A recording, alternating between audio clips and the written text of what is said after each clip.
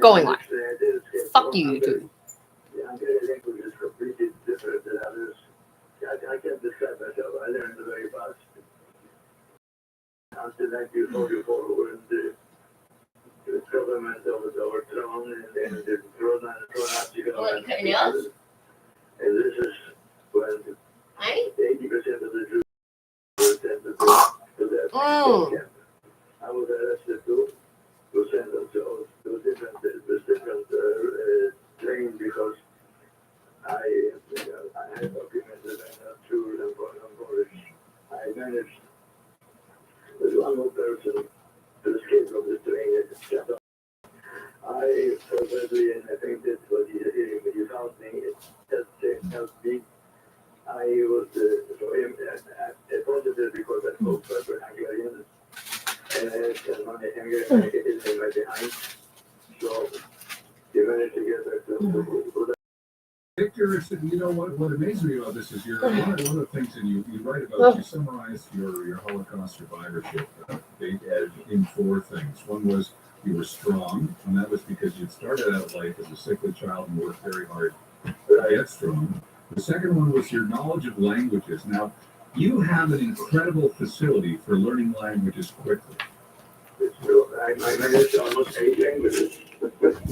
How much did this you survive? 99%. 99%. And courage was another thing that you had, and also just luck. Definitely. This is what is amazing in me because normally people believe they pray by praying every morning, whatever religion. I never prayed, and I survived while other religious people passed away. You did have to hide your Jewishness. Honestly, like. When I came to Romania, in Romania, I was sent to a camp. I mean, I'm a classy broad, but making me feel, what do you call it, ashamed from some other person's judgment. It's a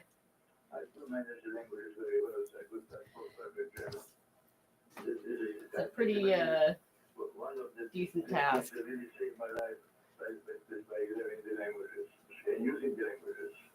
Try to think back to when you first discovered that the Germans were killing Jews just because they were Jews.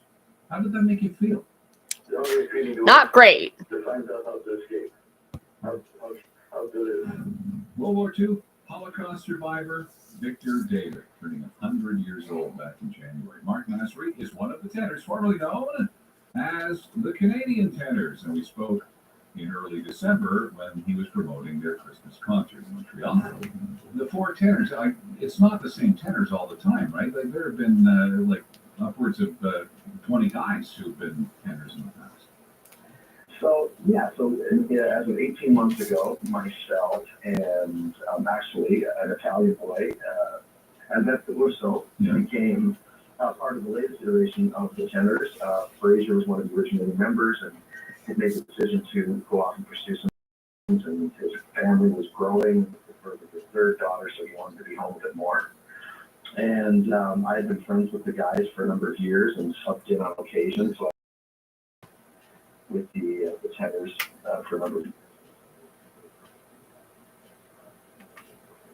Oh my God, weekend news.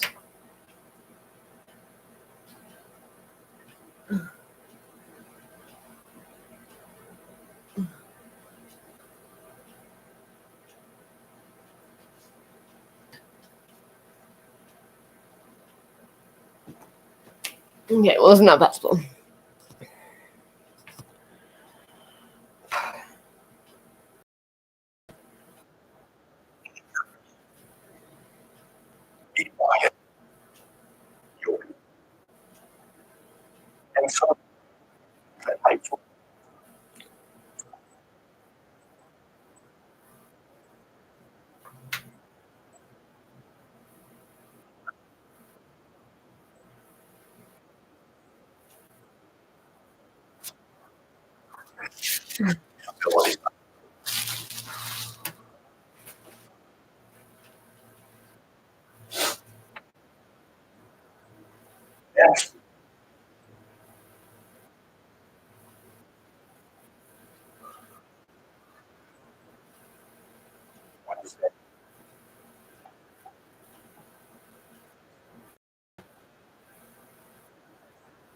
year.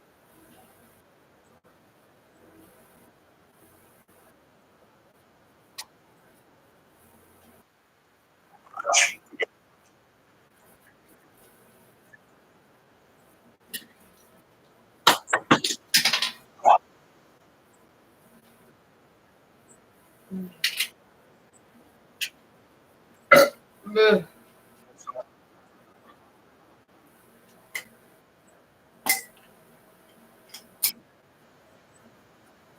System.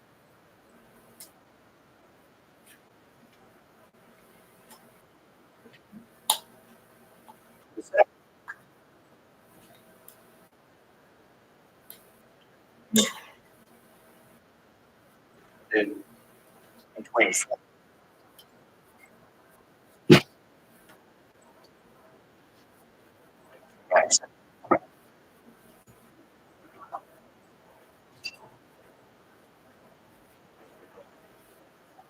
Oh.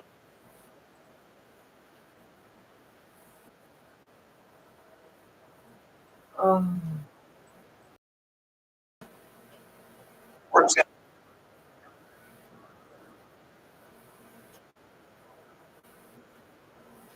Mm.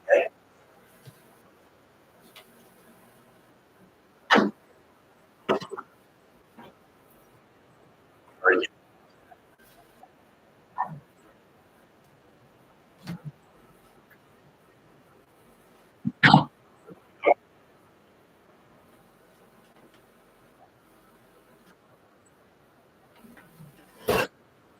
systems are Mm.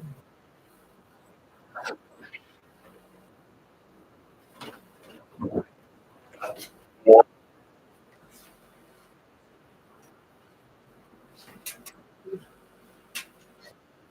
information.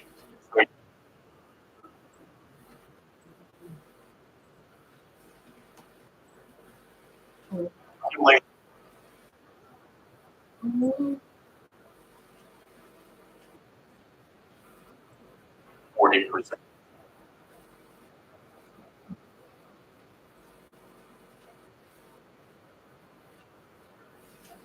And spend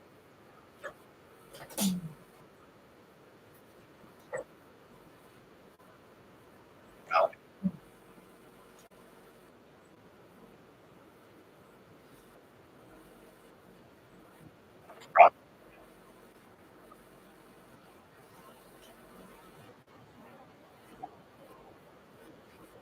cool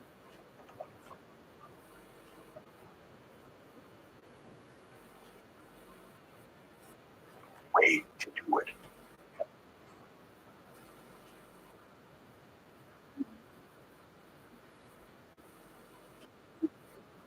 A budget.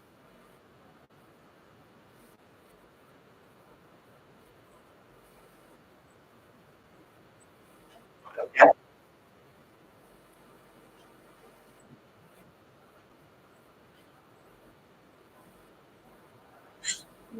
and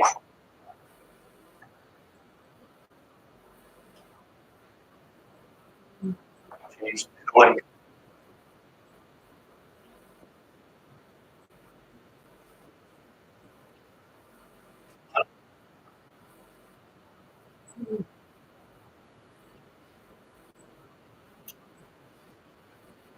use it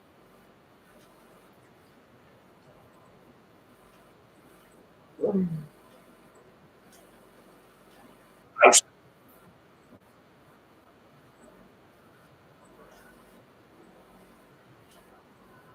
because it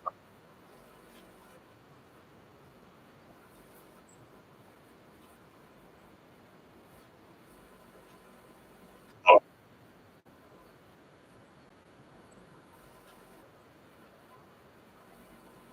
yeah, it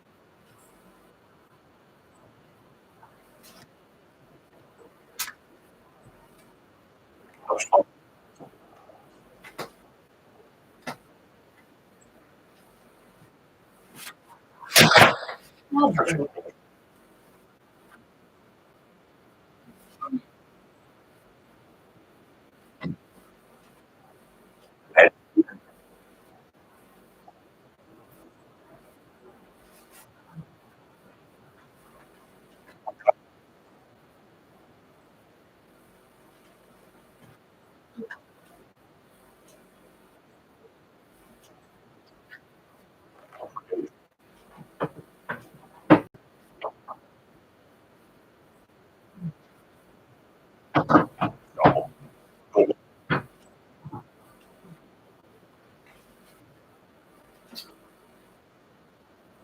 say Trump.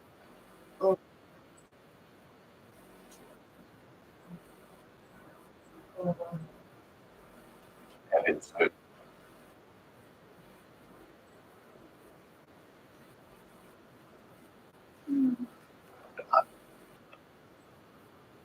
Oh.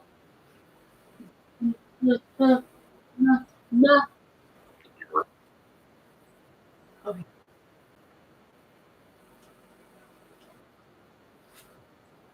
you're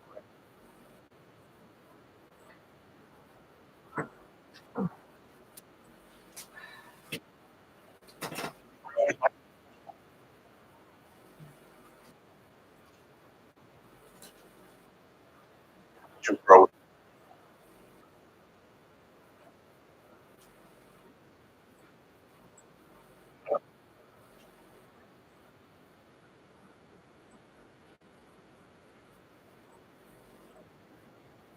extra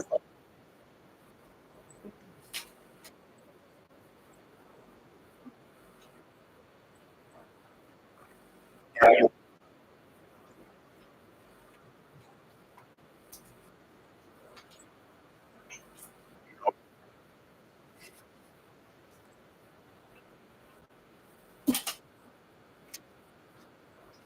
is third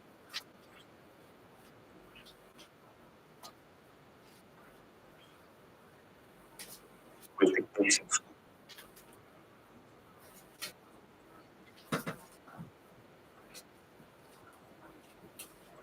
Yeah,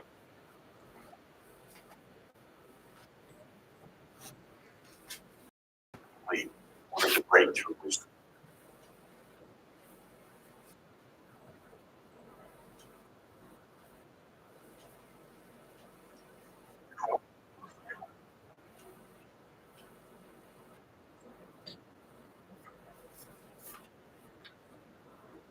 we have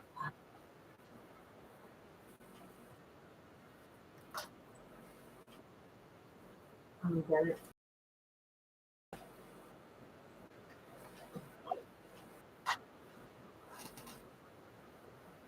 drones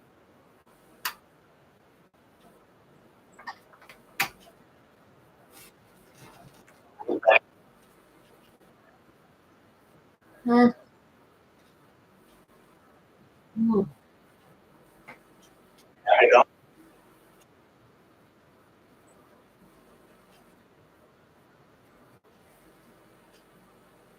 use or the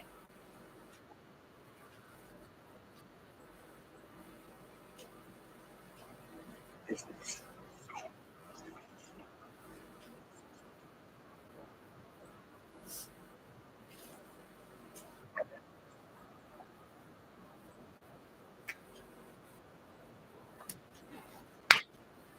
development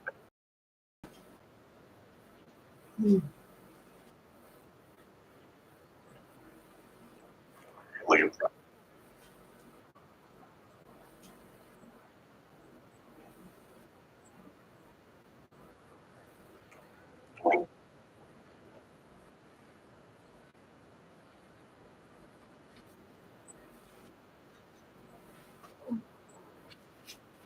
Development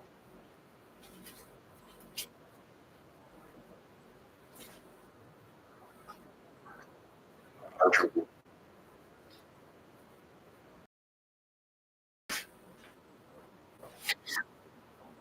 question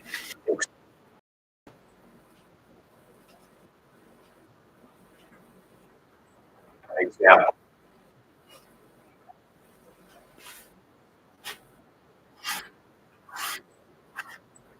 to Belgium.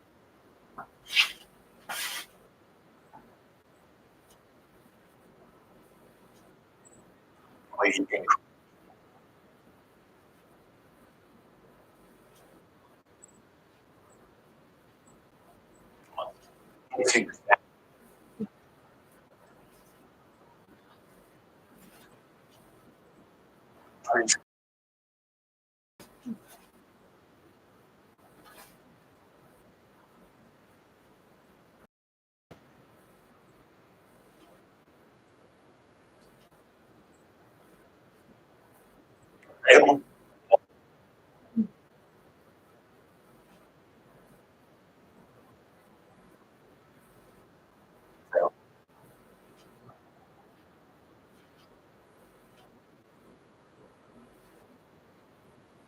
pretty.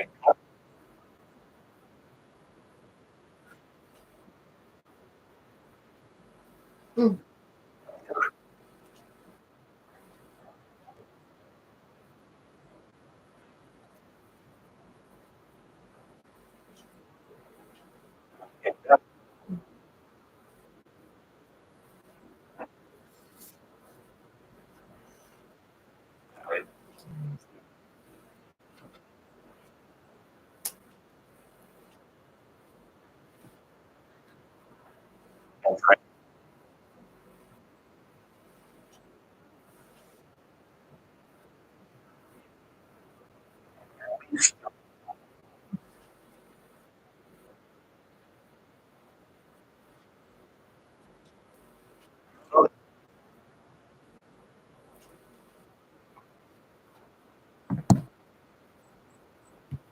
Please. So, Oh, God. of course,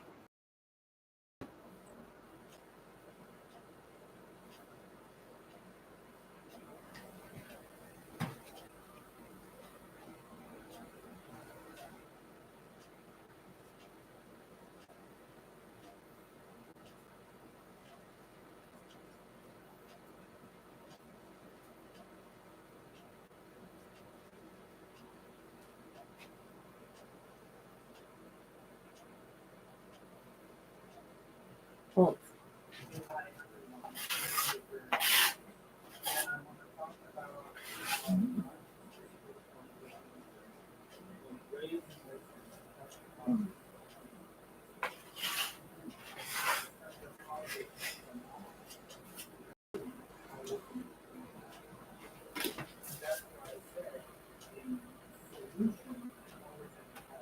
or it's in the problem that we find the solution for what we should do in our own recovery and healing. So, how do we get those feelings shut off, or we don't have feelings? People have told me all the time, I don't know what I feel. I don't even. They probably grew up in a home where that was all confusing. And one of the ways a narcissistic family or a narcissistic parent, mother, cause shut off feelings is by having too much activity. Narcissists are reactive experts. Everything they do is reactivity. It's always reactive. It's not often responding. Even if it's a response, it's a reactivity that's a calculated response. So it might look nice on the outside, but it generally comes from a highly charged reactive inside, an emotional life. And when there's so much reactivity going on in a family, in abusive families, alcoholic families, drug addicted families, very unfriendly divorced families, all kinds of ways in which there's conflict, or highly charged families, what is somebody going to do with their feelings? Shut them off. I thought he was going to I say, don't shove them want to up deal your with them. ass. I can't deal with them. There's no space to deal with them. All of this reactivity takes up all the oxygen in the room. And I don't know how many times I have worked with parents in which I thought, these kids can have their own feelings. Mom and dad are taking up all the oxygen and the emotional oxygen. How could they even have feelings about anything? Number two, it is not that narcissistic families or dysfunctional families don't have Look at all the feelings. fucking Many times shitty I've fucking heard people say, families oh, we that never all talk shitty about feelings. fucking friends Oh, have. so that means you thought your family didn't have feelings? No, because narcissistic families don't lack feelings. They have too many of them. Oh It's yeah, much we too take on many. everybody else For too. example, I mean, I think of this example of a, say, a Drop this narcissistic kid, dad whatever. who could rage, but then just stay distant and avoidant out of the way and go off and do his own thing. So when he's distant or gone off to do his own thing, do you think that means he has no feelings over there? No, he has Correct. too much feelings and too much intensity. Oh, That's why correct. he's over there. Yeah. That's exactly It why. just caused this whole fucking shit show. So it's generally not So, enough I don't know feelings. what I'm People going go, to do my with it." family didn't do anything with feelings. Well, that probably tells me they had way too many and didn't know how to deal with them and start shutting them off, denying them, and acting them out. Thirdly, we were taught to shut down our real feelings and to turn on. That's why When we I are emotionally sometimes was reactive, walking around and I'd be like, happy, happy, happy. then the anxiety that we have underneath gets triggered, But as long and as then it triggers. if you look systems happy, feelings that we're supposed you sound to have happy. by reacting. Okay? Dropped a cup. No, it was just broke me. the glass, It was just spilled me. the milk, whatever age, Joe. and that can even be adulthood. The for being so clumsy. And I can't believe you would do that. You know, you've done that since you were a child. Why are you so stupid? We then have our anxiety. You were pain, born our angry. chronic You were family born system sad. anxiety, just pain. And then we start having feelings about that. Miserable Could child. be anger, maybe a natural feeling about that. But Oh, and I oftentimes always it's kind of like, shame or guilt, I don't remember or feeling that way. unworthiness. Like, Or there I go again. You know, maybe I am unworthy and worthless.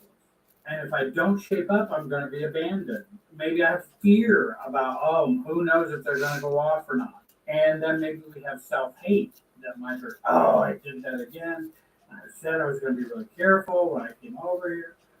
Again, we shut off our real feelings and the system feelings come on so that we fit into the system we've always fit into. There's a way to turn on real feelings and shut off systems feelings. Take a look at the program I've listed down below in the description about family differentiation and a new road to self. There'll be training, exercises, and monthly group sessions that you can have with me. I hope you'll join our community. It's been a great community. There have been a lot of people joining and who are really enjoying communicating with each other because they understand each other on kind of a common basis. So when we felt weak or vulnerable, I will say that's true they because demanded we be strong. everyone had this crazy If I was like need to strong, belong, they I would guess, put to me something, and I down just for never really being felt weak, vulnerable, and it childish. necessary for me It's to like belong to I like was a specific never group of in the people right place. just because I fit into that category. Narcissistic home or have a narcissistic parent.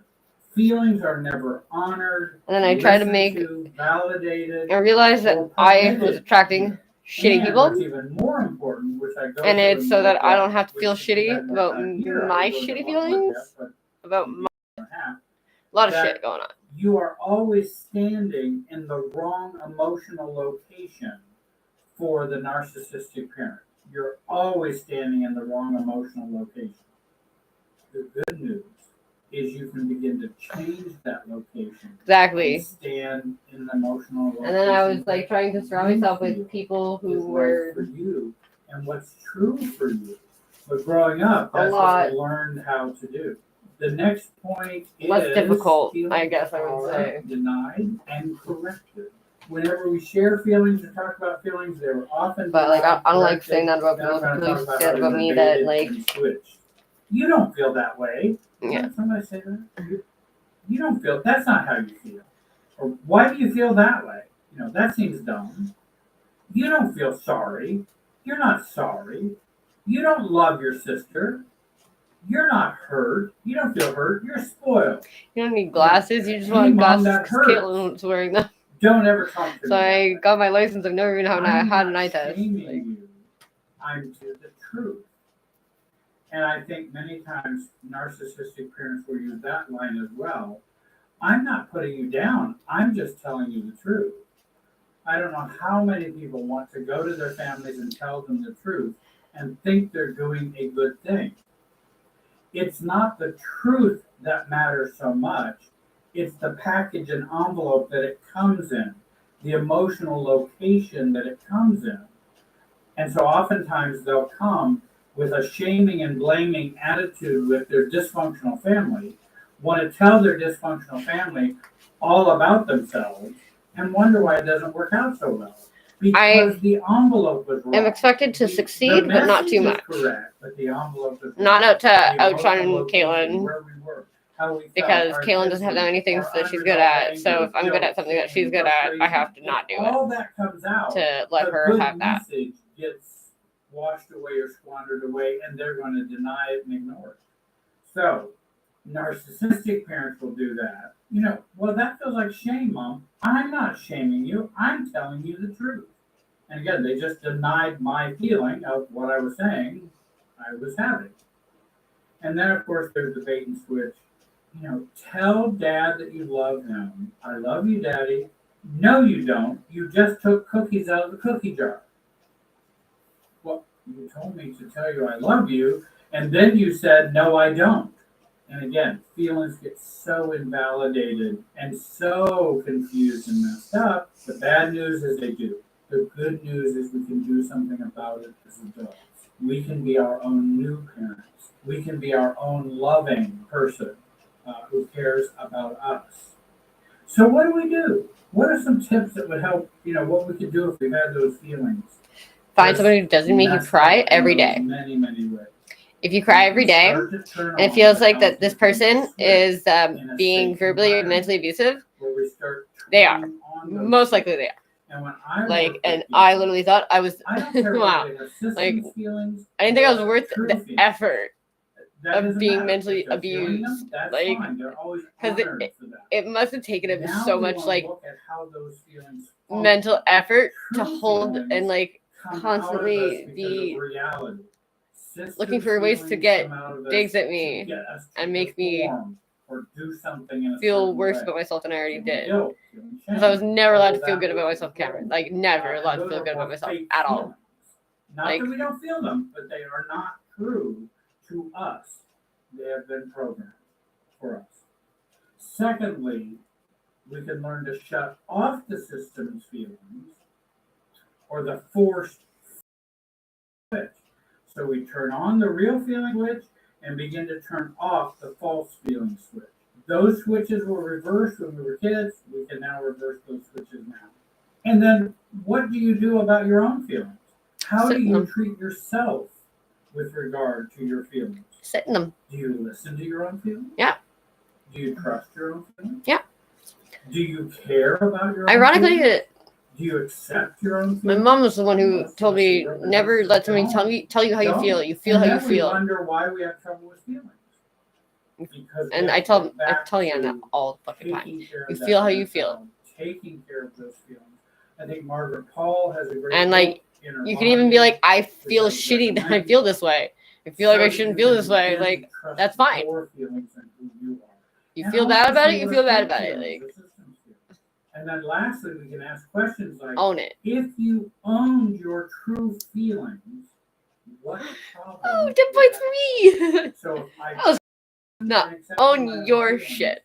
and then act Your upon shit them stinks just like appropriately everybody as an else's. adult, what would be the downside? What would that cause? What problems Nothing. or difficulties would that Freedom. create? I want to thank Freedom. you for watching. Please subscribe, comment, and like, and share this From being video. trapped inside your I own hope You head have a great day. and constantly thinking that your brain is broken and everybody else's brain works fine, but yours is broken.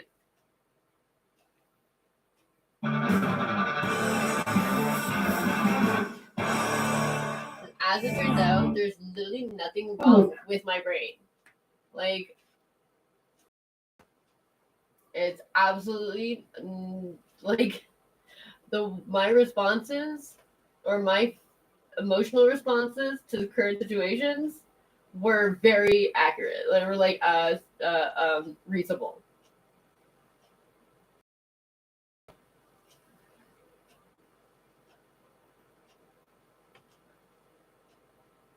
If the narcissistic person is ever truly unfair or invalidating situation, you are childish. They will cry like a baby and whine like a toddler for hours. Narcissistic people wrote the book on adult childishness.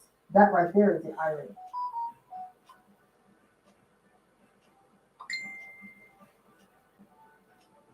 I'm going to take on something that I think a few of you are not going to agree with. So I think the comments on this one may be a little bit robust, but I'm going to go out there because it happened to me recently. I was like, oh no, people are not still saying this. And I bet every one of you has said this. I know I've made the mistake of saying this. So what is this thing that people are saying and they really shouldn't be doing? Let's all make a commitment to stop saying, I'm sorry you feel that way. Yeah. Yep. Let's file this statement. I'm sorry you feel that way under a mistake we all make. But saying it runs the risk of pulling us into well-intended but toxic territory. And this sentence is a favorite ploy of the narcissist. It's this absolutely messed up phrase of, I'm sorry you feel that way. Drop it in the comments. How many of you had that said to you by the narcissist? And fess up. How many of you have said it yourselves? Because every time I hear someone say this, I wince. It's sort of a pseudo empathy covered in a gaslight. It's like chocolate covered rotten fish. It's not okay.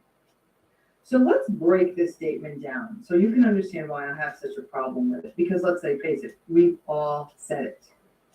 This sentence, that sentence should not go on. It should just be, I'm sorry, not you feel that way. I'm sorry. Now, assuming that the person did something to be sorry for.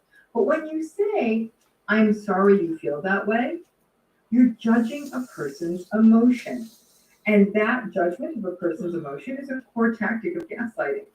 I'm sorry you feel that way casts doubt on a person's feelings, as though you are sorry that they are having a particular feeling, and the assumption is that they actually could or even should be having another kind of a feeling.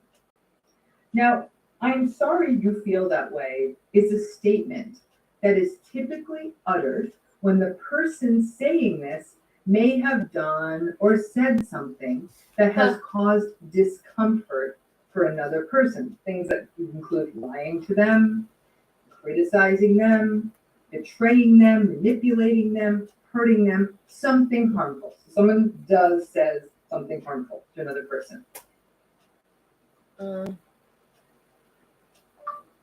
Sorry if I'm being a pain.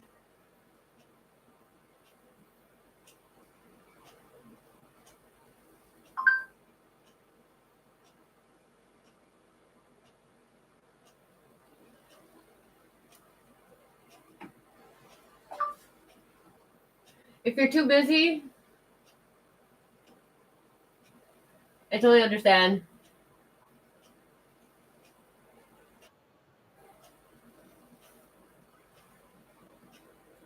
But I figured maybe since the snow, you're probably already out.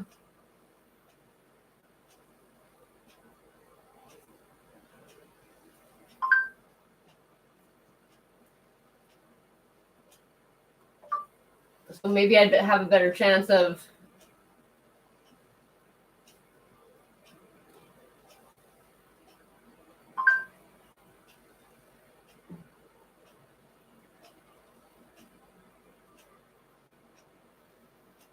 catching you.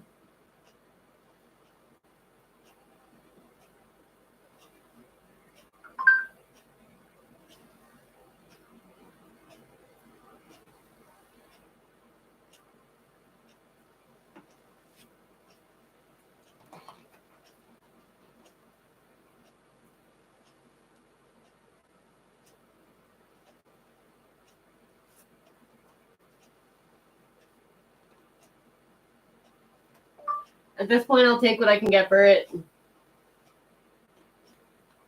Because our oil tank is empty. And I thought we could maybe do the rest of the winter with electric heaters.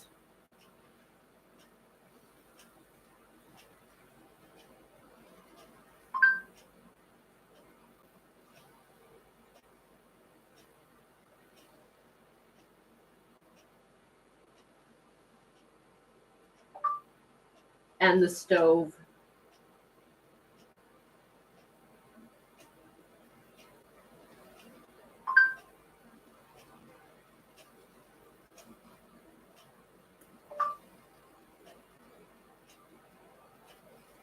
Mm.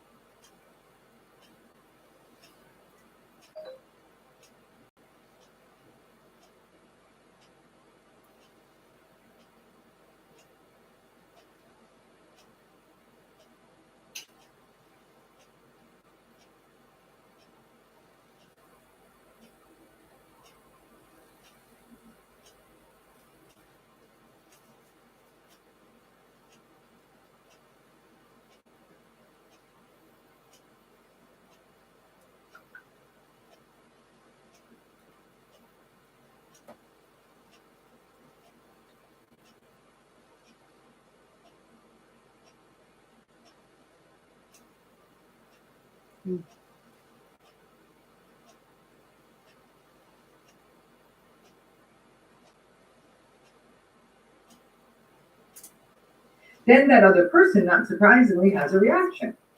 They may feel anger, sadness, maybe they even want to end the relationship. They certainly probably feel let down, but they have an emotion. They have an experience, a reaction.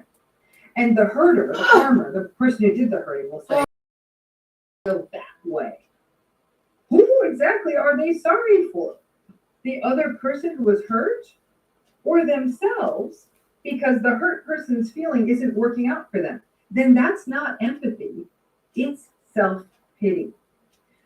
So let me put some examples out there to make this clear. And again, if you have some good examples, you can drop those in the comments too, because it's important to get to understand this.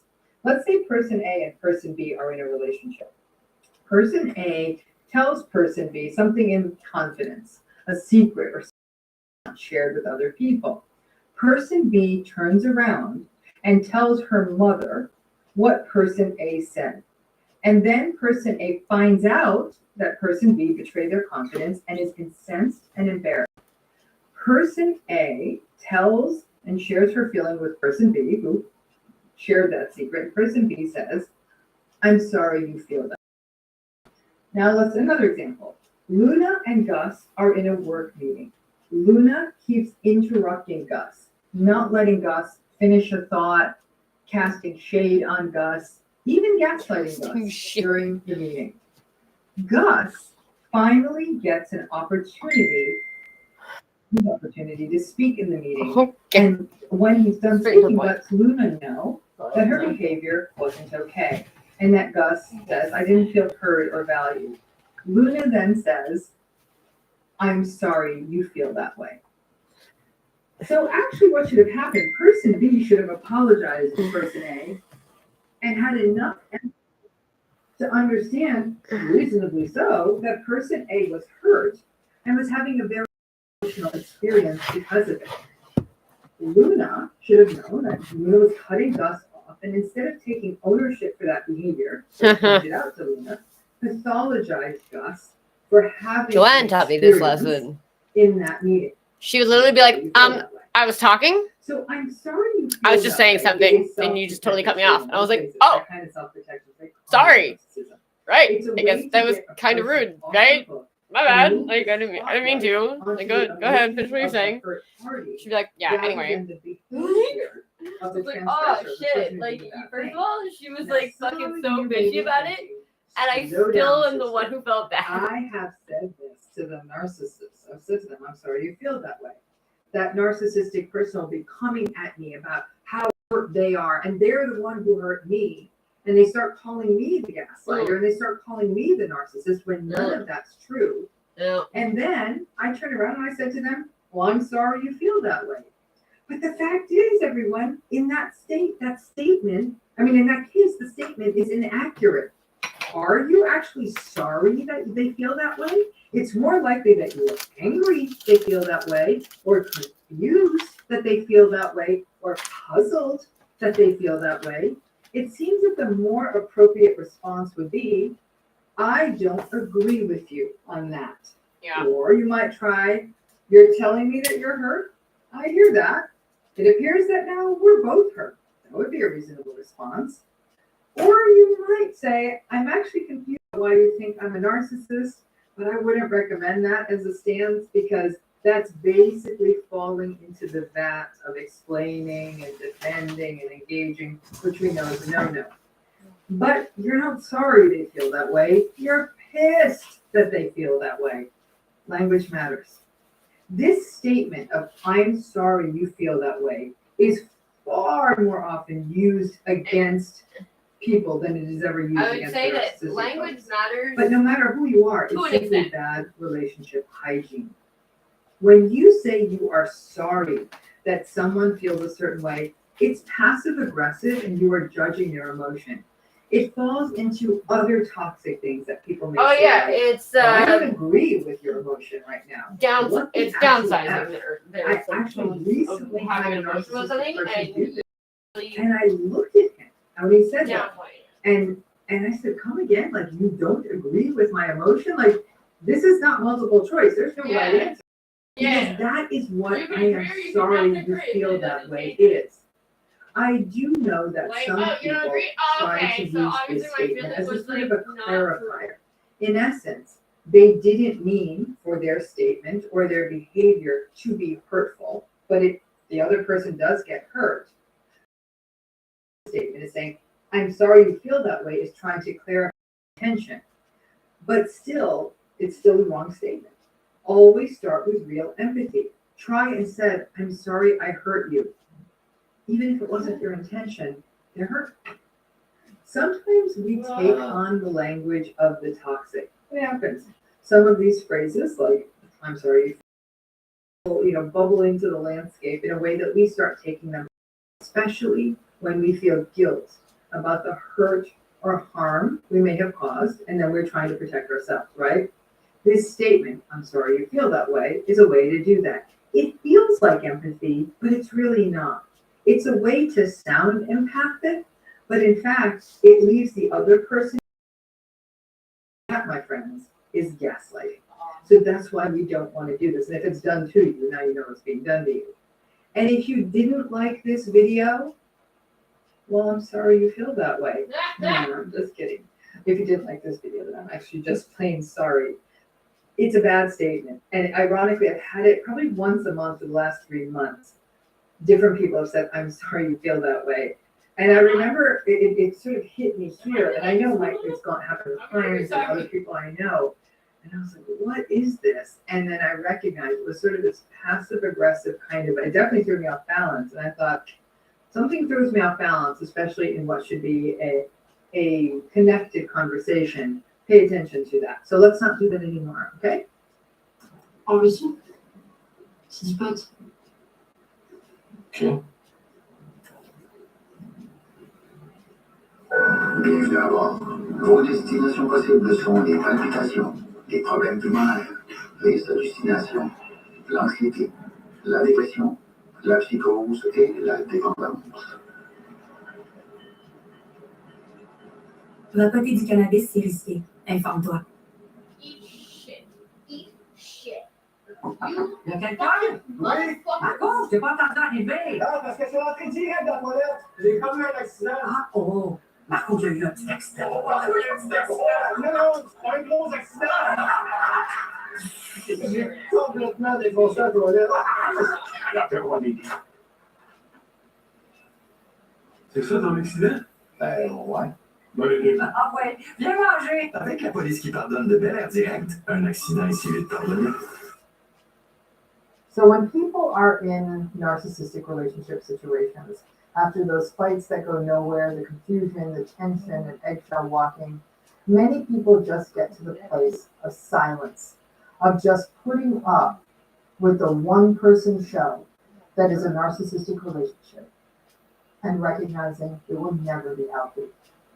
That can be devastating, and it can bring up grief and sadness and frustration that this relationship that may very well be a family relationship or a long-term committed relationship, that basically your role in this relationship, the only way it can work, is nothing more than just capitulation. Now, not everyone out there, just because of your own personalities, feel like they can just give in. It doesn't feel good, and I get that. For some folks, it may not feel authentic, and it feels like giving in is just giving up on yourself. So people who think like that may actually speak up. You may speak up and call out a narcissistic person on how they are treating other people, on their double standards and their hypocrisy, on their rude entitlement, on their lack of empathy, on their gaslighting. You just tell them, this isn't okay, what you're doing is not okay. It may not even be one-on-one, like you're in the face of the narcissist. You may be commenting on a situation that you're observing with other people. Perhaps how one spouse is treating another, or how a family is treating someone within the family, or how a boss might be treating someone within the company. It's not even, certainly not that you're calling them out as a narcissist. You are literally telling them that their conduct, their behavior is simply not okay, or that a situation is deeply unfair, or that a situation is wrong. And then they, being the narcissistic person or the enablers, will say, oh, grow up, or get over yourself. This seems to be a form of shaming I'm hearing more and more folks go through. The takeaway from this is that if you call out or comment or criticize invalidating behavior or other forms of mistreatment, that you are being childish, as though it is childish to expect fairness or goodness or reciprocity, that somehow thinking that decent behavior in a relationship or in a system is somehow a form of naivete. Many people who are embedded in any form of narcissistic system feel some level of self-doubt. They're constantly asking themselves, am I seeing this right? Or they may feel compelled to rationalize it. Things like, maybe I'm judging this situation too hard. Expectations for people are too high. So when you are hit back with this idea of you just need to grow up, it reinforces that message that somehow you are seeing these toxic situations wrong. Listen, the world is getting harsher all the time. Politics and politicians are vile. The way people talk to each other on social media is vile. Internet trolls are vile. But here's a little side note, a little bit of a science moment. There's actually interesting research showing that people that engage in online bullying generally meet the criteria for vulnerable narcissism. So our suspicions were confirmed on that one. But people are just mean to each other in the world as it is.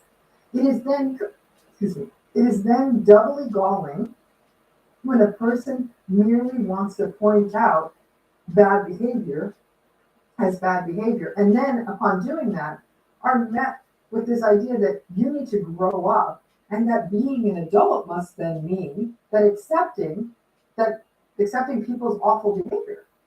It's a form of gaslighting, because it is the idea that seeing a situation like this is not valid. You're not supposed to see things badly, even though the reality is that it is not okay for people to behave in invalidating ways. And then the follow-up on that is that you are somehow immature or childlike for seeing toxic behavior as a bad thing, undercutting your reality and then undercutting you. That's gaslighting.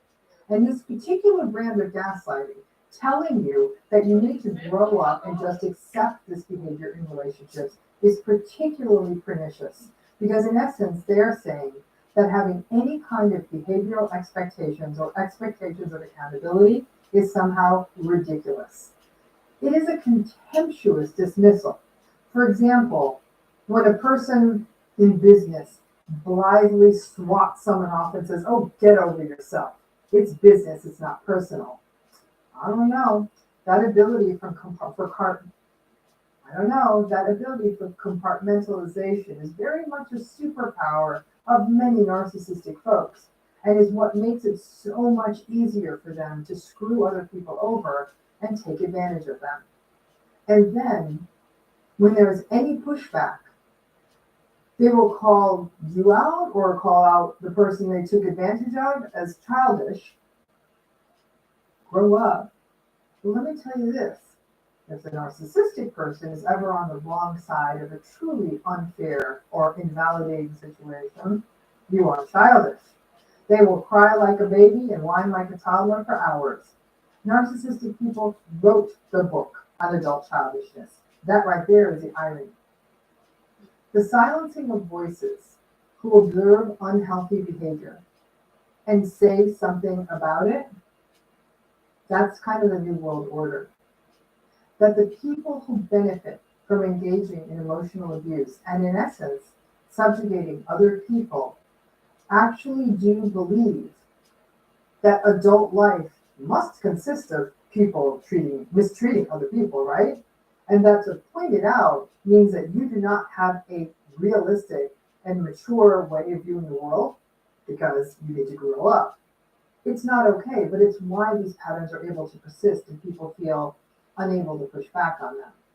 I point this pattern out because I have no doubt that many of you may have been told this or have heard it, this idea, well, you just need to grow up. The idea that if you critically observe these patterns, patterns that you're clearly seeing that are harming you or other people, that you somehow have something wrong with you. This pattern of telling people to just grow up leaves survivors and observers of these patterns even more confused and perhaps, like I said, less likely to point them out. But we need to point them out. We need to be willing to call out toxic as toxic, not because it will change narcissistic people's behavior, but because it might make the rest of us feel more sane. But this whole idea that somebody actually believes in goodness or some form of fairness, or that we can call out toxic behavior, to be silenced by the person who's engaging in it, and to be told, oh, just grow up. There's a message there, and it's a problematic one. So when it happens to you again next time, and it will, pay attention and listen, and pay attention to the person who's saying it. It's telling you a lot about that person. When somebody calls you too sensitive, they are actually doubting or questioning the validity of your emotional reaction in a given situation. When they tell you you're being overly dramatic, they're doing the same thing. It's almost a form of shaming, because remember, the narcissist is driven on shame. They hate it, they're afraid of it, so what do? They try to sort of cause it in other people.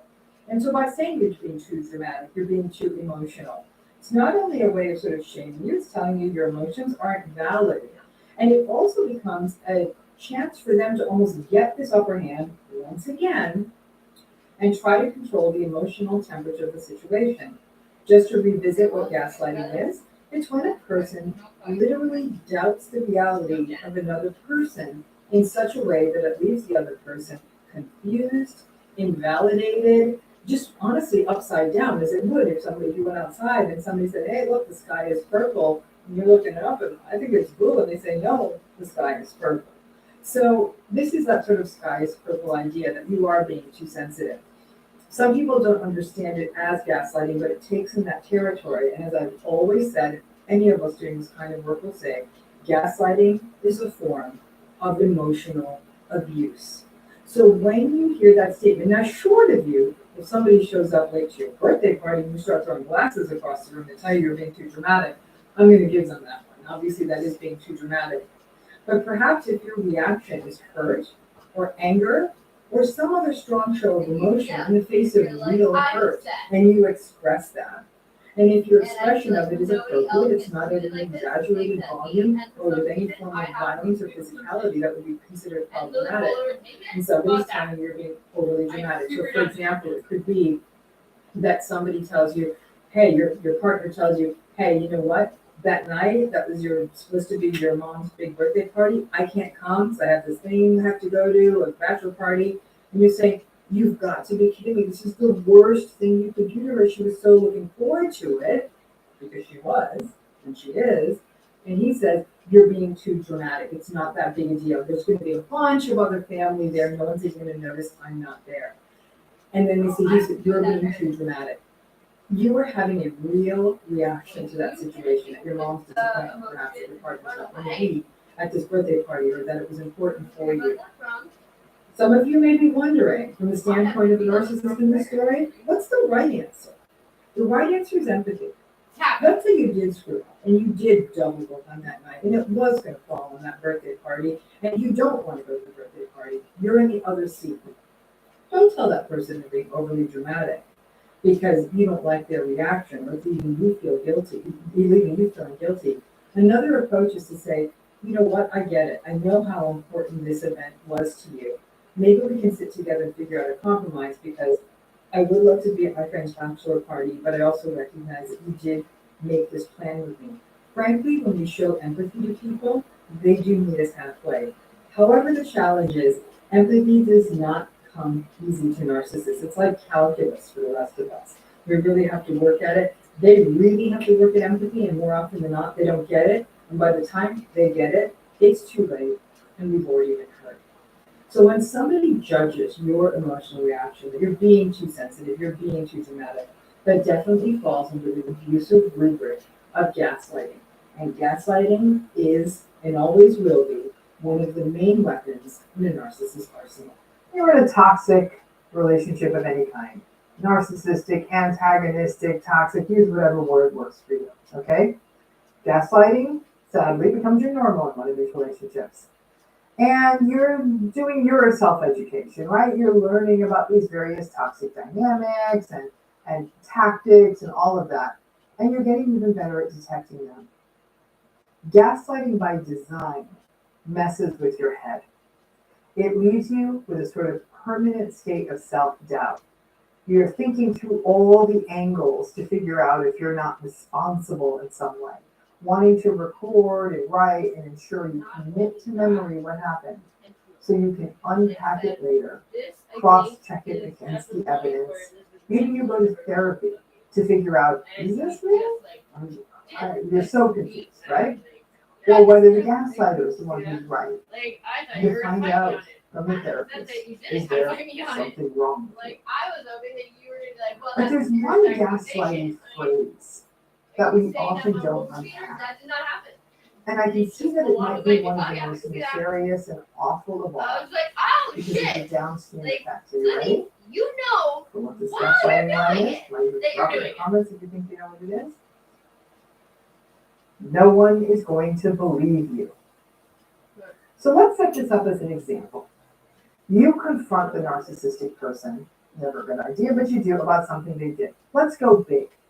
Your friend saw your partner kissing or otherwise behaving inappropriately with another person at a bar. They even show you a grainy picture they managed to take before your friend got out of it. You confront your partner. Your partner denies it, tells you you are insane, and then they say, no one is going to believe you. Or, try another scenario. You have a narcissistic parent who everybody actually thinks is a perfectly fine person. Maybe you can be generous or takes care of people in the family financially, whatever it is they do that makes people think that they're okay. But you know how invalidated they are.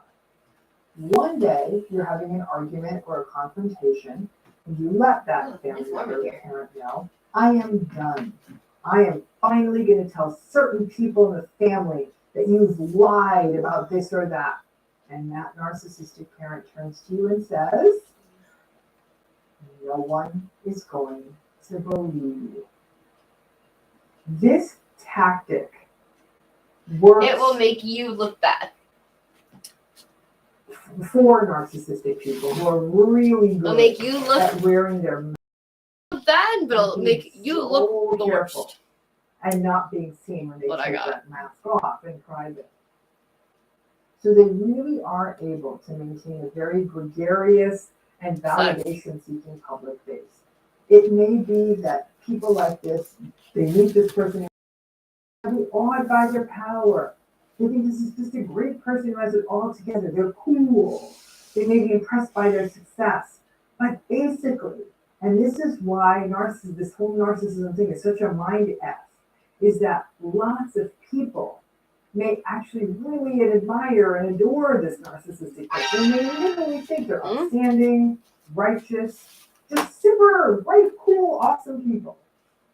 And at the same time, lots of people who are in narcissistic and gaslighting relationships, especially before you figure out what is going on, figure out what's happening to you, you may be sliding into your own despair. You may feel increasingly anxious, sad, reassurance seeking, confused, helpless, self-blaming, self-doubting. Most survivors pre-knowing about narcissism do believe that there's something wrong with dating. Why'd you have to go do and that? If they have the bad luck of encountering Not funny for example, joke, bro. a therapist who doesn't understand narcissistic abuse, that can only magnify that. Or it could be an HR person, whoever. In addition, lots of people in narcissistic relationships become quite isolated and cut off from other people. They may become distanced from friendships or other sources of support. This comment, no one will believe you, out the gate, would paint you sort of as being delusional, right? As though anything you say to other people will sound psychotic to other people. And that dismantling of you, no one's gonna listen to you, no one's gonna believe You you. have an idea how much That's the what qualifies a statement like this. hurt not his only feelings, gaslighting, like but really, really pernicious gaslighting. Meanwhile, the narcissistic person may continue to go through the Girlfriend world is like as men. a grandiose raconteur, Sorry. accumulating successes and admiration and friends Girlfriend, and adulation. She does So not when the like day comes men. that you do I don't think it's call a anything personal to you. narcissistic person out on anything, I don't think she likes any men. for them to push back and say that no one's going to believe you, well, that can actually bring truth. There's a reason why her and Lilo and aren't friends magnify anymore. the helplessness, you know. hopelessness, powerlessness, sadness, and anxiety you feel in this relationship. Because sadly, Don't it play may that game with actually me. be true.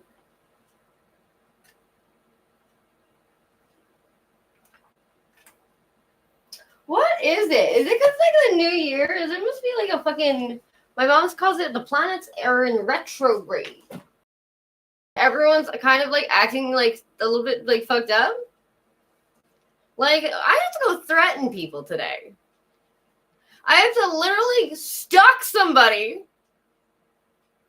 and then threaten her life. So that's gonna be a fun time. You know what? I just don't get it. Why anyone would ever be scared of me. I'm pretty sure if Ashley Scott saw me today, she'd run away. And I'm just like, is it fucking easy? Fucking that bitch. I will fight that girl until I die. Every time I see her, I will try to start a fight with that girl. Because she'll just do this. And it makes me so much more crazy. Like, and I'll never hit her first. But she ran her mouth so hard. Like, I was sitting right next to her. I was on the phone. I could hear her like running her mouth. And like every time she sees me, she'll just pretend like I don't exist. Like, Izzy! Yes, I'm saying! And I will try to fight that girl until the day I die. Every time I see her. And unfortunately, I once in a while will be like, ah, fuck. That bitch probably just like died. And then someone's like, oh my god, is he the other day? I was like, no. Like she pops up into my life constantly. Fuck, man.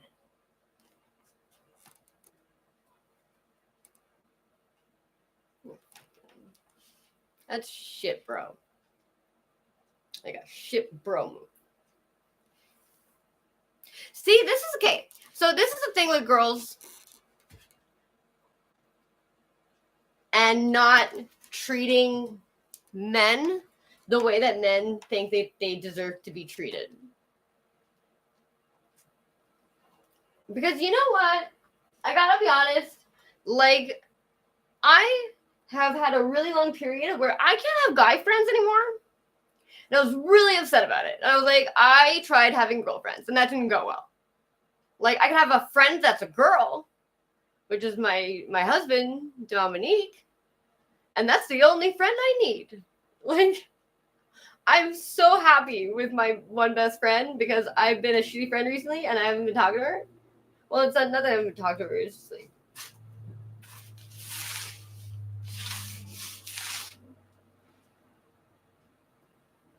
Anyway.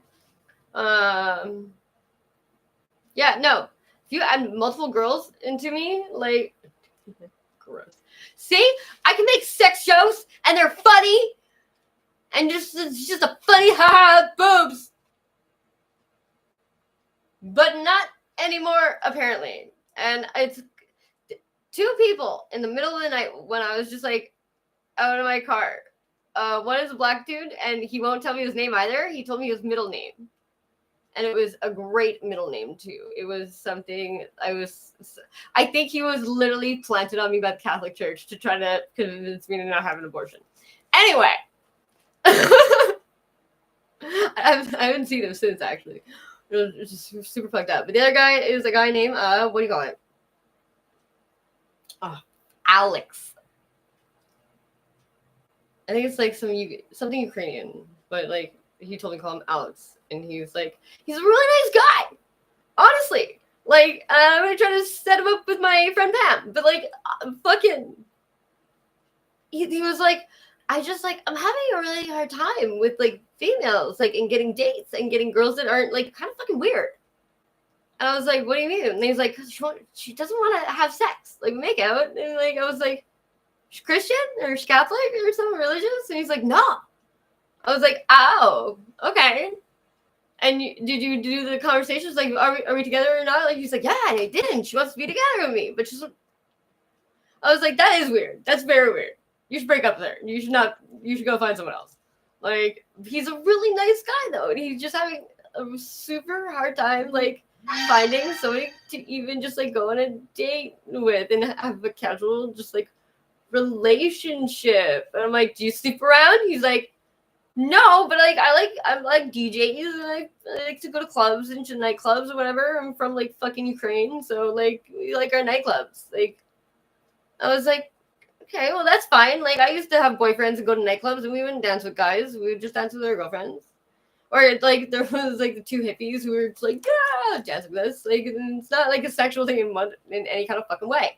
But it's like, I just don't understand why men don't seem to realize that as a girl, I don't want to have these conversations with my guy friends. I don't want to have to be that super annoying, like, it's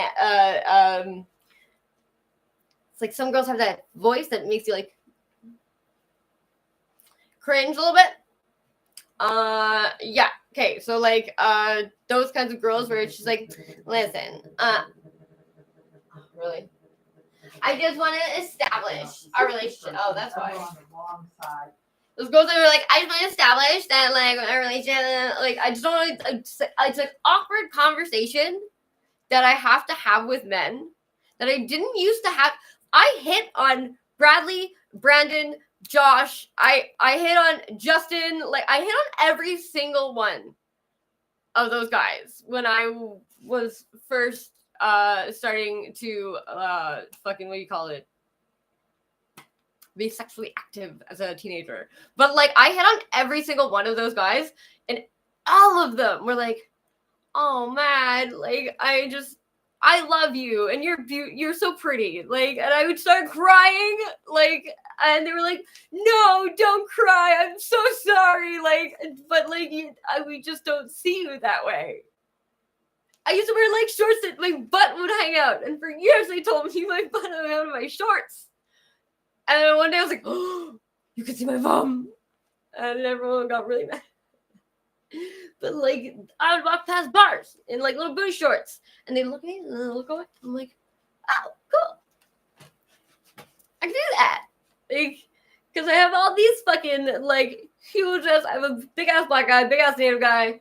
Fucking Brandon's like 6'2", and dresses like a fucking emo punk, whatever. So like, that's like, I really, really lucked out, and I so miss my old group of friends, my Vincent Park crew. That was my best like, actually the anime kids from fucking the library. Every day they sit at the library fucking play DS. But like, that was like probably the best group of friends I could have fucking gotten as a 12, 13-year-old who was in a shit neighborhood. Well, not shit neighborhood, but it's a lot of white trash.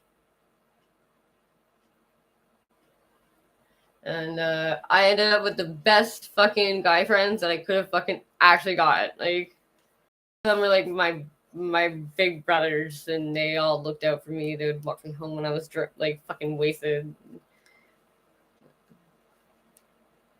None of us talk anymore though. I like begged every single one of them. Like drunk, crying at like the middle of the night. Jason, why doesn't anybody go anymore? He's like, I don't know, man. Like, because everyone has their own lives. Like,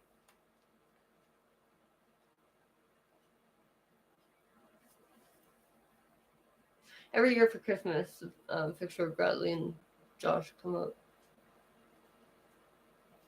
Yeah. Might be because I have no fucking heat, because I have no heat. I have goosebumps. But it could be because because we have no oil in the oil tank, and we don't have $700, $800. Anyway, if you're a guy and you have a friend, that's a girl. Like, first of all, don't make us have a fucking conversation about it initially to be like, listen, you know, I'm in a relationship. I'm happy with my significant other. And not only that, you were friends with each other, and he has kind of like a high regard for you, and it would hurt him.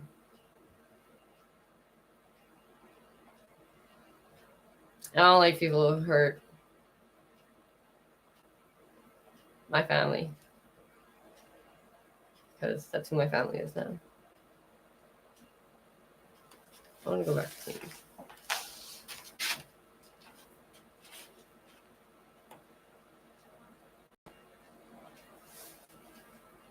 No, I'm an honest person.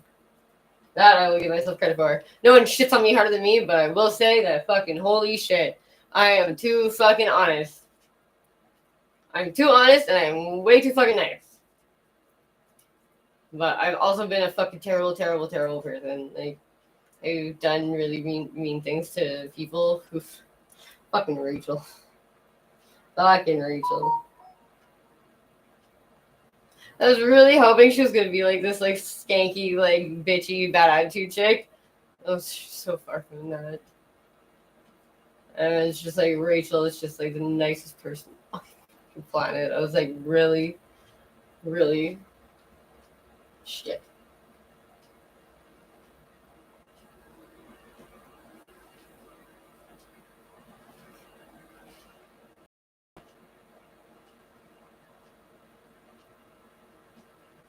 I had a lot of really good groups of friends that I fucked up.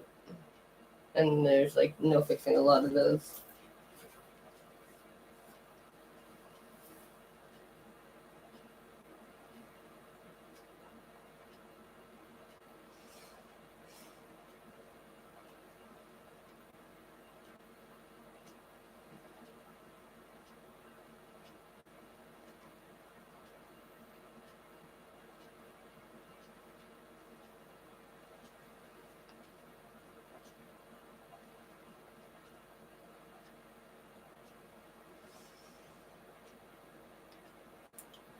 I pick and choose who are in my life. Because if I don't, I'm sad. Not just like sad, hopeless. Like no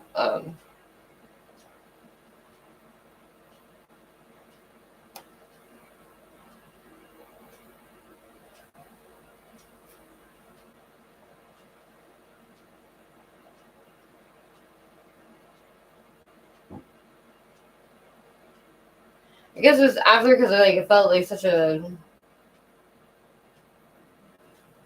weak person.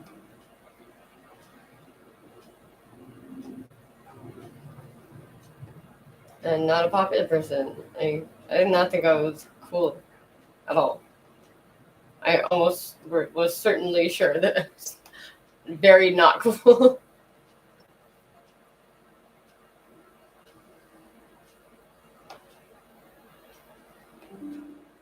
That's when people like me the most.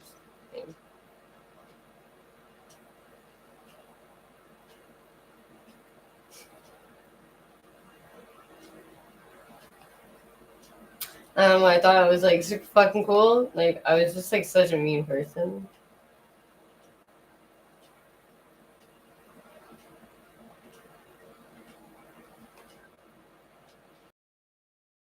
And I thought that would make me smart too. So I can like fucking be scheming and shit with like fucking other girls and like fucking concocting like these plans like to fucking play nice with somebody to just fuck her over. Like it's really awful stuff. Like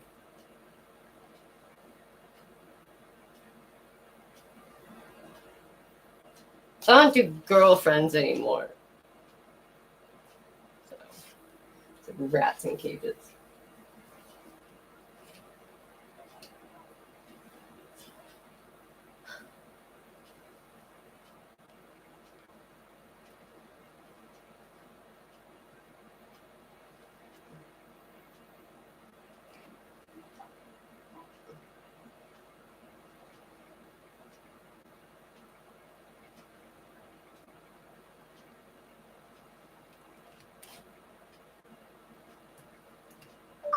Probably when it stops snowing. When it. You suck. Probably when it stops snowing.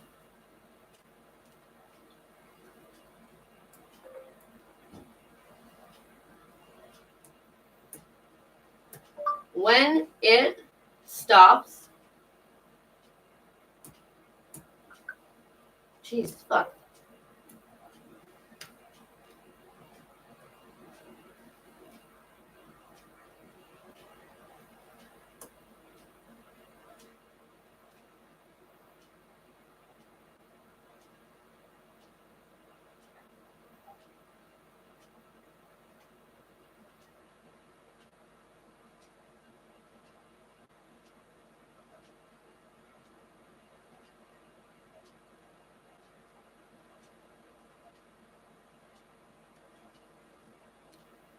Yo, I'm a fucking.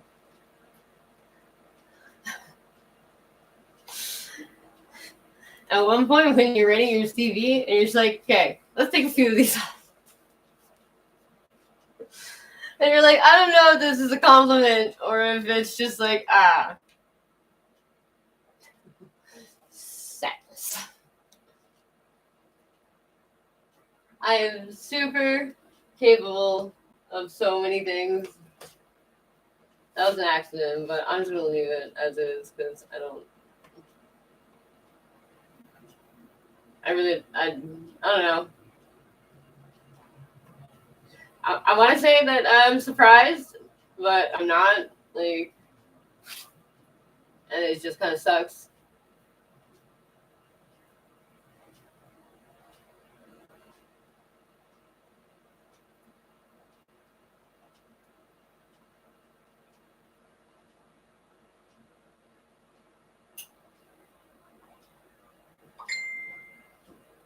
Matthew sent me a thumbs up. I love it. Honestly, oh my god. That is somebody who literally saved my life and probably other people's lives. Because I was fucking full on freaking.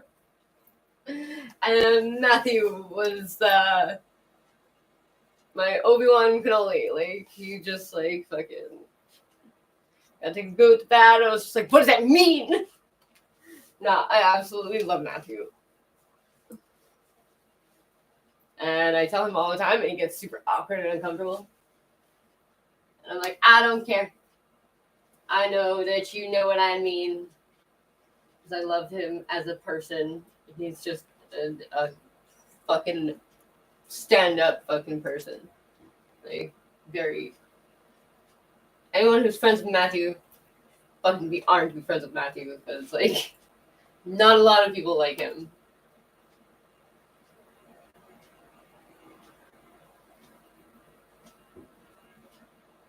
Oh, jeez. Indigenous communities surviving Canada, please no. Like, I really, really want to, but I just, like, so sorry.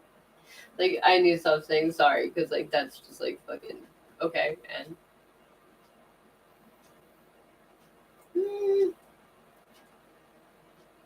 No, because that would get banned.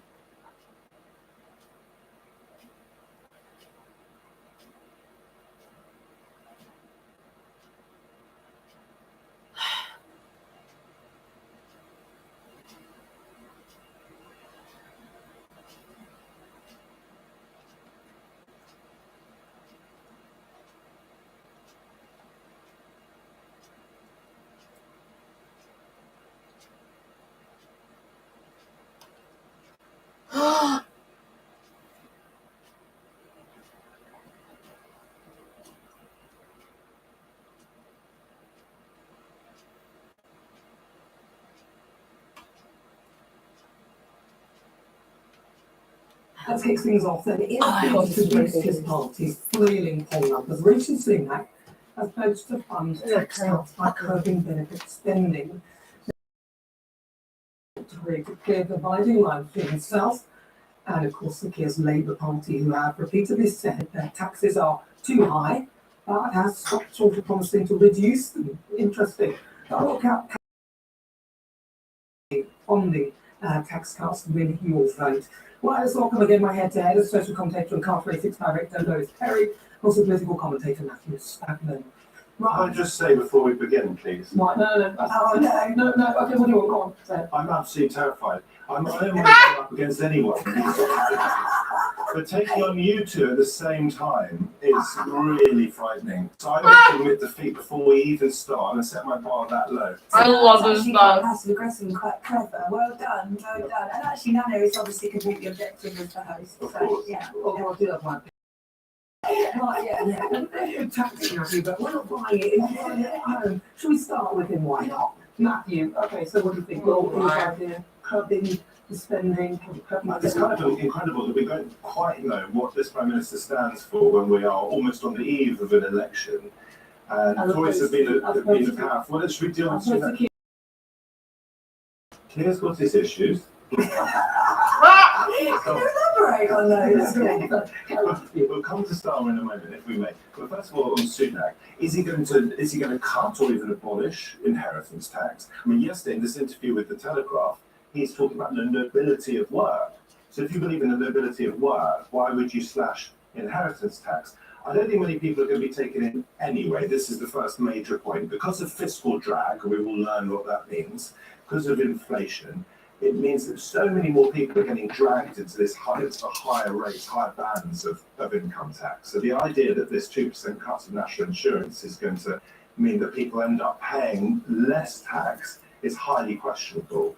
On the issue of benefits, I think, first of all, people who do work are also often on benefits, as well as people who don't work.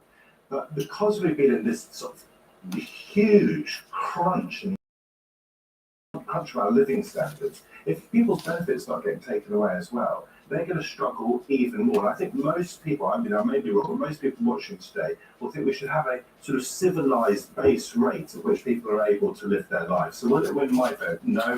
And if you look at the struggling public services, particularly all rely on, unless we can afford private healthcare, and I can't, if we cut taxes, how on earth are we going to improve those services? Okay. Well, the thing is, if we don't cut taxes, we're not going to stimulate economic growth, which we won't be able to afford to pay for any public services anyway. So we need to cut public spending so that we can actually encourage people to actually make money. Because who do you think pays the taxes that fund the public services? It's the majority of the businesses in this country are smaller businesses. We need to be encouraging them, and we're just not. But before COVID, there was 3 million people in direct receipt of benefits. Now there's 6 million. The whole furlough scheme, which was Rishi Sunak's idea, his whole concept has whatsoever. And I've been looking at some figures actually, and the average wage after tax in this country is 25,850 quid. For a single parent on benefits, they get 22 grand, right? Why would you go to work for 3,580 quid a year? There's no, what's the incentive? And in terms of cost of living, a lot of that could have been completely avoided, because a lot of it is to do with net zero policies, which has pushed up the price of energy, which has crippled not just people's heating bills, but the price of absolutely everything, including transporting food, goods, everything. So, no, I think they should be, I think it's a good idea, actually. Well, you raised a lot of points. I want to come to the philosophical one in a moment, if I may, about this lower income for that portion of the population. I certainly don't think taxes should go up for them. But equally, I don't think that benefit should be taken away. Because imagine if you are bringing home 22k or whatever it was you just said, following your research, if you're on benefits there and those are reduced, you're going to really, really struggle. On the wider point about growth, I mean, there was this joke about the anti-growth coalition. Do you remember when Liz Truss was Prime Minister for that disastrously short period of time? What, when she was thrown out in a coup? Well, there wasn't a coup. Well, it was. Of course, she helped It was a crash. She coup. helped crash the economy. But No, she of didn't. course, so just answer the point on Well, growth. it's a crash the economy, sorry, you said no, she didn't. Well, no, she didn't. She just. I really hope you know that I'm constantly telling people. Oh, crap. I hope you know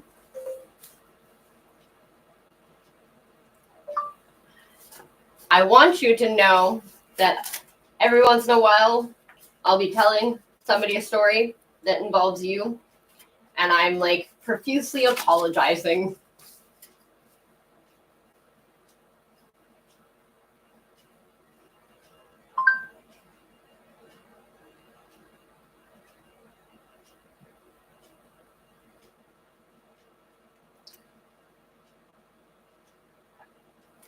What do you call it when you do that?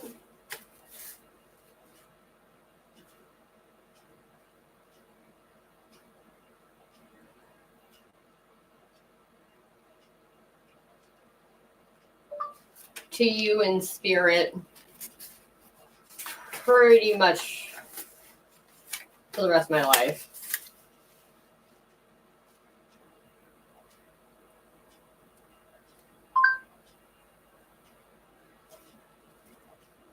That's all.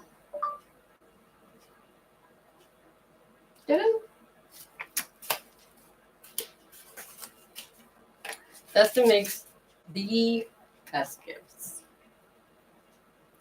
The hands down the best gifts. Like, yeah. Actually, he made for like Valentine's Day. No, for my birthday, I think he made like an entire like fucking book.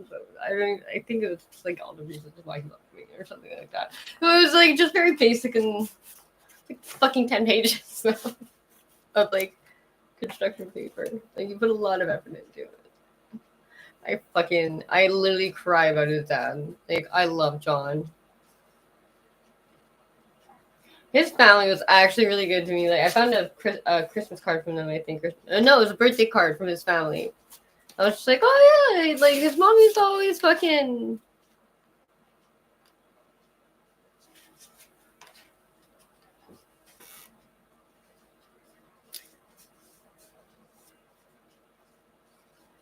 She's a lot like my nana.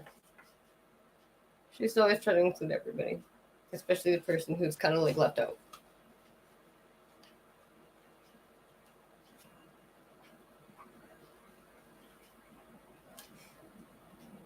You know?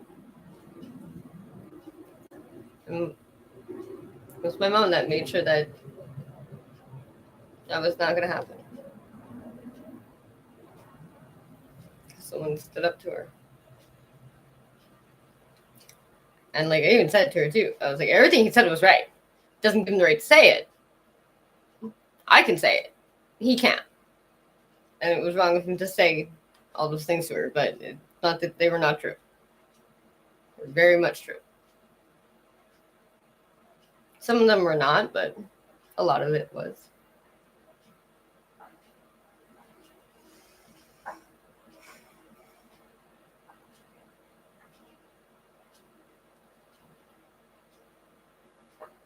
I think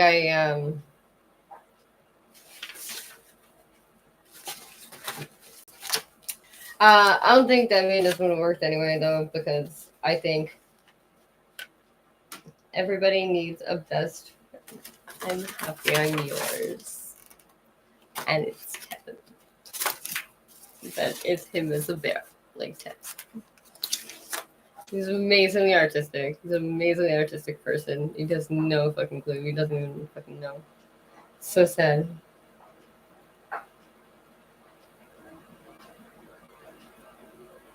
Yeah, it's really sad. He's very, very talented.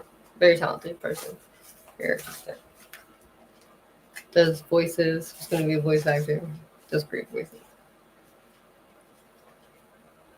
No, but I lied to him for 3.5 years about my drug usage. So I genuinely thought he knew. But like, that broke him. I don't think he would ever been able to forgive me or trust me, I guess.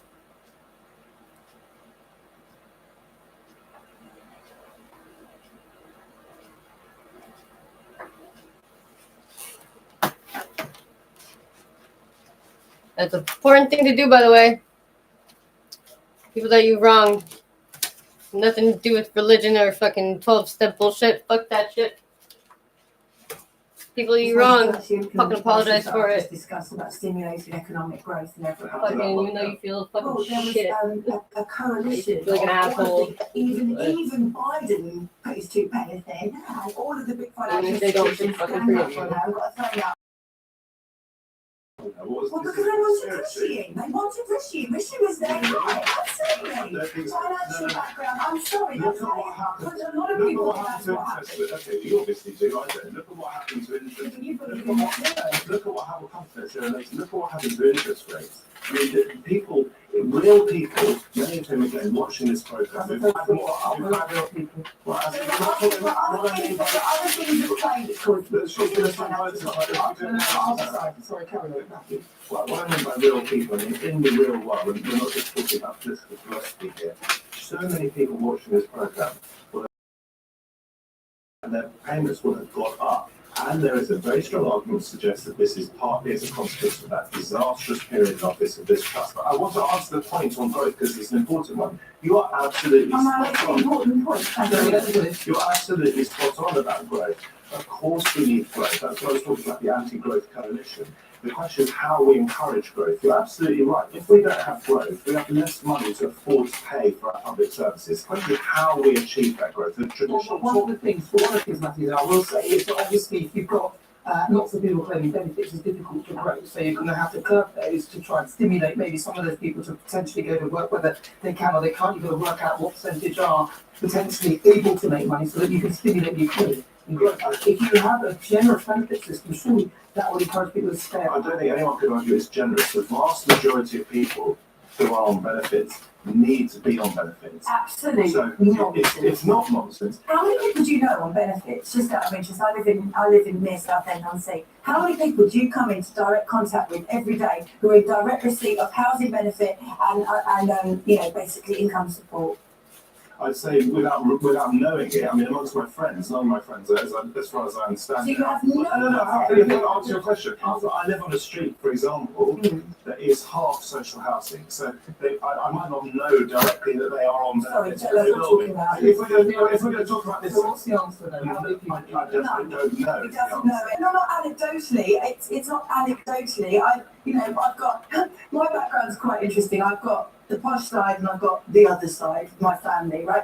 Okay, I know that their people are on benefits because they want to be on benefits and have multiple relationships with different men with no intention of staying with them because they know that it's going to be funded by the state. I'm sorry, Matthew. What? I don't know what you're talking about, but I really, So really you've do. got friends who I've got family are members. deliberately trying to cheat the system in your view. I don't Family think they're, members. they're not cheating the system because the system is what it is and it's completely legal. I'm just saying that you don't know what you're talking about. When you say people are on benefits, they need to be on benefits. No, they don't. No, When so you're what's No, they don't. Yeah. No.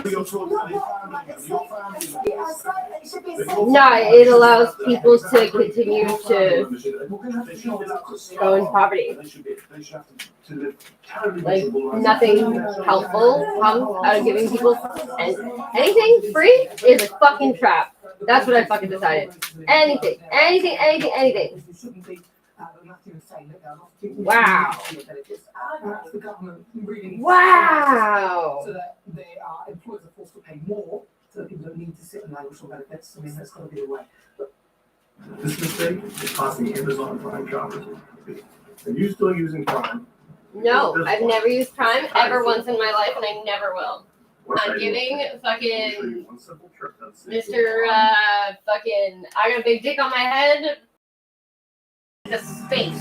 Like, why the fuck would I give that man $1 of my money? Fuck that guy. Officially, the year of the next presidential election, 2024, at the top of that. Never fucking ever gonna buy a fucking goddamn thing off of Amazon for as long as I live.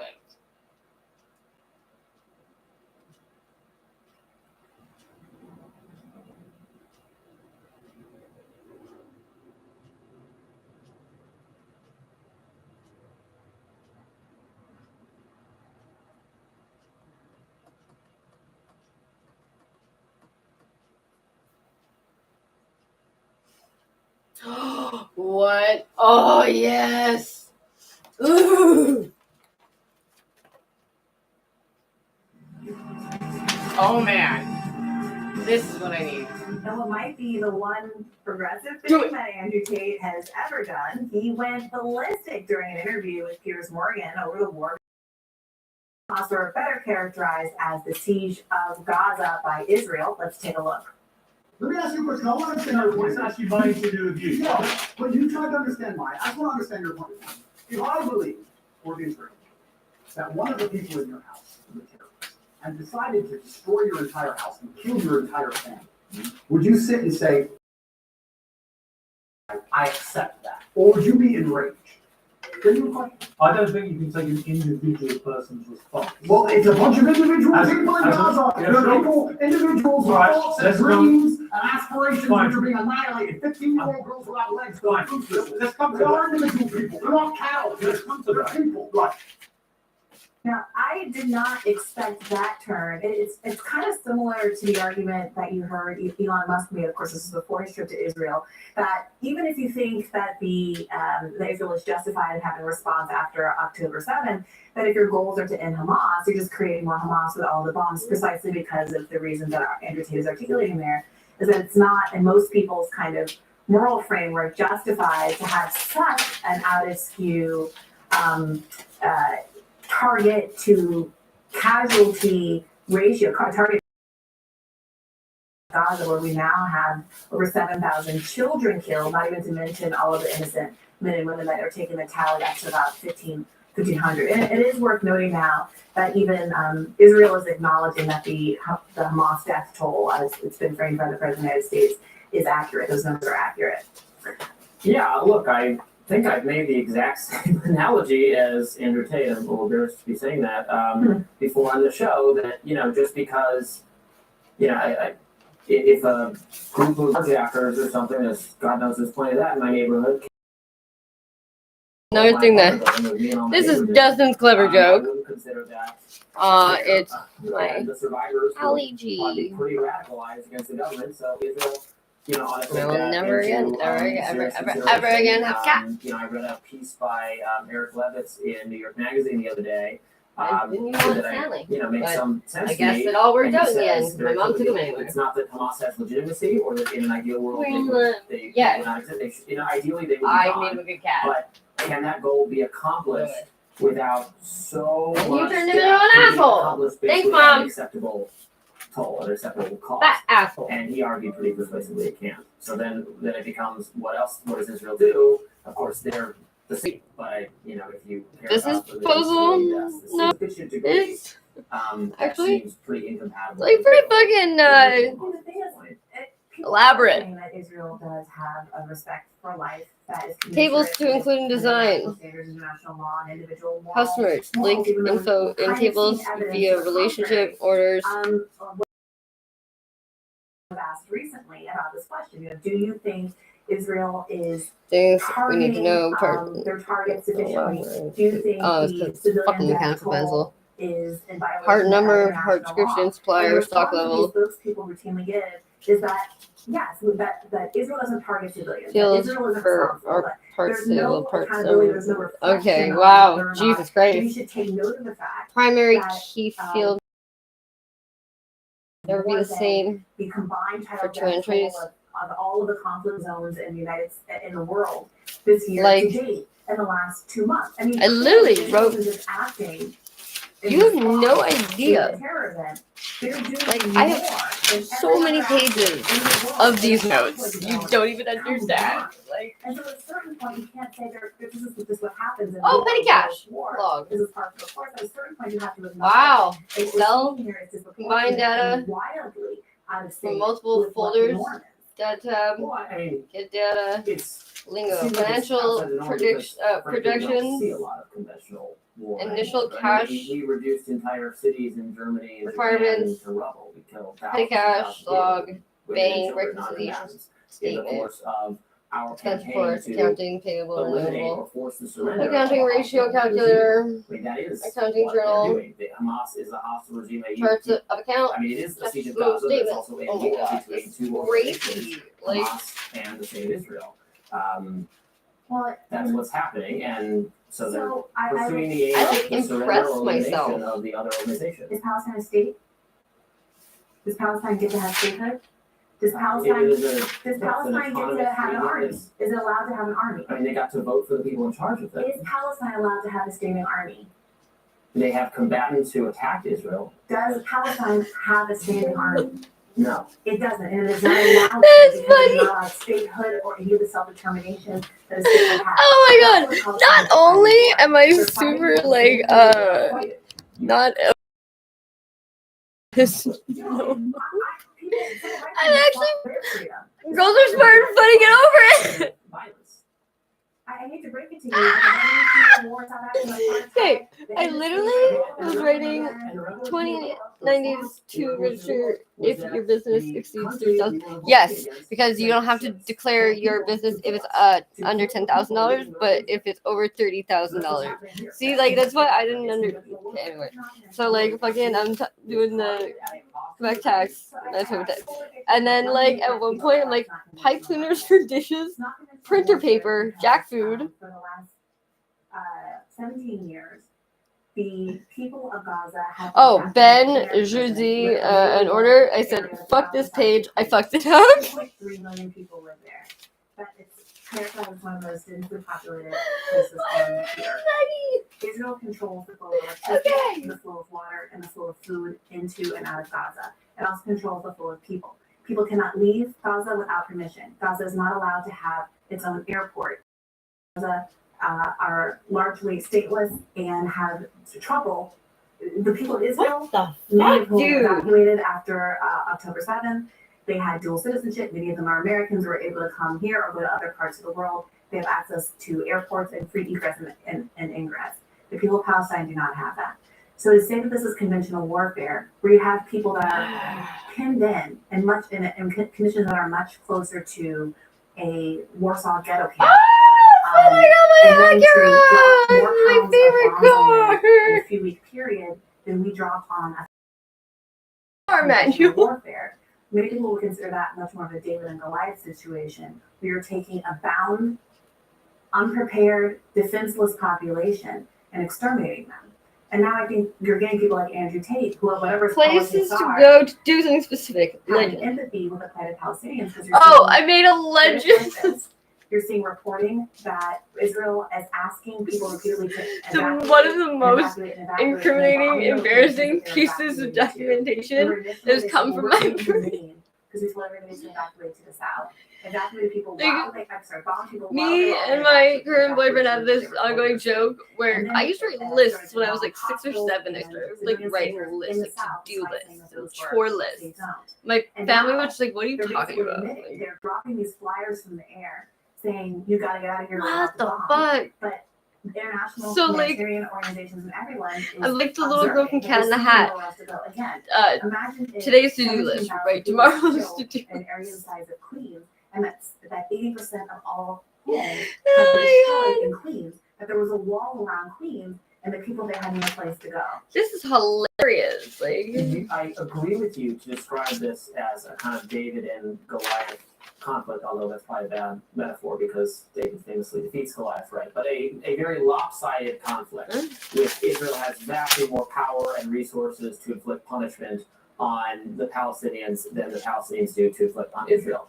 That speaks to how unwise this course of action was from Hamas to provoke into a broader confrontation the state of Israel. I don't condone what's happening. I don't enjoy watching it happen. I don't want it to happen. I wish it would stop.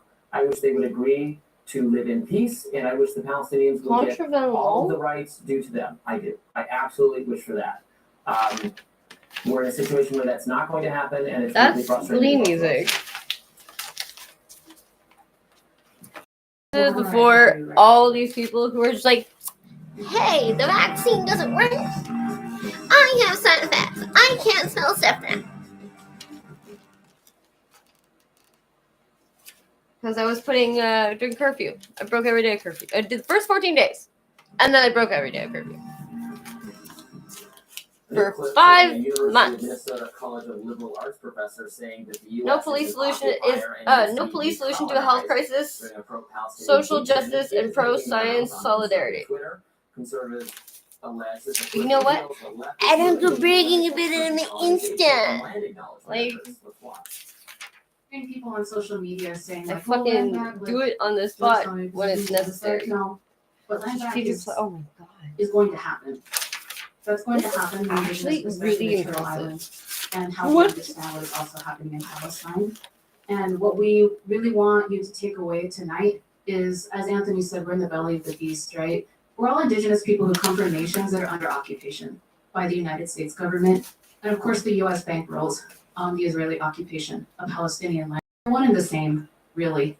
And so it's our responsibility as people who are within the United States to go as hard as possible to decolonize this place, because that will reverberate all across the world, because the US is the greatest predator empire that has ever existed, right? And so we want US out of Palestine, we want US out of Turtle Island, right? And that the goal is to dismantle the settler project that is the United States, for the freedom and the future of all life on this planet.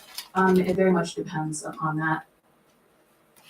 Another panelist expressed how the terrorist attack on October 7th made him feel uplifted, but he was shocked how his friends and This family honestly, denounced like- the violence. And I didn't understand, especially people that I thought were that had like a political understanding of like, I don't know, like decolonization or like what's happening in Palestine. Like I thought like this would be like an uplifting moment. It's like, wow, like this is actual. Justine said this, like Palestine back. Like they're actually doing like what we think that we want to do, but we haven't gotten there yet. But they'll get there right now. And for us, because for me, we that was pushed just, them like, there. beautiful to see. That's like wow, I want to be that distance to be so strong. I want our fire as people to be so strong that we just take back what It is though. ours. It is though. It is. So Like, when I accuse some on the leftist activists of endorsing the violence that took place on October 7th, this is exactly the kind of thing that I'm referring to. And yeah, but Robbie, you're the kind of person who shuts.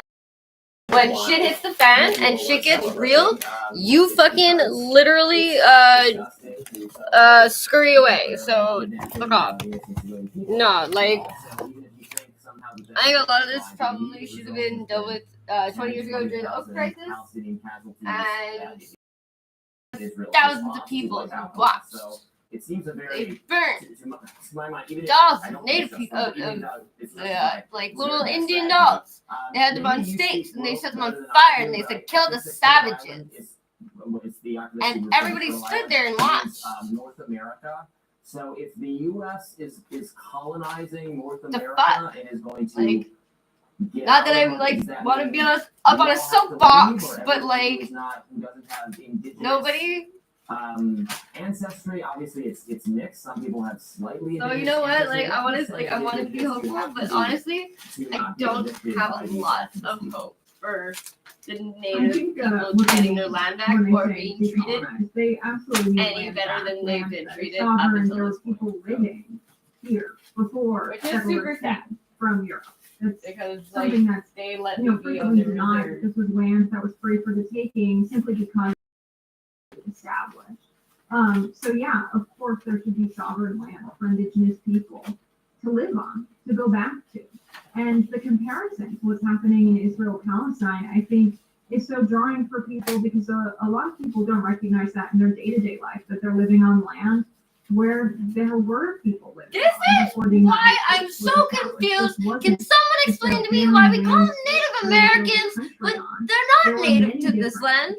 Why are native to this land? So native means they're native to the land and not from here. For Israel to grapple with the fact Like, that they very but technically, all of us are from here. When they decided to With put them. Palestinian So people why out do we of call the them the land native and for they're also not many American? years, and There's established Native an ethnic Canadians state, and ethnic Native state of Americans. Israel, Why don't we call them and they're Native still Canadian pushing then? people out of their land Just today. saying. Maybe I'm wrong. Maybe I'm just like an ignorant white person about this. Like, through violence, taking lands that people call their homes. If someone came to our houses, wait, in the wait, United wait. States today, No. and people went- Wait. This is such a good point. I think there's a thing that I can do where I highlight. This is such a good point that this girl is making. I'm not even kidding right now.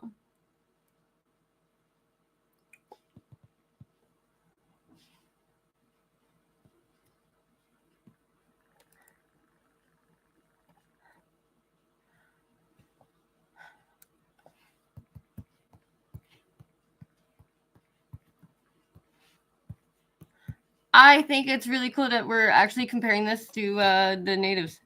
I'm super down for that.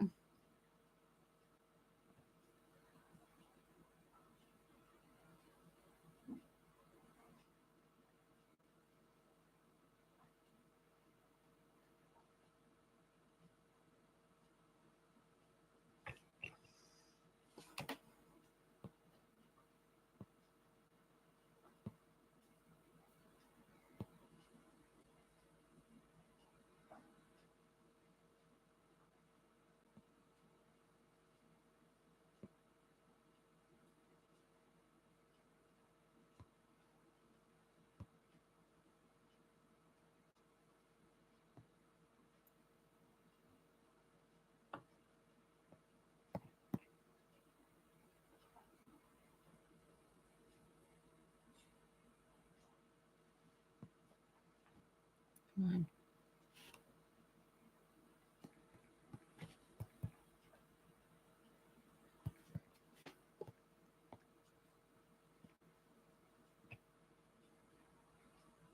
Come on.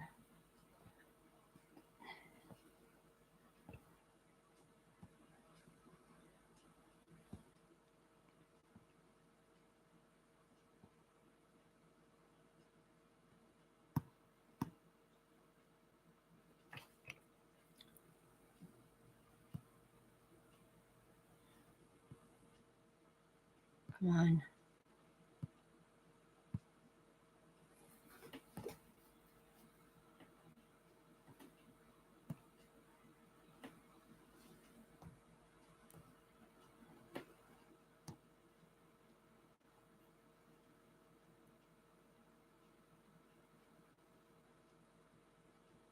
I don't want to create a poll.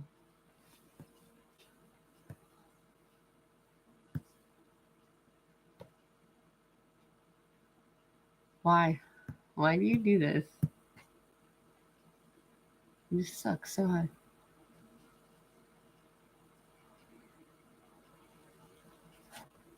Hang on. Hang on.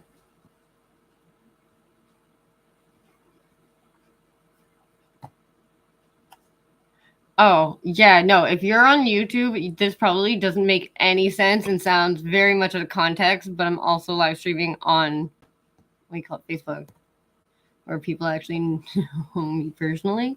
So, hopefully I don't get fucking literally my front teeth knocked out because my nose is now broken and fucked up and I look like my mom even more, which sucks. I had a perfect fucking nose and then I fucked it up. I thought I was in the clear because softball is now over in my life because I'm a fucking adult, obviously. But yeah, I'm mostly answering people on Facebook. Mostly people on, no, not the Museum of Fine Arts, god damn it.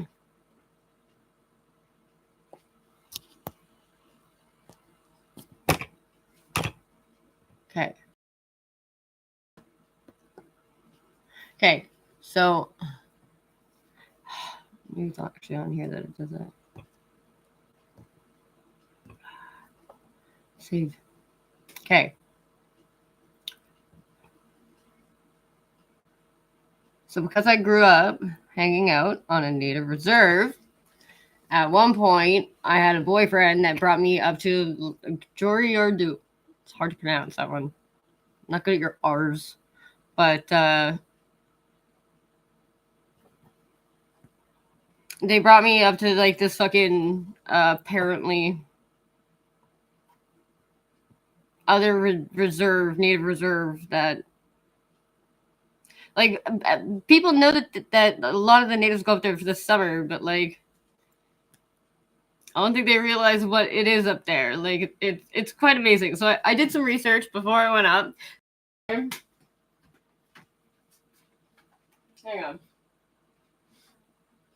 Right here. This is like some of the most like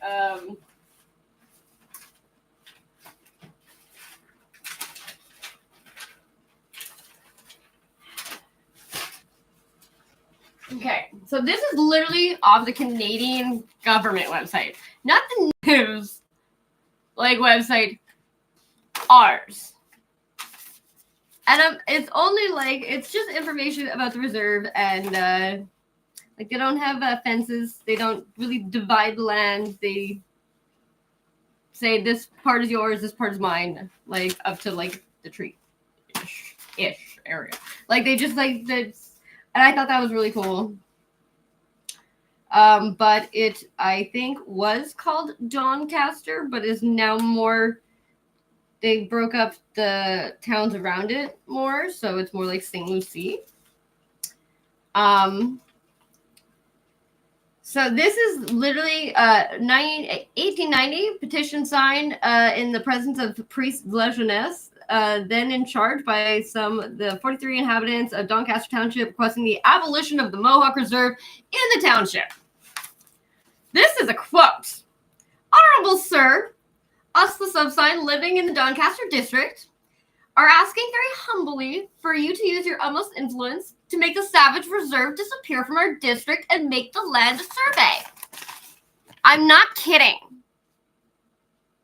This is literally one of the fucking towns that tried to legally go to the government and say, hey, that reserve, all the people that you fucking kind of fucked up their shit and then kind of lobbed them on the shittiest bits of real estate to kind of just be in their little fucking open air prison, basically is what it is. Like, anyhow, so they were, oh yeah, okay, so the reserve, which contains a large number of excellent lands proper to agriculture, located in the middle of occupied lands by a French-Canadian population annexed to our village. It is observed as an anomaly, and all of them are hoping to see it disappear. Anyways, it can't be of any utility to the savages, who will never come to install themselves since the games are lacking. Also, the wood's being stolen. This is from our government fucking archives. And I only really started reading more into this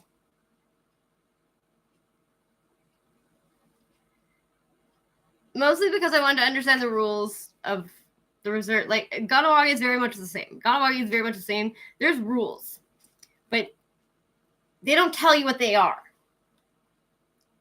And if you don't know what the rules are, then you probably shouldn't be there, because someone's going to say something to you and be like, yo, why are you here? Which is totally fair in my position. Like, I don't know. Personally, I feel like that's pretty fair. I feel like that's fucking fair. So when I go to Kahnawake, I don't loiter around. I don't wander off. Like, I don't go to places that I'm not supposed to be. So I just wanted to know what the deal was up there. And honestly, it was a very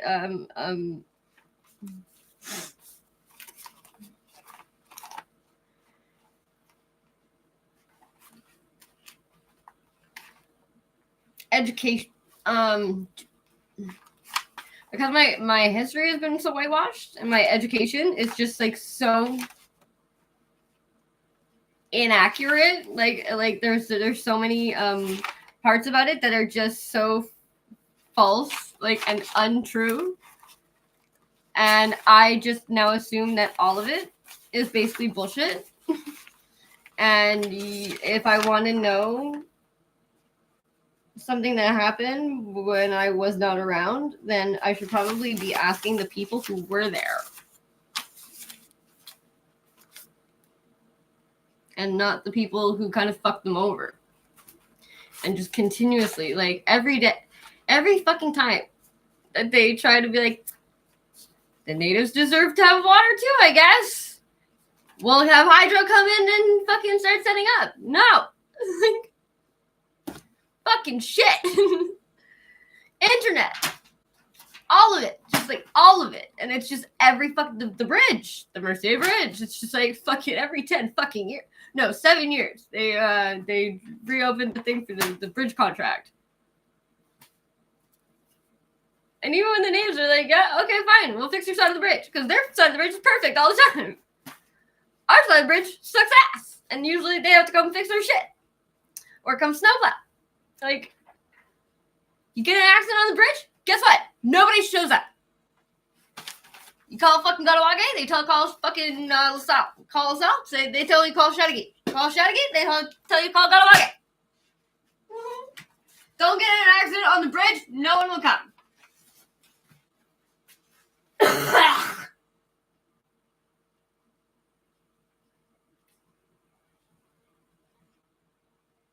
I just thought it was very ironic and very appropriate to bring my little what do you call it, homework assignment, I guess, back into this fucking, I don't know. I had a really good talk with Cam's dad.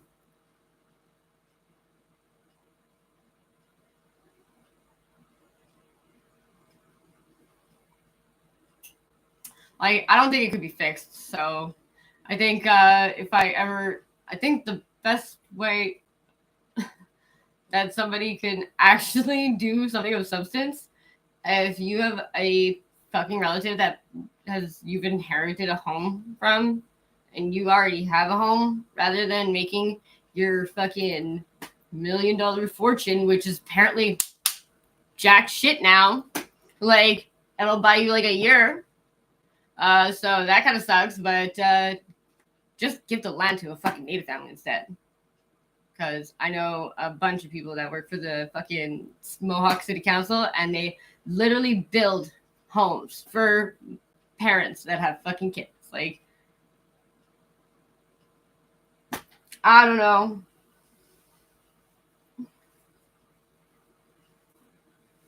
Anyway. I just thought it was really cool that she's actually talking. We're talking about like Palestine and Hamas and all that shit. So I'm like, what? That's cool that we're actually really kind of related to the natives. Who I honestly, when they go to the table to like talk about any negotiations with white people, they actually are really fucking optimistic, and they are really kind of like troopers. For fucking just literally getting shoveled shit on your plate and then someone calling it dinner. And they go, not what we asked for. Close. We'll try again next time, I guess. Hopefully next time you guys are going to get it. They're never going to get it. I think that's honestly what it is. That my people are just never going to understand. Suburban neighborhood. Why we're terrible. And they decided to take it and say that it was theirs now. Yeah. And when we said, hey, we're like, no, this is my home. This is where I live. This is my land. You can't take it. They say, that's ridiculous. You guys are savages. The way you live is despicable. It's uncivilized. I shit you not. I did not see this video yet. The way we live, you have to live. That's reality for Indigenous peoples in the United States. And so when I hear their complaints, and when I hear them being inspired by Palestinian resistance, it makes sense. When you know the life, your livelihood, your home, and your ancestors have been taken. I don't have a proud heritage. I don't have a proud heritage. Like, I only have a despicable fucking. And feeling similar about it. Like, that's why I don't want to know my heritage. Like, I don't know, fuck 23andMe, like, fuck that shit. Like, I don't want to know what fucking atrocities my people have committed. Like, I plan to look forward to trying to be a asset or like I'm not an asset. And pointing out that there is no helpful. way to like Being helpful injustice to native people and them like whose land not initially, as you note, there absolutely were native insulted of Native Americans living in North America, warring with each other. Totally fucking like fucking everybody equal, like the gays, the blacks, the natives. Well, it's like fuck, man. Like this is fucking embarrassing shit. Like when the population or died off. Like we have to live in reality, and we should not mistreat people. We should not continue to violate people's rights or take their stuff. But we also can't make up. Human history is these kinds of conflicts, like conflicts between neighbors and neighboring states and neighboring peoples, and like I mean, we would all have to say like to go back far enough. I don't understand. Like it gets I don't the U.S. The U.S. was the first nation. I guess the British coming to America was like the first example of conflict between two groups of people. No, it goes back further than that. I mean, we can't Yeah, but fix they're still those being things. oppressed. It seems ridiculous. And I think after That's people who the talk problem. about that, like we're gonna get Is that, we're going to like, give North America Black back Lives to Matter.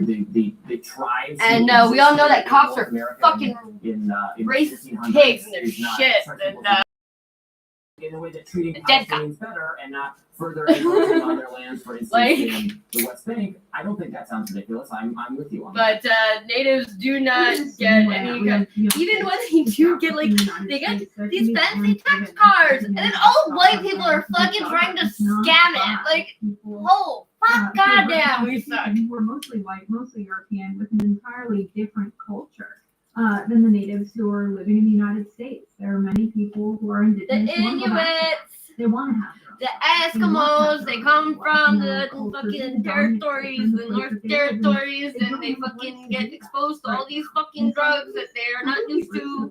And then they say that they're natives, and then they take their fucking tax benefits. How about instead of granting more drilling? And they are like fucking literally on drugs everywhere because they are not exposed to this kind of. We have drilling permits and swaths of federal land that is entirely unused. It's not owned by anyone. People aren't living on it. It's land that can be given back. It's actually not difficult to do. And when they talk about colonization, they really talk Think about so? You think it controlling would be other difficult to people. do, So the but United as it States turns has out, done this all over the way world. harder. US And it's like we sometimes will almost get there, and we're like, we oh no, we don't want to get away, no. They Like, have plans done like, by so the Department of Energy, where they would like to establish a canal through the desert, the Negev desert that passes directly through Gaza, as an alternative to the Suez Canal. This is plans that they drew up What? after the war over the Suez Canal, when we had most stakeholders controlling the canal, and Egypt decided, you know what, this land was actually Egypt's, and this canal was dredged by Egyptian What's labor. the This only is other actually fine. fucking canal in the world? The Panama Canal. What do we got? The French and the British had no reason to control that canal, and the U.S. has said, okay, well, if you want to take it back, No, because they'd have to fucking. replace these other people, because that's a little bit more financially and There's a bunch of militarily There's a bunch of dead bodies in it. There's a bunch of dead bodies in it. Because they'd have to redo the whole fucking canal. And they're gonna find all the dead bodies. That's why they've established secret military bases there that we now know about through Department of Oh my Defense God. documents Ah! on unrecognized support for the Intercept reading them. It's okay. Sorry, Jack. It's okay. So many practices that are not at all different from the colonization of the early United States that are happening today, happening right now, and have been happening for the last half of a century on a regular basis. Well, you tell us, viewers, what do you think about decolonization? Realistic or not? We'll have more rising right after this.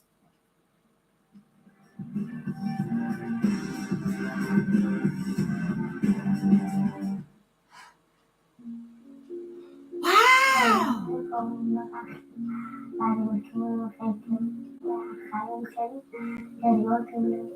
Please, little child.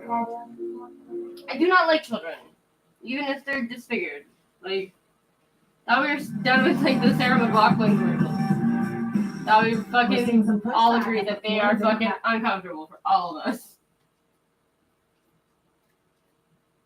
Wow. What the fuck? Like, that's fucked up.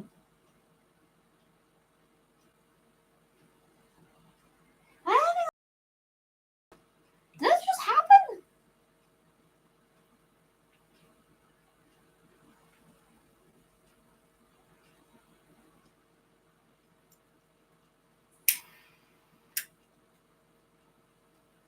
The reason I am so excited about that conversation that was very brief and that's very fucked up because when I was first starting to be homeless, I was living in my car for the first 2 or 3 years about.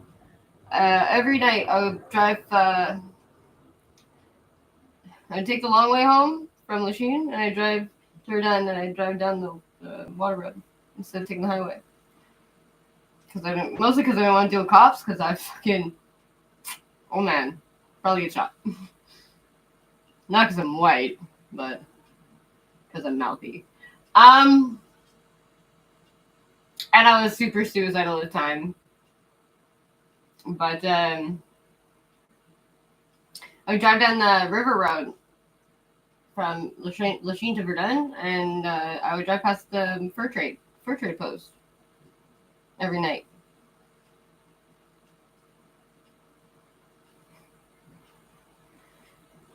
And it's because the first time I was homeless, which is ironic because it was fucking because of Alan too. The first time I was absolute first time I was homeless was back when me and Dustin broke up, and I was in Lachine with Caitlin on 23rd Avenue. The first time I was homeless, the first place I went was the fur trade. I tried to go across the street to the church, but then the cops saw me and they thought I was fucking hooking. Yeah. So I bring people to history museums in places that I know. Like, I don't know. I brought a couple people to like native like history museums, but they're heritage museums. But it's native history. Like they have artifacts, they have fucking fossils and what do you call it, mummies and shit. Like they have a fuck ton of artifacts that are fucking native. Like, and I'm like, I don't understand why there's a 13-year-old girl working there during the summer. I'm like, how did you get this job? And she was like, oh, it's just a summer job. I go back to school and I went to Somerset. I'm like, did they not have any like native people that might have been like interested in the job though? Because like, she's like a 13-year-old French girl who was like into boys and not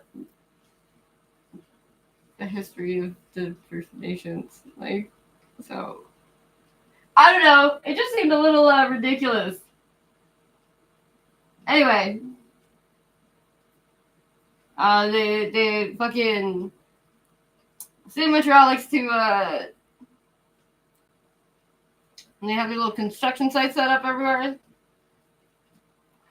Sometimes they like to throw stuff around and spread it a little bit.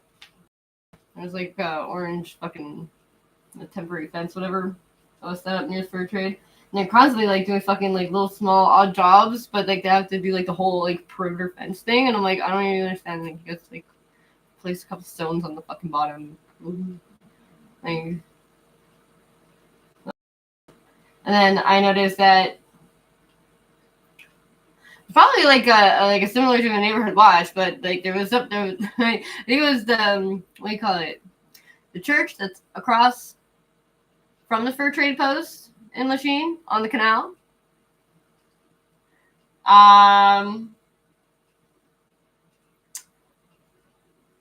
What the fuck were they called? St. Anne Church. And it's that's why they own that land. They own the fur trade post land, and they own René Lévesque Park, where they dump excavation, which I thought we were super against that at this point. But anyway, yeah, no, like they apparently the white people own that land because the two sisters of the St. Anne's Church, who are still alive, who are now apparently selling it in like 6 years. Which I was like, what? Who sells something in 6 years? But like anyway, neither here nor there. The guy with the castle in Ganawage that everybody hates, that just happens to live next to Cameron's grandparents. He's the one who apparently was like, yeah, I'll sell it to you, but he didn't even own it. So he sold it to these two nun sisters, whatever, from St. Anne's Church, who are now selling a lot of their property. But I think they just like declared bankruptcy because everyone died and they didn't have any money to pay for all these fucking huge, fucking ginormous churches that are on huge plots of land. Like, and God forbid they give it back to the native people. Like, the one in Lachine had like it's like 3 of them on the same street. Now I'm all fucking paranoid. I'm gonna get fucking sniped in the head because I think I was right. Because like people were getting upset that I was driving around there. Like I wasn't fucking like cruising. Like I was just driving straight down the fucking road.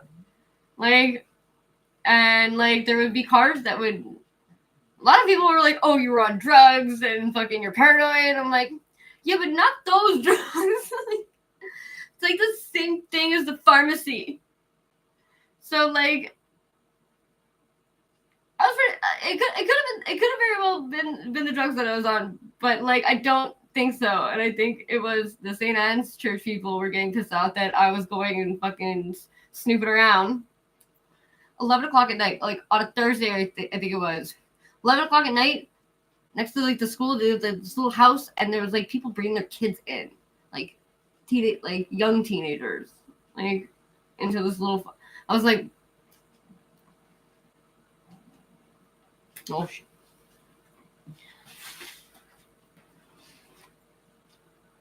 Because I think they're trafficking children. I think they're trafficking children, to be honest. I think it's Haitians. I think it's with the Haitian group.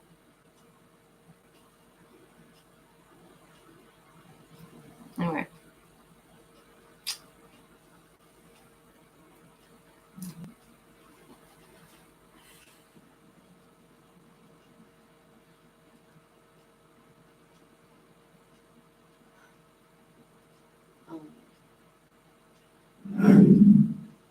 A map of the 96 churches that have been vandalized or burned since the residential school's announcement. This is, like, look at that. You're an idiot if you Great fucking work think that. by our friends over at True North. This is a project of Cosmin Jirja, whose name is just so damn fun to say. But he has been tracking this from the very beginning, since the very first announcement that there Who was has the a most to discovery gain of a from the mass churches grave, catching fire? that's Just how they saying. first reported it, Not the native at people. the Kamloops Indian Residential School, where to this day there has not been a single body unearthed. They're in the walls. And I'll tell you, there's not a lot that the UN does well, but they are actually very good at investigating. So, I'm going to tell you why I give a shit about Native people so much. Because Gaga Yusta to the Betty. She's the counselor for all the schools in Gamawaga. She's very much an activist, but again, they don't want to hang on me because I was white and I was like 7 and I didn't really understand. And Gaga Yusta tried to explain it to me as best as she could, but she was like, you know what, man? Like, don't even listen to them. Like, just be your true, honest you, and you'll be fine. Like, she was really awesome. She was really, she is. She's still alive. But the only time I ever saw her not Gaga Yusta, like, and she's like, she's fucking so cool. But the only time I saw that lady show like anything other than the Betty, she was talking to her sister, and her sister was 2, and when they got taken into the residential school, and they was gone. Her sister was 2, and I think she said she was 5. She was like, I was bottle feeding my sister every 2 hours, like. And they said that she got pneumonia and she died. There's no death certificate, and she's like had like the one tear, and she wasn't crying, but she couldn't keep it in. And she was like, I never knew what happened to my sister. And they said that I lied about her and she never existed.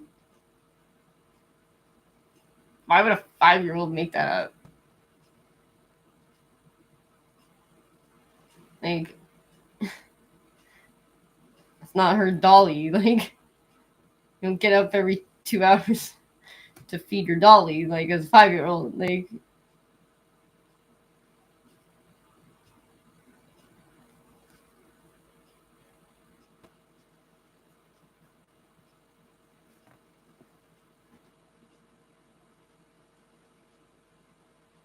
Gogo Yusuf, she's amazing. She's very amazing, very amazing person.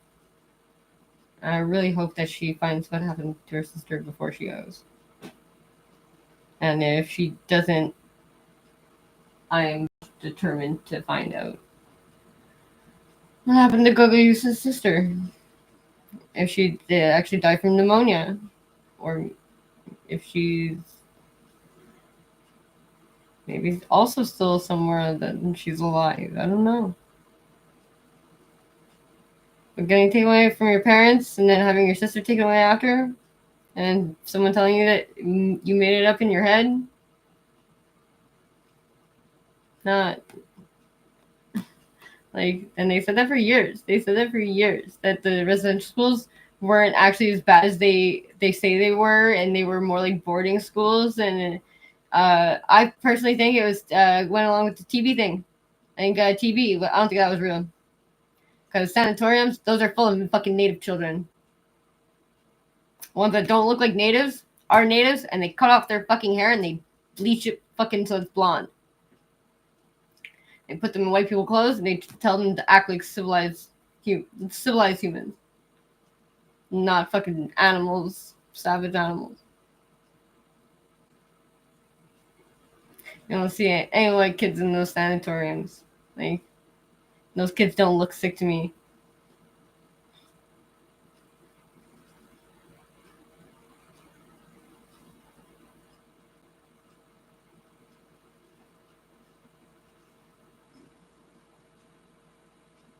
Jennifer too. Jennifer is a good. That whole family, honestly. Even her father, George Divo. I don't think he even knows my name. I lived in his basement for like 6 months. I don't think he knows my name. He calls me Evil One. Evil. It's the only way he probably would know me. No, they're tough family.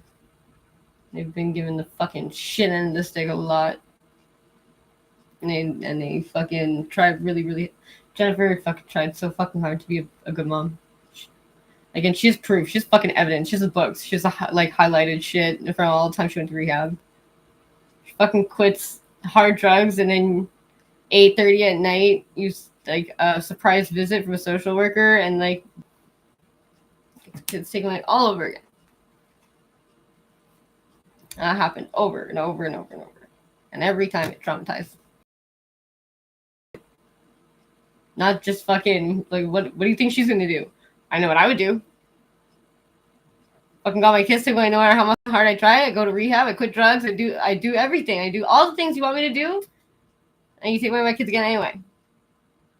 Because you say I'm on drugs. Because kids are across the street, like fucking they're teenagers. They're 16. They're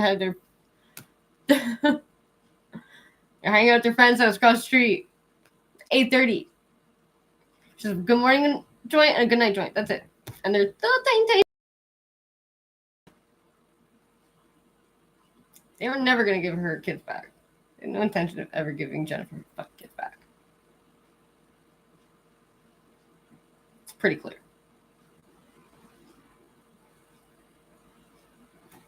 Like, she gets to have a good relationship though with her kids and her grandkids now. Like, last time I saw her, holy shit. Like, fucking lie. Like, fucking business lady suit, new car. Like, I was like, holy shit, what? Her and Jenna, fucking. I was like, oh my god. But they deserve it. They very much deserve it.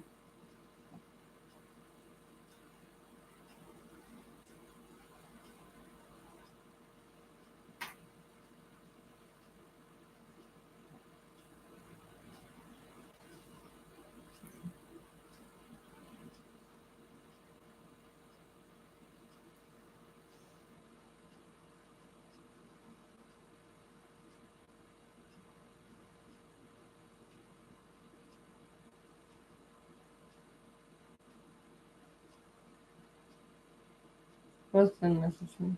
What's that, Angela?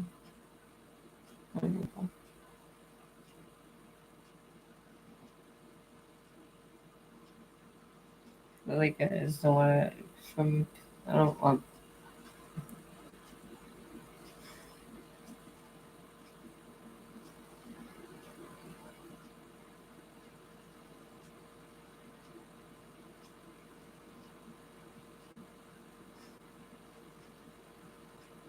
I don't need pity, so I don't feel bad about it. I don't.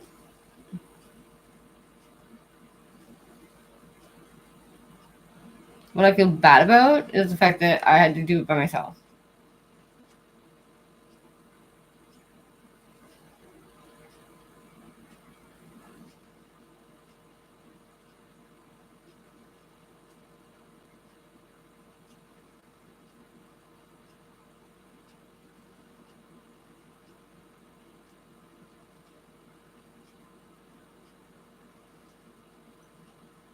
Every fucked up thing that happened, I'd show up. They call me, I show up. Even if we weren't talking at the time. All of them.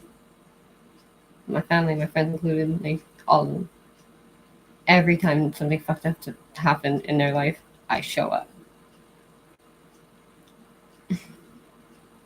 Maybe I fucking don't always, like, handle it the best way, but I end up being the one who handles it.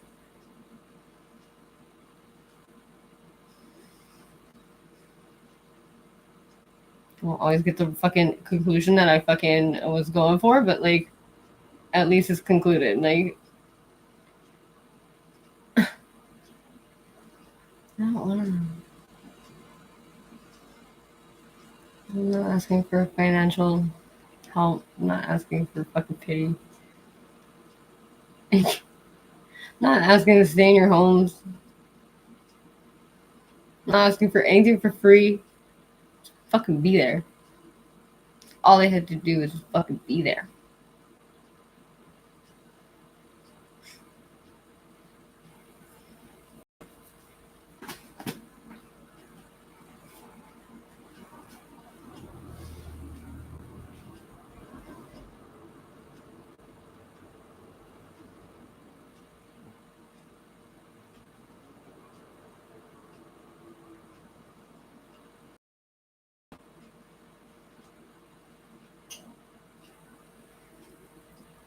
So, as it turns out, I don't need them to be there for me. When I think I need them most, I can do it myself. Once my life gets better, once I fucking get my life back, and things start going good for me again,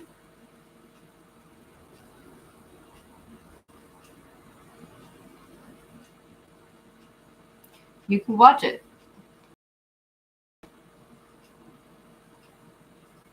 That I guess I owe you guys.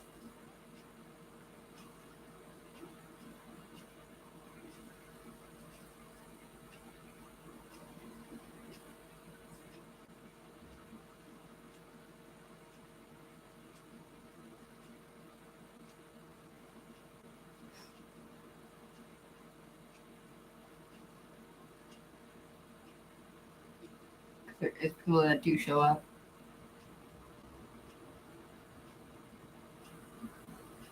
Probably not the ones I expected, or the ones that fucking I probably don't deserve for anybody to have shown up at that point, honestly.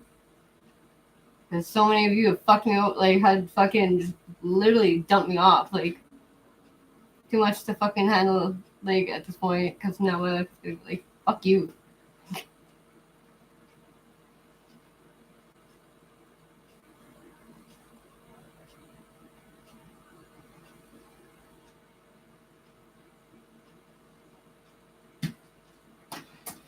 The genocide. A lot of it has to do with the fact that we mostly stand there and watch the genocide happen, Rwanda, and do nothing.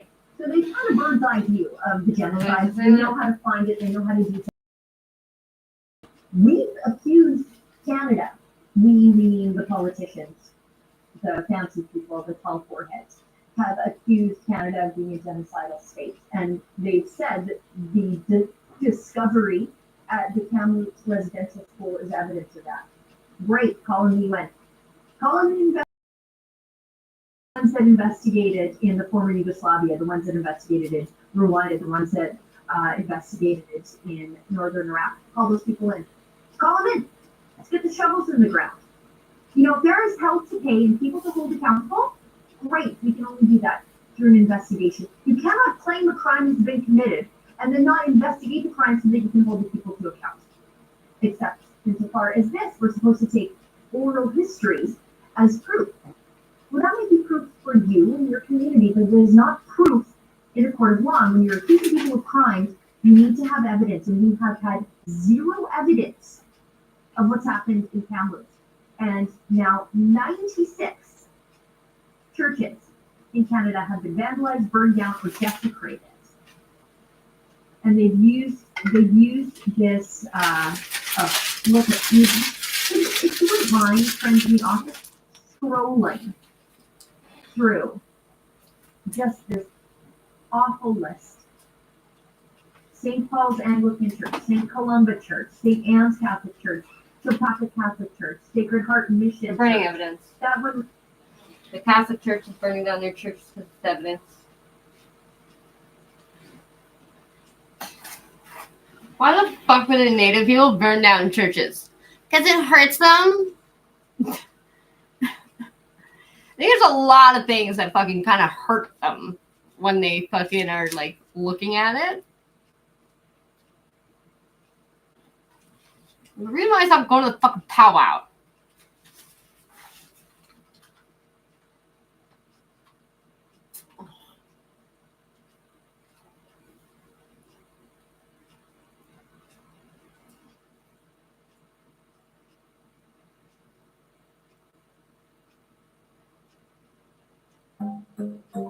Wix is your platform to perform on. Check out this picture. Here is me, probably around maybe 3 years old, and I'm pretty much a ball of good times. Yeah. Kind of like how I am now, although it took a lot of work to get back to being good times. I was a baby, and I remember laughing a lot, having a lot of fun, loving energy. And I don't remember everything from 3, but I remember just being off the wall and kind of fun. What up, Here I Fury? am at about 11, another picture. And here I'm struggling emotionally. Not just being a I'm coming ginger by in long later, sleeves so on an airfield you're in around. the summer. My family didn't really believe in things like dressing appropriately for the weather, which is pretty much a sign of neglect. Raise your hand out there if you can relate to that. If we fast forward 4 years or so to around maybe like 7th grade picture day, that fun-loving energy that you see in the 3-year-old pic is diminished. And check out the faux silk shirt of the 90s, early 90s. At that time in my life, I remember being highly anxious, not in my body, struggling with a lot of shame, didn't quite really know that, couldn't really quite name that. And I knew something was off, but I was really doing my best to hide it. My home life was a mess with things like alcoholism, violence, illness. Another 5 years down the road, and this melancholic dysthymia, like a low-grade depression, had set in, that I also did my best trying to hide. I was described by my friends as being very chill, easygoing, and they weren't really aware of the mess that was going on, of the symptoms that was going on. Complete opposite. I was known as a fucking hyperactive fucking spaz. Wasn't real authenticity either, but we all need something to latch on to when we grow up without a sense of self. And I did a good job at appearing chill, very open, very accommodating. My personality was funny, but also really down and dark. I could easily bring people down with some negativity. And I obsessed a lot about if I had offended anyone. Well, they and I radiate could be kind anxiety of that reactive makes to other that. people anxious. Coping But in all fairness, they were all on fucking ketamine. So why am I they saying pretty this? much Well, the point is how do you go everybody from excited? this to Enough this? my anxiety. Later in the video, you'll hear, isn't just this the way that I am? And that's what I actually thought about No, around that time. it's too. not. It's what people And convince also, you how you do we are. get back to this? You'll also want to stick around for how to figure out maybe how to do that, which is it's complex. So I believe we're born with this spark and this personality. And it's the role of our caretakers to help that personality come more and more to light as we develop. And I believe a healthy parent helps shape what is already there in the child, has enough sense to notice the child's uniqueness, And yes, those who get this from a parent are super fortunate. In childhood trauma, we can't really form a healthy sense of self. We can't really develop innate qualities when we're born kind of into a vacuum. Meaning that if a parent is abusive, toxic, not interested in us, and they're really off, we have to develop somehow around all that. That's what I mean about the vacuum. The vacuum is the absence of healthy neurons in the midst of it not being safe to be ourselves, really. So it's helping us become ourselves. If you struggle with a sense of self, and I haven't been a childhood trauma survivor Yeah, sure. who hasn't yet, I don't know if you heard me. because I'm coming. what happened to us in childhood. So people I in will childhood swing trauma. by your The place real you is because under I there. know that Dan really wants to It's see under my how you boyfriend. adapted to And I what don't was really like going being on around you. And as a side note, we all still Well, have like that I've never actually been personality around them that since like we're I born first met them with, both. that's But like I It don't just hasn't been in a safe environment know how to be for around safe Dan. people yet to be able to kind of be developed and come out. I was able to get mine back in therapy, specifically a He childhood looks like my trauma group boyfriend and where it freaks me the fuck these, out. these issues could be discussed. And I'm and just worked like on. I So keep here is my take on 5 childhood trauma-based personalities and how to work on them to become more authentic. honestly, And as you listen to each of the 5, you probably might be a bit stoked but it's about really that. going to seem like I'm talking about trauma responses. What is wild Because about the this last is time that trauma you spoke to me personalities too, are you were really fucking rooted normal. in fight, flight, freeze, shame, submit, cry for help. And it's in kind of all the responses that you'll see here. And it's kind of difficult to separate the trauma response from the personality because they're I want so to be proud of my intertwined. brother So again. here Like, I goes. want to show Keep you your off to focus on people. what Like, causes these, as opposed to feeling down about yourself or experiencing some shame if you identify with one of the 5. You're probably going to identify with I'm the 2 so out of scared the you're gonna 5. be like one of those fucking let's guys dive with into all the number fucking police 1, reports that I what I'm found. calling the doer. Like the guy that Gotta do fucking literally something. bashed his The fucking doer best has a friend's head in with a personality guitar that or is with his based upon bass. taking He action doesn't even as a fucking way know to why. avoid their feelings. Or Like, I more just don't want that to happen to you. going back into their childhood feelings. Here are some behaviors and traits. It's so They can be very far from where you overachieving, fucking focused came on from, work. They Fury. can be Like, highly workaholic. you're not like strategy guy. to avoid You're not intimacy violent with ever. themselves. Like, you're my They can sweet tend to fucking wanna Fury that nail breaks his own experiences stuff. as opposed to being Like, present.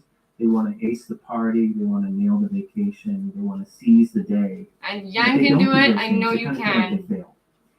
They tend to be reactive to situations in terms of solving them up front. They tend to I liked skip when you were on the mushrooms the most. feelings of a situation. The doer doesn't dwell on being rear-ended. They go right into business. They sometimes don't even dwell on being treated poorly by other people. They go into figuring out the why instead of feeling what's going on.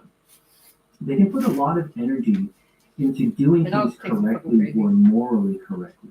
They can also greatly overdo things. Being a mess or making mistakes is a doer's kryptonite. As a therapy client, they want to be the perfect client. They want to get an A in therapy. They also really hate the ambiguity of the process of therapy. Yeah. Like, for example, when Oh I'm my doing god, working she group was in so the- mad in when the the lady gender told her focus asked her to come the in. doer's going to struggle And with then that 1 hour because turned they into don't 2. know the I parameters. talked for They're 15 not minutes. very process oriented. They tend to think about what their feelings are instead of And inherently she knowing them. felt which like is a I common tricked sign her of into childhood trauma therapy. across the I'm like, board, I did not do unlike the other anything. 4 that I'll discuss. They can be quite lovely and personable, but difficult to fully know. They can be Wow, available, let's give yet therapy to distant. everybody They but can also herself. be kind of freaked out by high-feeling people and probably be a little bit annoyed. Doers can be also chaotic. They don't have to be so, ducks in a row. They can kind of be really chaotic. It's still doing, it's still a reacting. They can be super functioning and they can be super disorganized.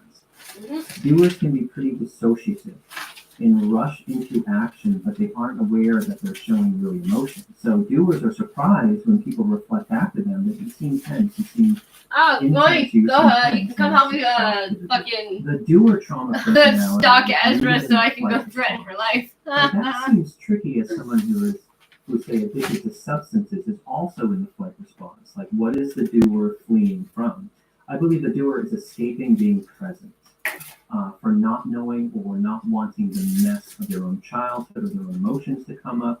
They can be addicted to action Oh, instead that of was substances in this case, Oh. but they can also be addicted to substances if you have dual things going on.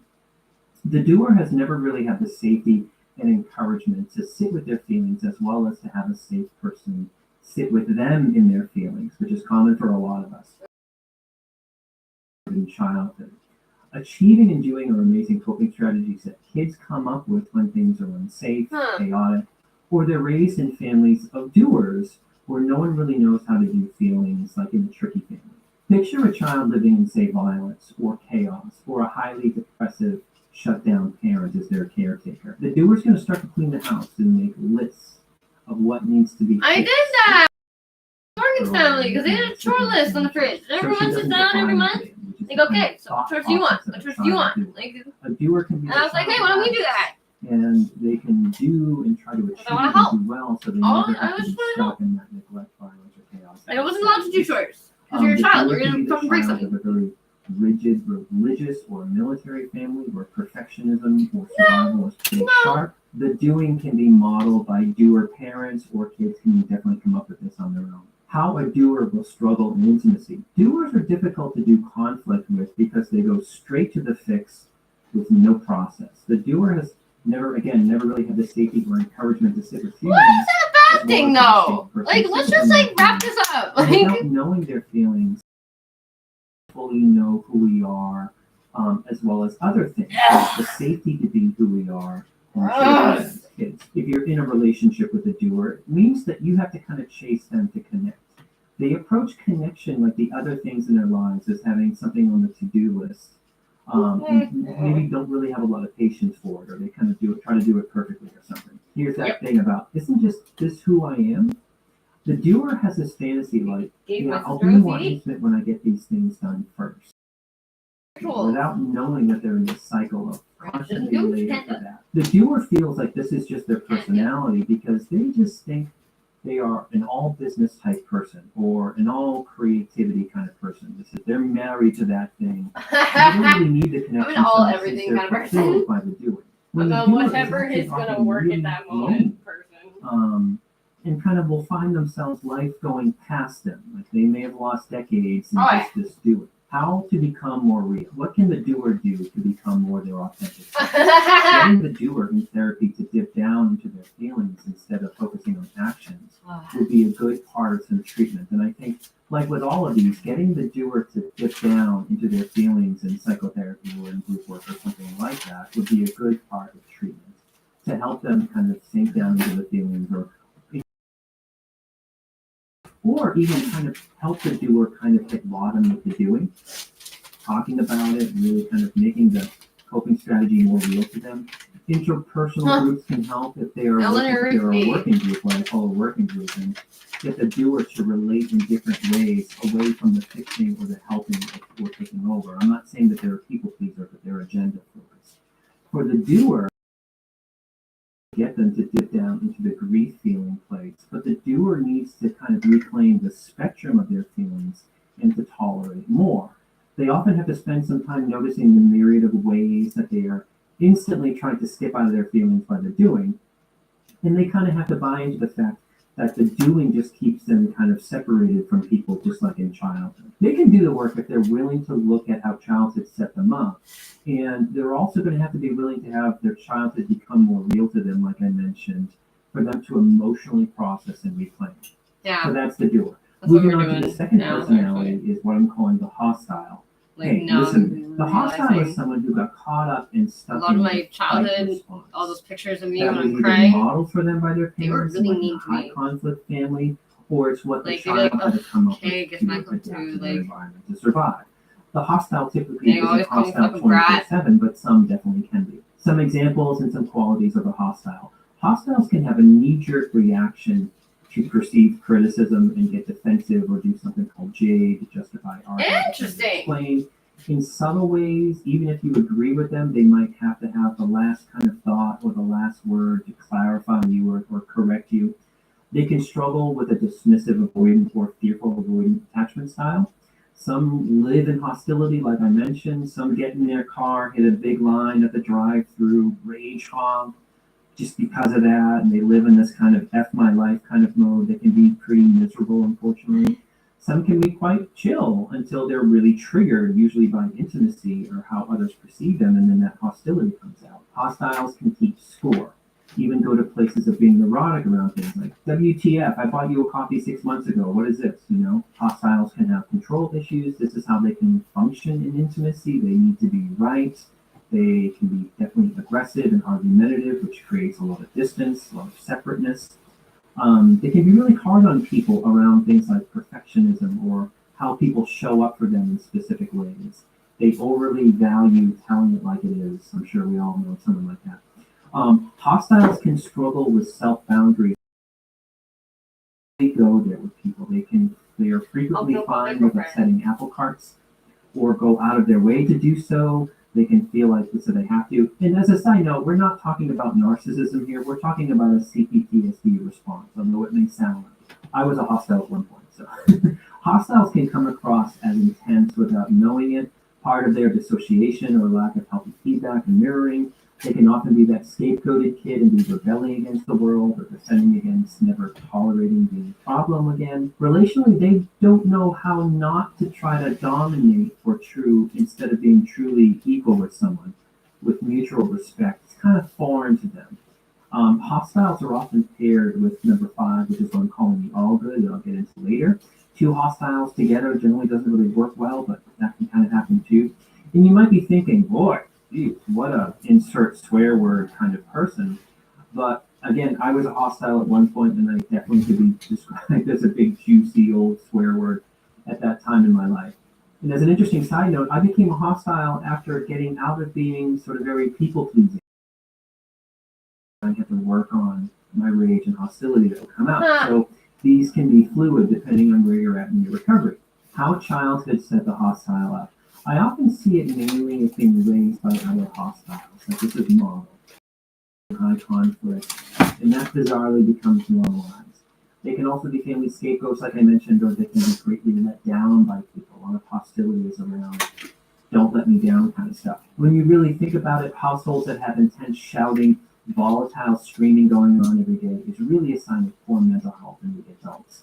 So of course the hostility is going to get absorbed sometimes. The child can learn to easily go to an anger place or an intense place with people because that's just how things are done. Hostiles can experience culture shocks when they go to a friend's house, or maybe when they're of age they move out and start dating people, or they're at their first job and their hostility comes out and that new environment or the new people are like, whoa, you know. That's usually a first sign to the trauma survivor that they've got something going on about them that isn't quite appropriate in a lot of different places. So some will kind of double down all that and rebel more because they're being triggered back to their family system, still reacting to the family kind of FU kind of stuff. Here are some other childhood trauma causes for the hostile. Being, say, a child of immigrants where they had to be the interpreter, or they were really ashamed of their parents, or they were told that they were entitled in the new culture versus the old culture. Being put into possible in situations that weren't safe and they were really let down. Having parents not take any action, like getting a job or getting them out of poverty, and just having to sit with the heaviness and weight of all that. A child being raised in addiction, poverty, high drama. A big one here is having an emotionally immature parent, and the child had to become the parent or become bossy. Frustration, rage, knowing what the right thing is, but not having any adults to kind of like follow through on that. Of course they're hostile. They definitely become hostile because of being powerless or stuck, often messed with. How hostiles struggle in intimacy.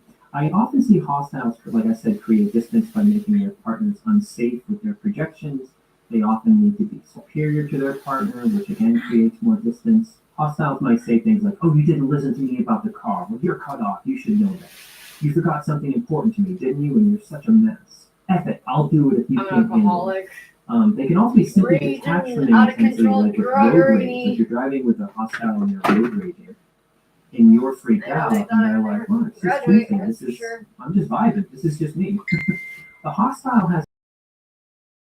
I would love it if you would just listen to me and we just have this one-way street thing where I give advice and you take the advice and we would just be fine. Like that's the relational kind of things. Isn't this just how I am? The hostile can feel fixed in that they're simply just an intense and overly opinionated person. You know, I'll be hostiles or like our trauma conditioning is really deep and it gets compounded as we grow into adults. And yes, it's very possible and likely to have born strong-willed. That can definitely happen. all the time, but children can be strong-willed and still maintain kindness and connection with others. My clients who are hostiles, again, including myself, are very capable of gradually softening if they want that. They have to see the hostility as a problem, but not so much if they don't see it as a problem, and embrace kind of more, double down on who they are, which also happens too, unfortunately. Hostiles struggle to want to be more chill, but they're so bothered by everything, which really gets exhausting.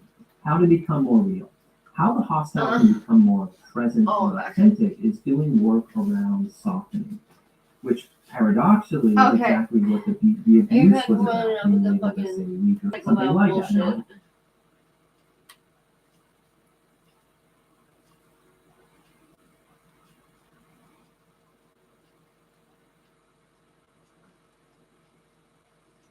Interesting.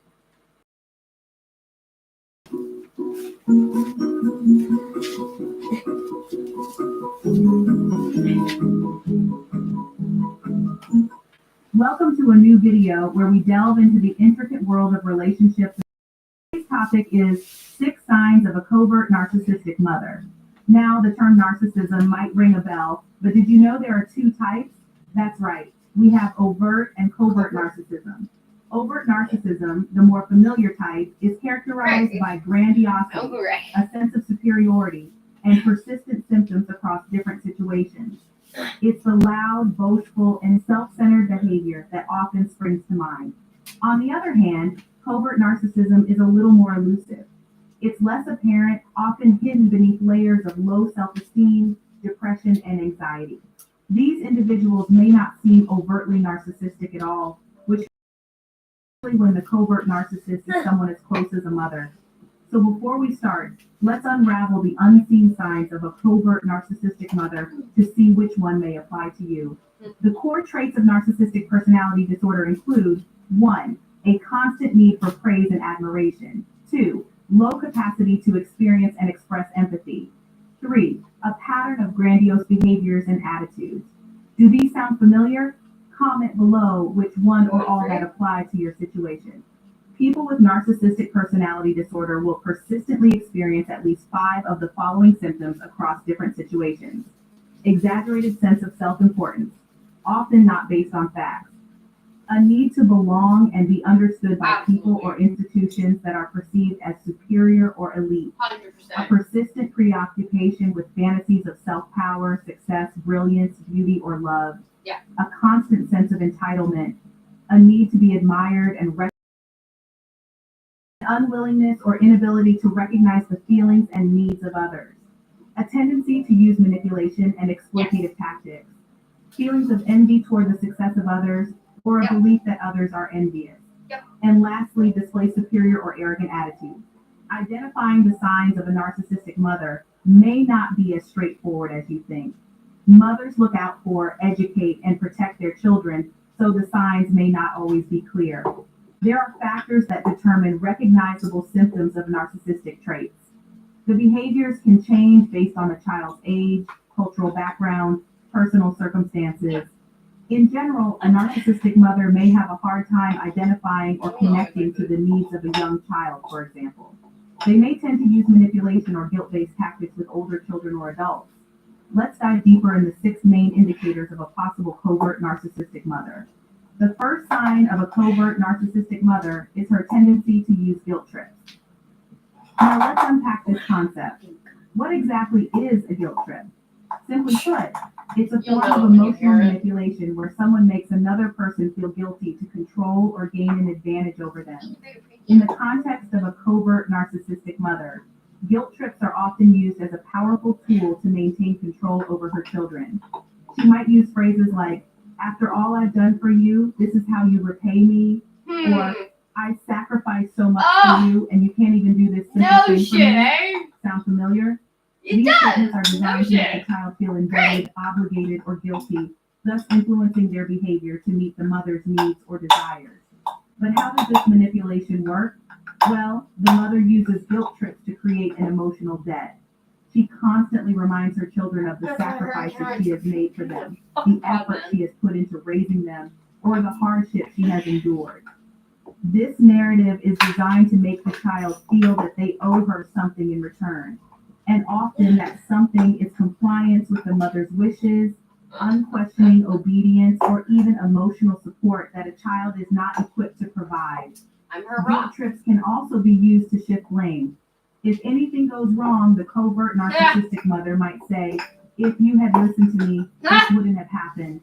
Or, I'm upset because you always disregard my advice. This way, she absolves herself of any responsibility and places the burden of blame on her children. The focus is not on protection, it is about winning obedience. Another example is when the mother's first answer is always no, even for the smallest request, like, can I have a drink of water? And the mother replies, no, you can wait for supper. Recognizing this form of manipulation is the first step towards understanding the complexity of a relationship with a covert narcissistic mother. It's important to remember that guilt is a normal feeling and it's okay to feel guilty when we've done something wrong. But when guilt is used as a weapon to control and manipulate, it becomes a harmful tool of emotional abuse. This manipulation is a powerful tool in the covert narcissist's arsenal, and it's important to recognize it. So the next time you find yourself on a guilt trip, take a moment to reflect. Are you being manipulated? Understanding this first sign is a crucial step in navigating and healing from the effects of a relationship with a covert narcissistic mother. The second sign to watch out for is blame shifting. Now, what do we mean by blame shifting? Well, it's essentially a defense mechanism, a way of avoiding responsibility for one's actions, mistakes, or shortcomings by attributing them to someone else. It's like a game of hot potato with accountability. In the context of a covert narcissistic mother, blame shifting becomes a rather insidious tool. Journey to the East in Final Fantasy XIV Stormblood, now included in the free trial. Embark upon a new adventure to realms near and far. The rekindle of Rise of Hope. Play now at ff14-freetrial.com. Picture this. You've just had a disagreement with your mother. Instead of addressing the issue at hand, she quickly diverts the focus, pointing the finger back at you. She may say things like, you're too sensitive, or you're misunderstanding me. Before you know it, you're the one apologizing, even though you're not the one who initiated the conflict. Blame shifting can also be subtler. A covert narcissistic mother may not outright blame you, but instead, she might insinuate that the fault lies with you. She may use phrases like, if only you had done this differently, or this wouldn't have happened if you hadn't. These remarks might seem innocuous, but they're actually her way of absolving herself of any wrongdoing. Why does a covert narcissistic mother employ this tactic? Well, it's all about maintaining a certain image. By shifting the blame onto you, she can preserve her self-perception of being flawless. It's a way for her to protect her ego and maintain her sense of superiority. But here's what you need to remember. You're not responsible for your mother's actions or her feelings. If she's unable or unwilling to take responsibility for her mistakes, that's on her, not you. It's important to recognize this pattern of behavior for what it is, a sign of covert narcissism. Remember, consistent blame shifting can be a sign of covert narcissism. The third sign is when a mother consistently prioritizes her needs over her child. Ambitions, and even her mundane whims consistently supersede the needs and well-being of her child. It's not about the occasional self-care or taking time to cater to personal interests. We all need that. It's about a continuous pattern where the mother's needs are always at the forefront, often at the cost of the child's emotional, psychological, and sometimes physical well-being. The child eagerly waiting to share an exciting school experience with their mother, but the mother dismisses it, absorbed in her own interests or concerns. Or a situation where a child's activities are constantly adjusted or even canceled to accommodate the mother's plans. These aren't just one-off instances, they become a recurrent pattern, a norm that the child learns to accept. This behavior is not just about neglect. It's about a mother using her position to meet her own needs first, without considering the potential harm or discomfort to her child. The child's needs, feelings, and experiences are overlooked or minimized. Oh yeah, no, I was not aware that you could actually request a comfort level from people. Like if you're relationship Just to maintain control, to ensure her to needs your are comfort met, level. to be the I was like, center of attention. I did not know that was It can an be subtle and hard to identify, which makes it all Now the I more know. damaging, as the child may grow up thinking this is normal. No, This I is thought how life is I supposed to be. literally have only This ever lived in self-centeredness, discomfort. this perpetual prioritizing of self over child, is a classic sign of covert narcissism. It's not about being a perfect parent, nobody is, but it's about recognizing that in a healthy parent-child relationship, the child's needs are paramount, not secondary.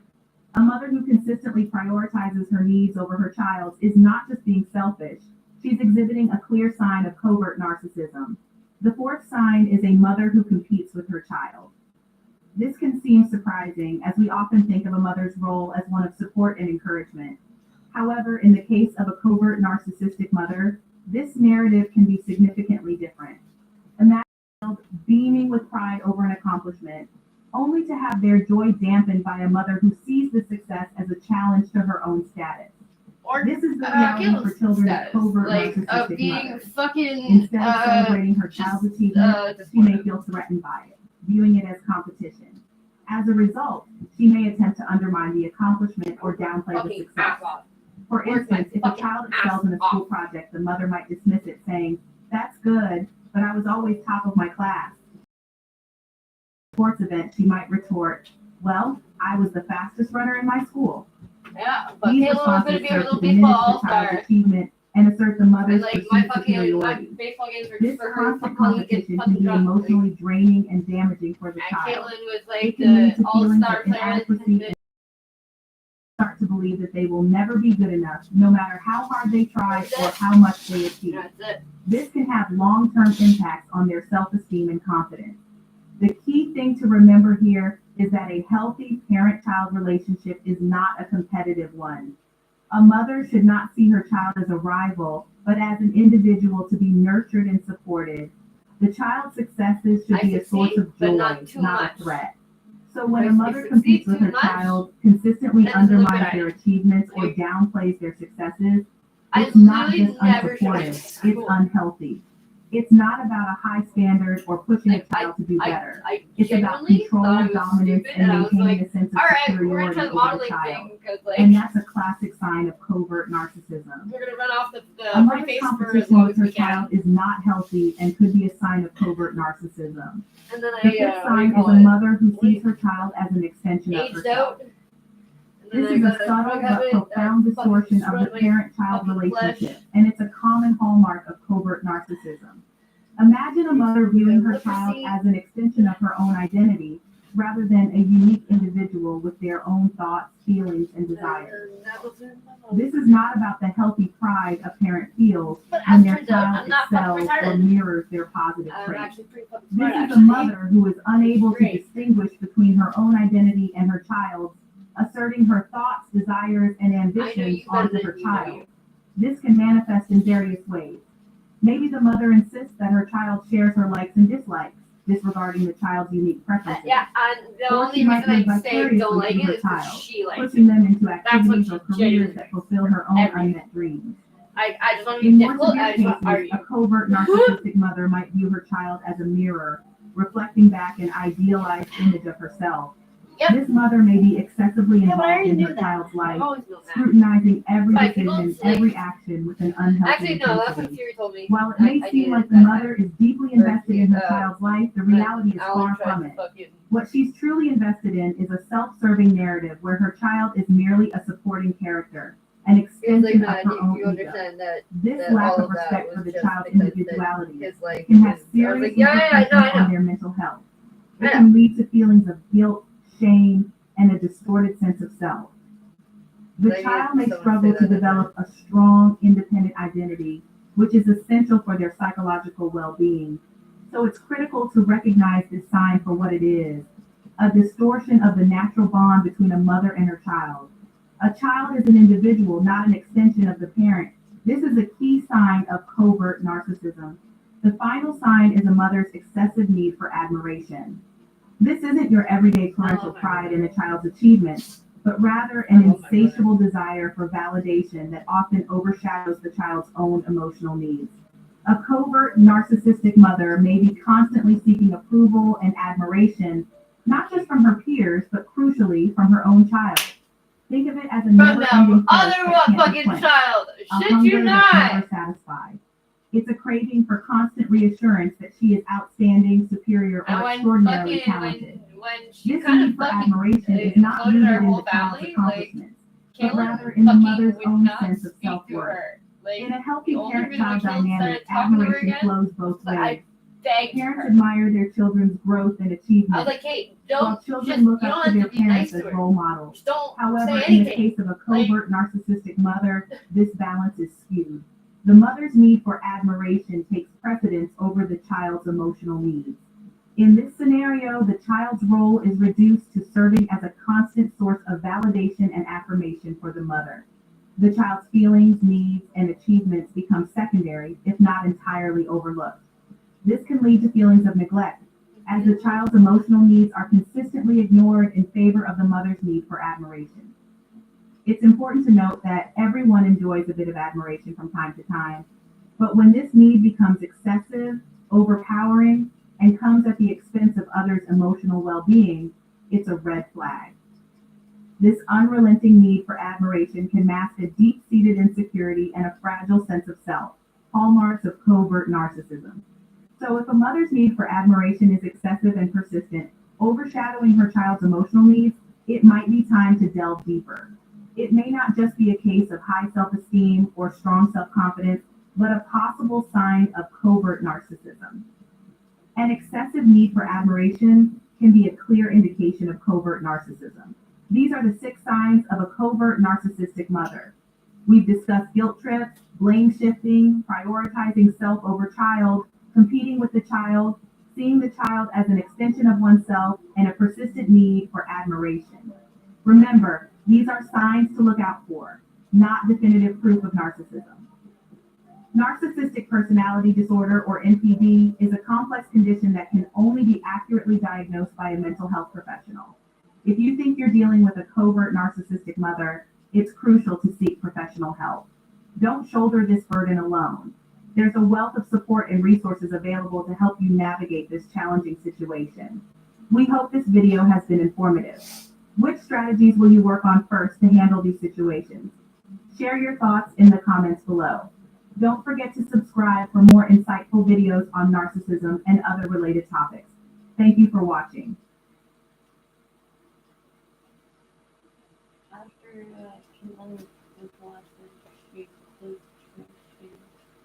Okay, I just have to, I can push that, and so the bed's like, Yep, exactly. And so, but they'll keep using newer and newer tactics. Well, I guess, I guess maybe you're not really looking for a relationship now since you don't want to be open.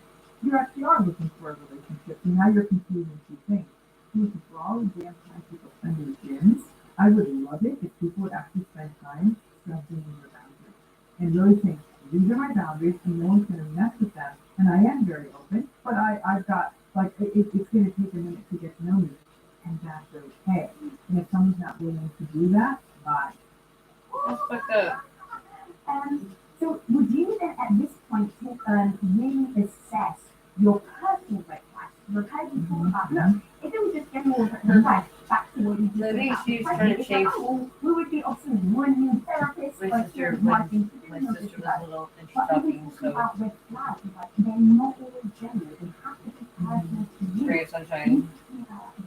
So especially when Trying you're to chase her just from meeting someone, you're I've never trying done to anything. like assessing what your personal red flags What is are. that? What have you done on that day? Yeah, absolutely. So the personal red flag, we often think of red flags so much. as Fucked up if I didn't. works with, That is called with being the fucking who stuffing your own people shit. in the restaurant, who shouts at the deli worker, who demands the table right away, like entitled, rude, village, inappropriate stuff. Those red flags they're beyond red flags. They're just red alarm. But the some red flags might affect you and not me, and vice versa. Those are based on our history. It could be our own histories, or, for example, somebody who's In my life, right? my life right now. Very weary. I know who I am. I know that. Daily sensitive behavior.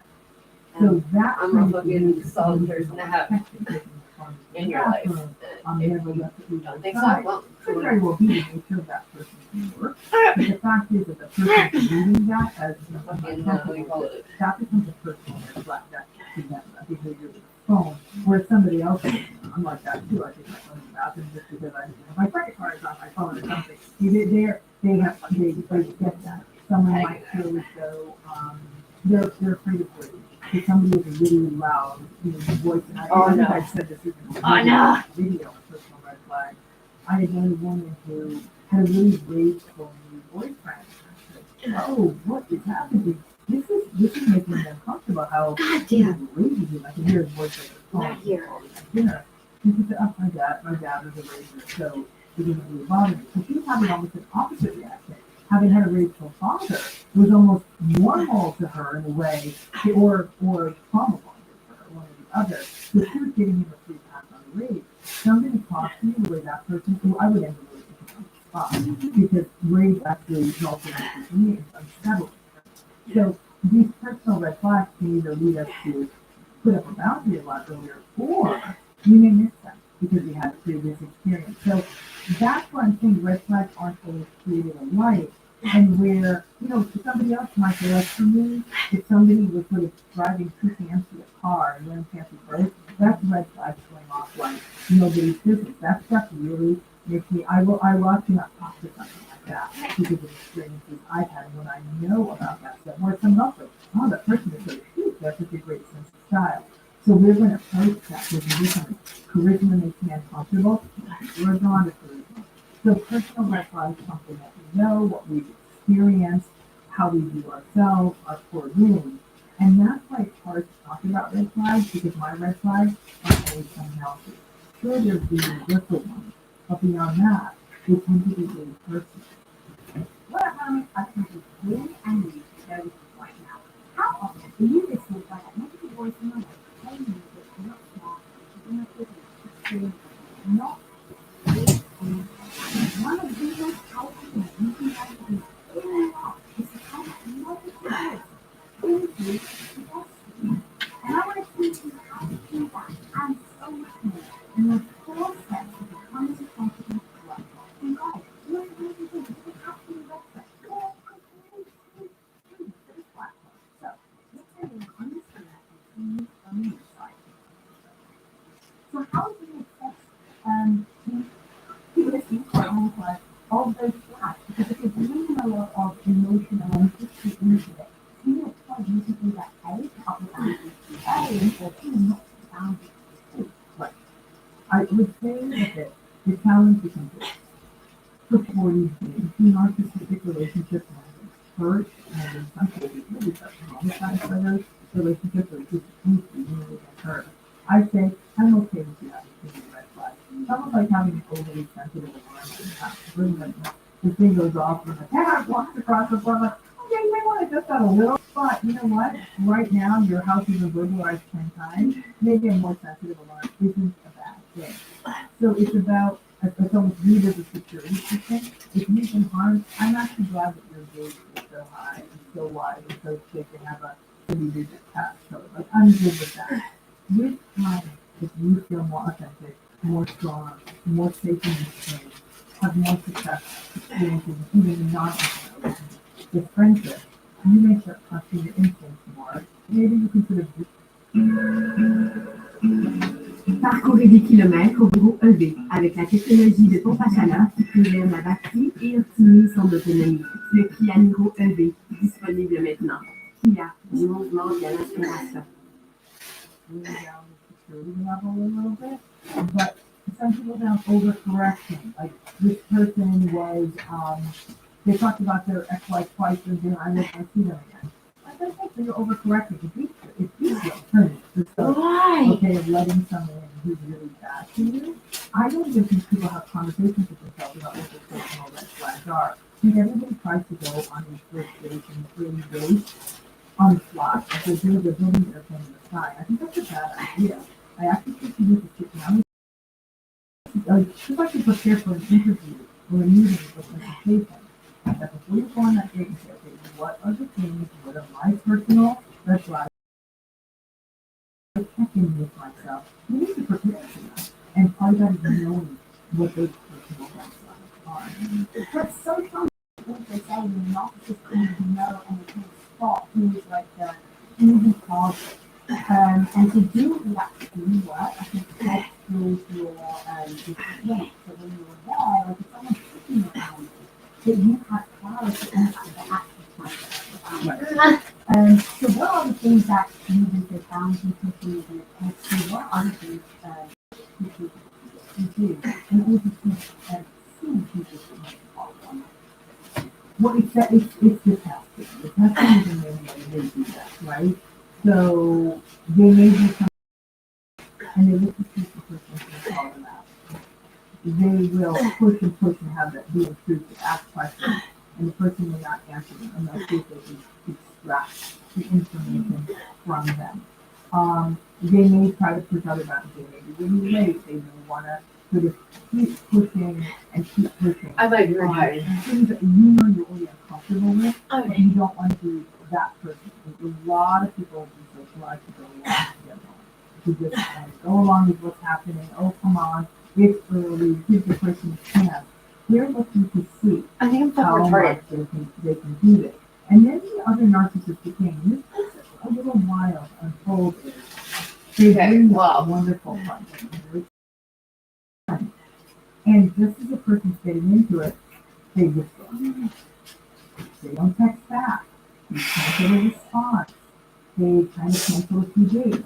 Now the person's on the hook. They're taking a few hits off that fight. And they're saying, what? Wait, we're not such a good time. What's going on? They ruminate. They stare. Should I text it back? Should I do this? Should I call her back? What do I do? What I do? Ruminate.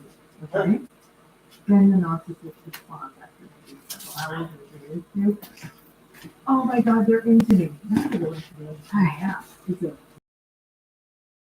It's a sort of a hard to get kind of a thing because it's idealized, suggestive presentation. They get the person in.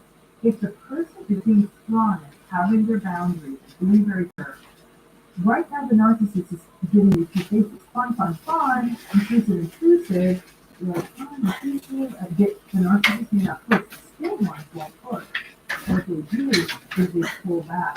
Just as they pull.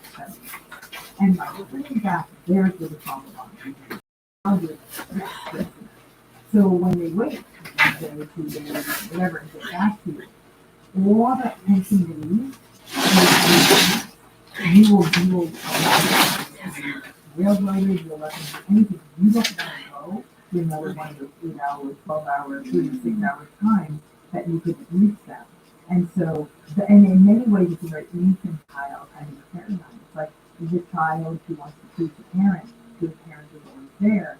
But it's also, it almost feels a little ridiculous, right? That I'm gonna keep all this, I'm gonna do whatever I need to do, so they never go quiet on me again. Which often means letting go of all their boundaries and letting go of the dominant. Now you're all in, and you're not in.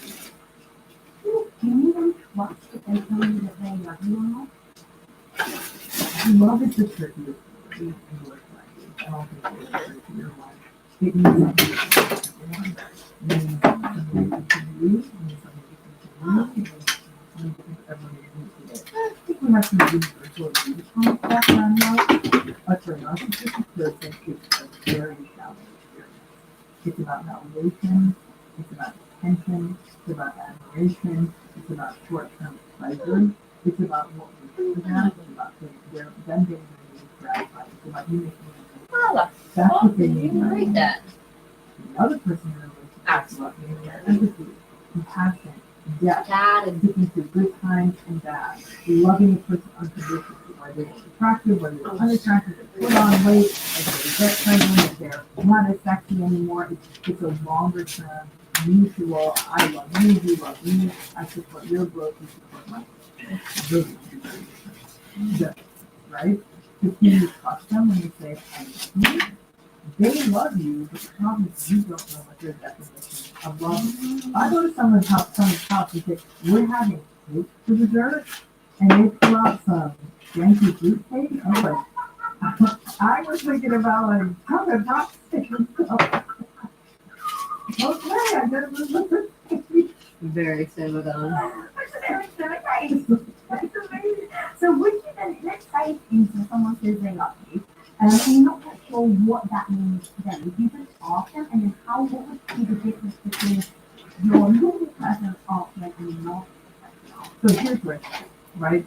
I think that what happens is that it's not as simple as we pull out contracts and say, so you know that here's my contract and these are the terms of love for me. And you can see item 2, clause C, it's spelling out this way. If you agree, please initial. That's not, I kind of wish you did that, right? Because then, like, I know what my love contract would look like, and so someone else might be like, I'm sort of not feeling the unconditional love fee, so can we just sort of take that clause out kind of thing? But if you were to go to a narcissist and say, what does love mean to you?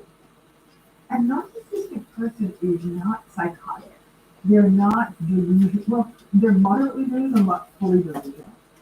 They know what the right answer to the test is.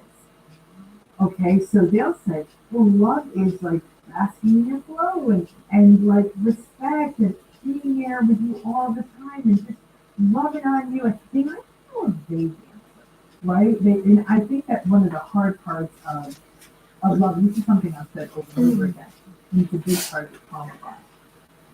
If you ask people in a trauma bonded relationship, so not the narcissist, but the other person, okay? And you say to them, why do you love this narcissist? Can you tell me? How does it make myself happy? And the answer invariably is, I didn't really like something. It's like magical. It's like we're just connected, like this deep connection, and like I just feel it, and they feel me, and I'm like, the second you can't articulate, you can't articulate. When you ask the person to help you, I was just like hysterically laughing. So I was like, this is actually comical as to how perfect every single part is the whole time. So good. I feel safe. Feels bad about it. And I was like, you're still sabotaging. Right, so I'm thinking, oh, we laugh Why are together, you just whatever fucking it may be, you're not doing something that's good for yourself and to make you have blah blah blah. I was like, whatever the mistake. okay, but it's still something feels. Well, when someone's like magical, can't Usually that's what happens. And lo and behold, that's what happens. Fucked up. And even now I laugh. So it's like, what the fuck happened there? And that's Fuck not that. love. Love to that. You never have. God, that's so good. You think about how confusing so, because you're with someone and they tell you they love you and they do the same in the way that they do in the face, like okay, you know what? It's not everything that I've learned about love. And then before you know it, you're going to you value the best liking, and then it's just together, and then it's really the love. And it's just so confusing though, that you feel different aspects, how they feel about themselves or how they can't feel about them.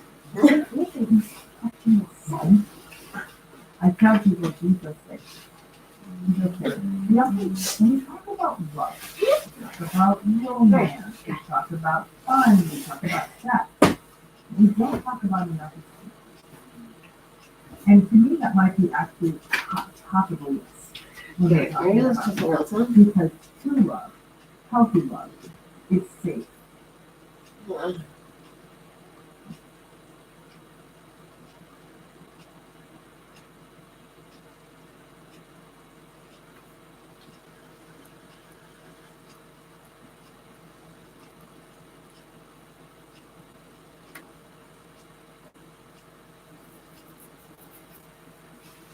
Every planet except one, which is the pyramid planet.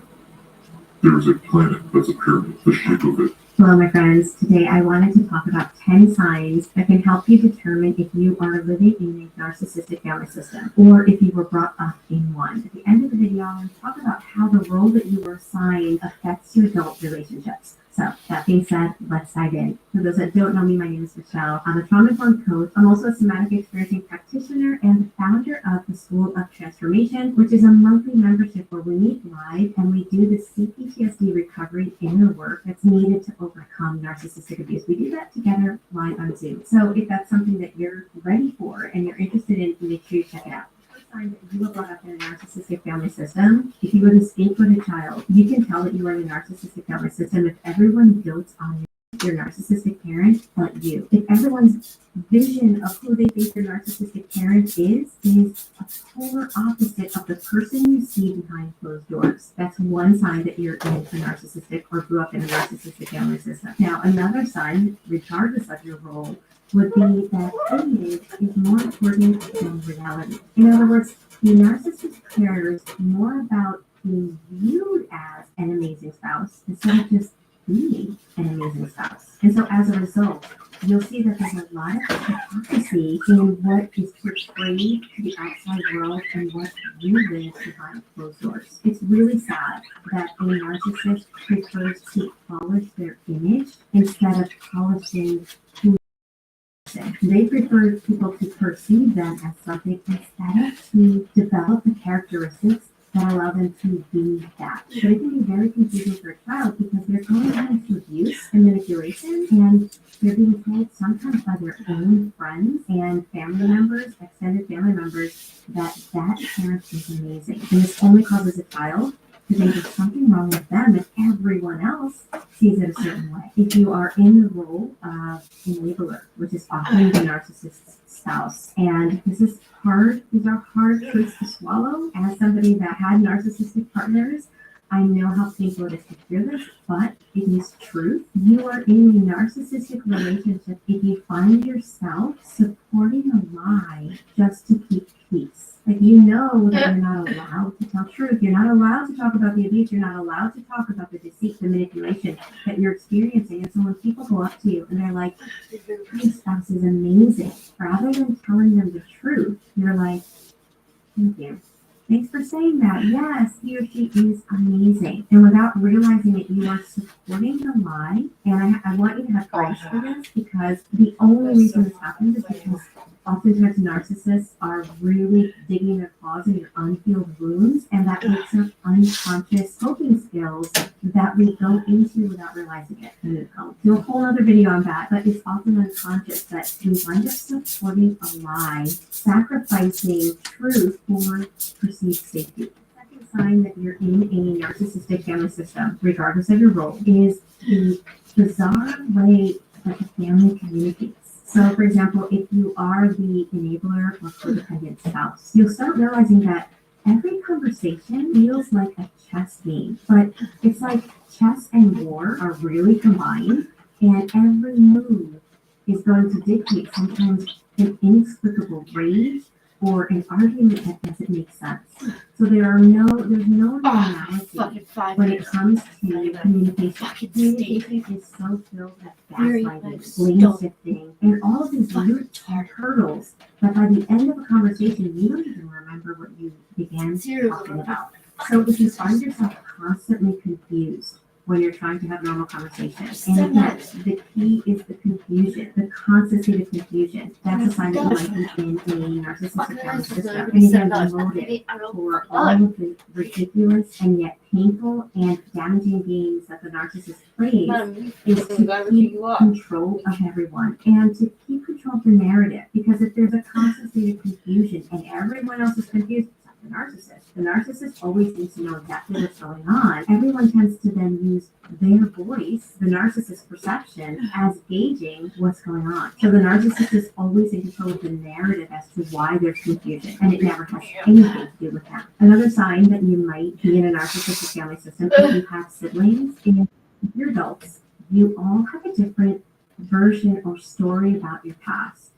So as siblings, it's obviously common that some siblings are going to remember certain events more than others. That's completely normal. And I'm not talking about that. I'm talking about the fact that the version of your parent that your sibling might describe as, oh, this is how mom was, this is how dad was. You're going to question, like, did we really live under the same roof? Because that is completely not my experience. once everything's perfectly organized, I'll start working on my thesis. Grammarly will ensure you feel confident nailing your final thesis by supporting your writing journey from start to finish. Welcome to Ideation Station. How do I write the perfect intro paragraph? You start with Using your fucking brain. So, as siblings, you have different realities because that's the way narcissists operate. Something that we tend to forget, especially for the scapegoat, we tend to think that the narcissist is treating everyone else the way they treat us. And I say us because I'm including myself in that role, but that's not the case. The narcissist doesn't need to treat everyone as obviously abusive in the same way. Doesn't mean they're not abusing the others, but it is different. As long as they have one person that they can blame everything on, as long as they have one person that's carrying their pathology, right, and getting sick doing so, because that's what happens, they function a little bit better and are a little bit better with other members of the family. And so those members don't see the degree of sickness that you do because there is no holding back with the scapegoat. The scapegoat sees the worst of the narcissist.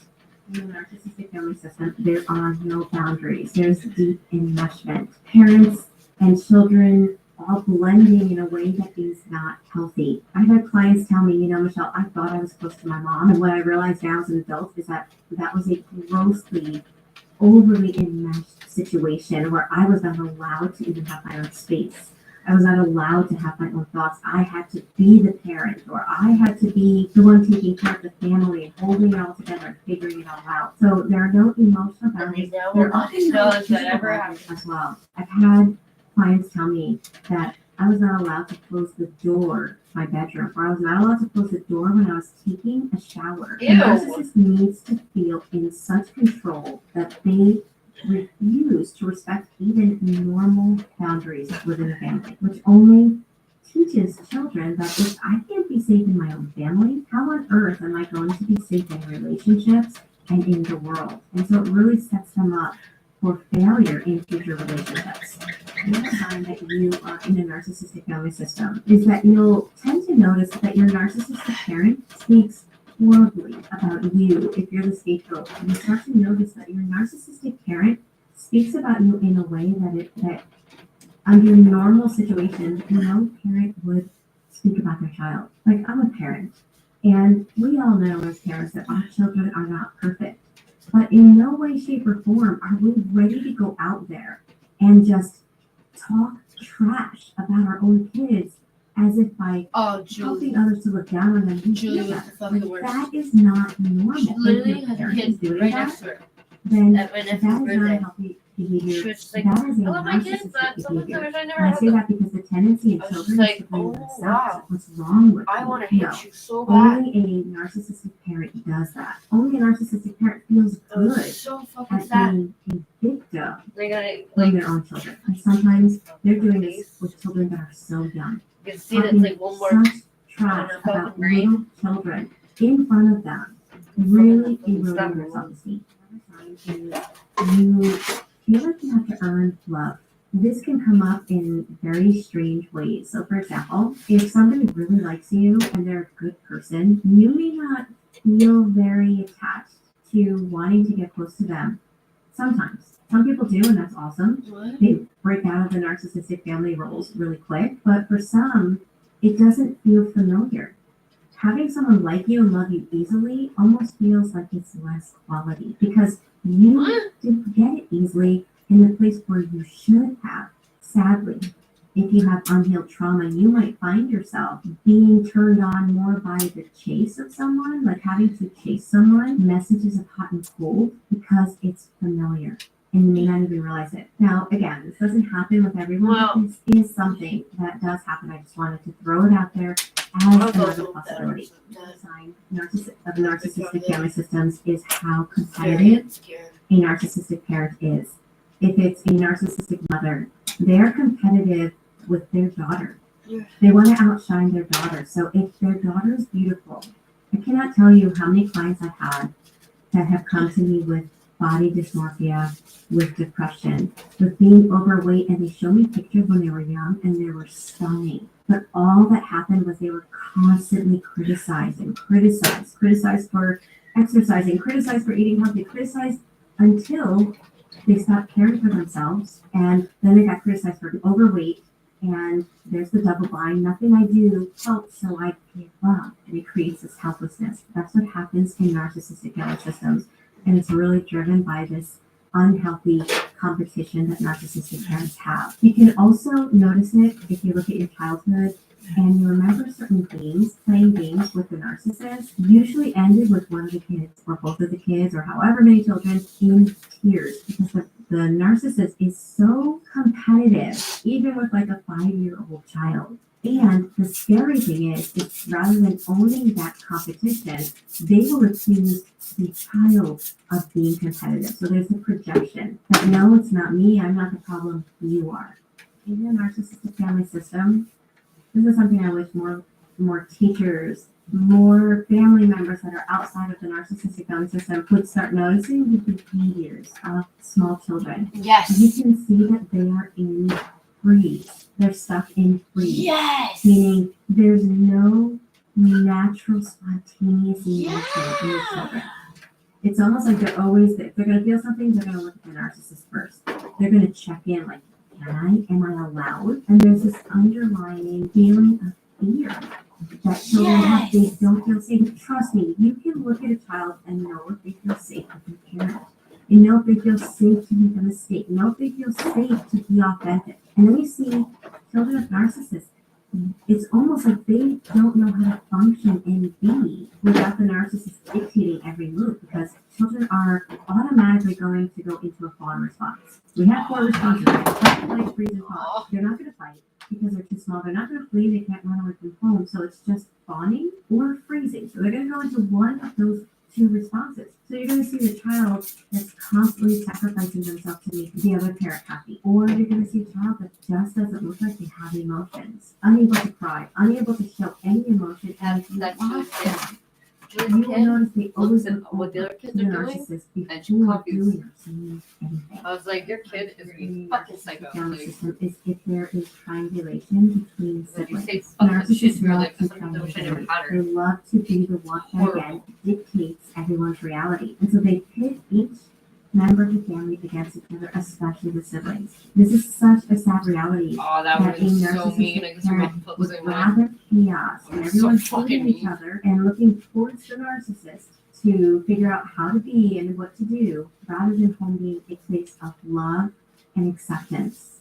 It becomes a place of abuse, manipulation. It feels like you're walking through a minefield. Again, this meets the narcissist's need to control the narrative, control the perception, and control the members of the family. Which leads me to the last thing that I'm going to mention. You'll notice in a narcissistic family system, the narcissist has total control. I cannot tell you how many clients I've had and how many times I've seen in relationships that the non-narcissistic parent was the breadwinner, was the one that was exploited to have to do everything. And yet it was like they only had like an allowance and everything was controlled financially. And so it just keeps members of the family feeling helpless and hopeless to change anything and dependent on the very one causing all of the problems. I think I've talked enough about those characteristics. It's awful to live in a narcissistic family system. To be a child in that family system is such an injustice to an innocent child. And so let's shift a little bit and notice what happens to children that grow up in these family systems. They can take one of 2 roads. They have parents that are on 2 opposite ends of the spectrum. So they have a narcissistic parent that's controlling, entitled, manipulative, abusive, and that person is usually married to an enabler or codependent. So then they have somebody that's all the way on the other extreme of, I don't matter, everyone else matters but me. So they have one parent, the narcissistic parent, that's stuck in a chronic fight response, constantly lashing out, angry, explosive, controlling, bullying, and one that's stuck in a fawn response, which is, I'm going to stifle me to try to appease this angry person so that we can have a measure of safety. So growing up in that environment creates so many challenges for adult children of narcissists. One of them is having healthy relationships. If you don't do the inner work to heal from that, and the template that you grew up with, we often tend to recreate. So if our template is one parent way on this extreme and one on the other, guess what? As a child, we're going to go to one extreme or the other. Oftentimes, we wind up being the codependent enabler to a narcissistic adult relationship, and the cycle goes on. That's one of the sad realities of growing up in a narcissistic family system. The other is, let's say you realize that. Let's say you did that and now you're out of that relationship and you don't want to be in a narcissistic relationship. Well, it's not just about avoiding narcissists. It's not just about learning about them. Even if we have all the head knowledge about narcissists, we still have that fertile soil that allows toxic relationships to grow. And so the recovery about narcissistic abuse, it's not about just learning about the narcissist. Yes, that's the beginning. Because what that does is it helps us to understand what happened to us. It helps us to understand the abuse. Our inner template, our subconscious programs, whatever you want to call them, needs to be tended to. Because they don't uproot and upgrade with time alone. And so that's the CPTSD recovery part of working through narcissistic abuse. If we don't do this as adult children of narcissists, we are susceptible to repeating toxic relationship after toxic relationship. And the last thing that I want to mention that can happen as an adult child of a narcissist, even if you leave all narcissistic relationships, is if you don't heal. If you don't do the CPTSD work that is involved with overcoming this type of manipulation and abuse, then you can recreate it with a lot more than things that I can fucking lie about. You're not with a narcissistic spouse. The template of an adult child of a narcissist is often, I am less than, I am unworthy, I don't matter, everyone matters but me. Yeah, and if we have right. that relationship with our children, we're going to have a hard time setting boundaries. We're going to have a hard time implementing healthy discipline. We're going to have a hard time teaching our children to be authentic if we can't be authentic. And then what gets recreated is that same opposing dynamic. I got to a point They're where I was going like, to either go I guess, like, of the narcissist, I guess this or is what I discipline deserve. of the Like, codependent. I heard that's a what I term thought, recently. genuinely. I heard a term recently that was really, it really impacted me. It hit home.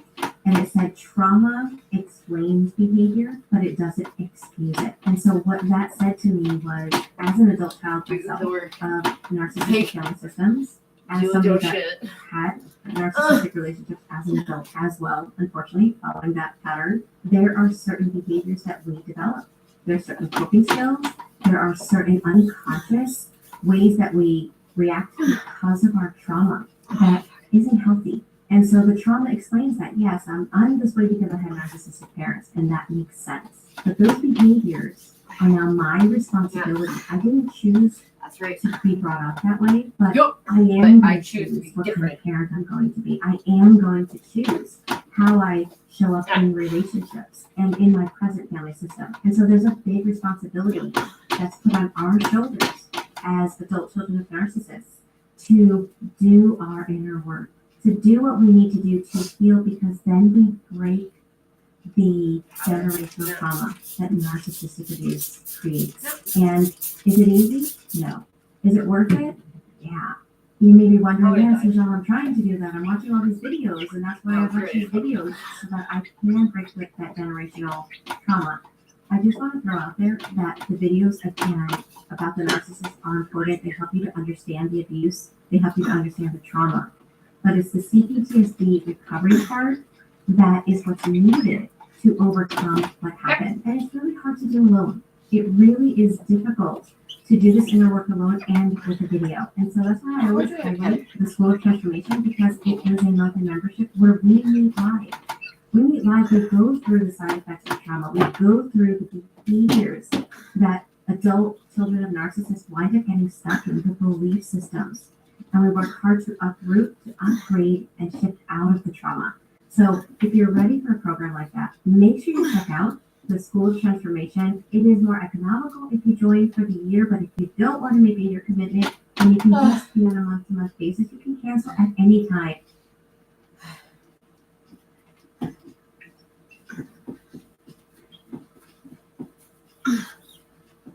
Most people want to find love, but the truth is you think you know what you want, but you're wrong. But there's a lot of great relationship science out there, and this might be the number one thing that I want people to take away. So if you're Logan Rose. He's a dating scientist from Harvard. She's renowned for her data-driven approach to help millions of people find love. big things in my work are the spark, the post-date, and the 3 dating tendencies. So let's go through that. The spark is this idea that we go after the initial chemistry, the fireworks, but the spark often leads to relationships that burn out. The spark, the post-date 8, or 8 questions to ask yourself after a date, training your brain to a new way of dating. And finally, most people suffer in one of these 3 dating tendencies, and that's what's holding them back from finding love. And can you change it? Yeah. So the first type is people in great relationships have made a bunch of good choices. And the truth is, the person that ends up making them happy in the long term is very rarely who they thought they should be with. If you are single and you don't want to be, at some point you have to realize you are choosing a set of problems. Why do I keep calling it? Oh, she said I couldn't take this anymore. Confuse pet peeves, the ick, or deal breakers. I couldn't take this anymore. I can buy you a She always wanted to be very Bradley. I was like, I don't think Bradley's that recently liked me, to be honest. Like, thank you, because okay with being friends, but I don't think they're ever like into These are it the top afterwards. tricks for a great Hinge profile. First of all, your pet. I think this is fascinating. I think it probably only picked Cam because I was just like, wow, I know this will put me down for this. Haven't yet hit the subscribe button. So, I have a favor to ask you. If you've ever watched this channel and enjoyed the content, if you're enjoying this, Hey, Brian, just shocking off actually. That's backfired. Helps us to more to explain. And I promise, if you do that, to return the favor, we will make the show better and better and better and better and better. That's the promise I'm willing to make. You hit the subscribe button. Do we have it?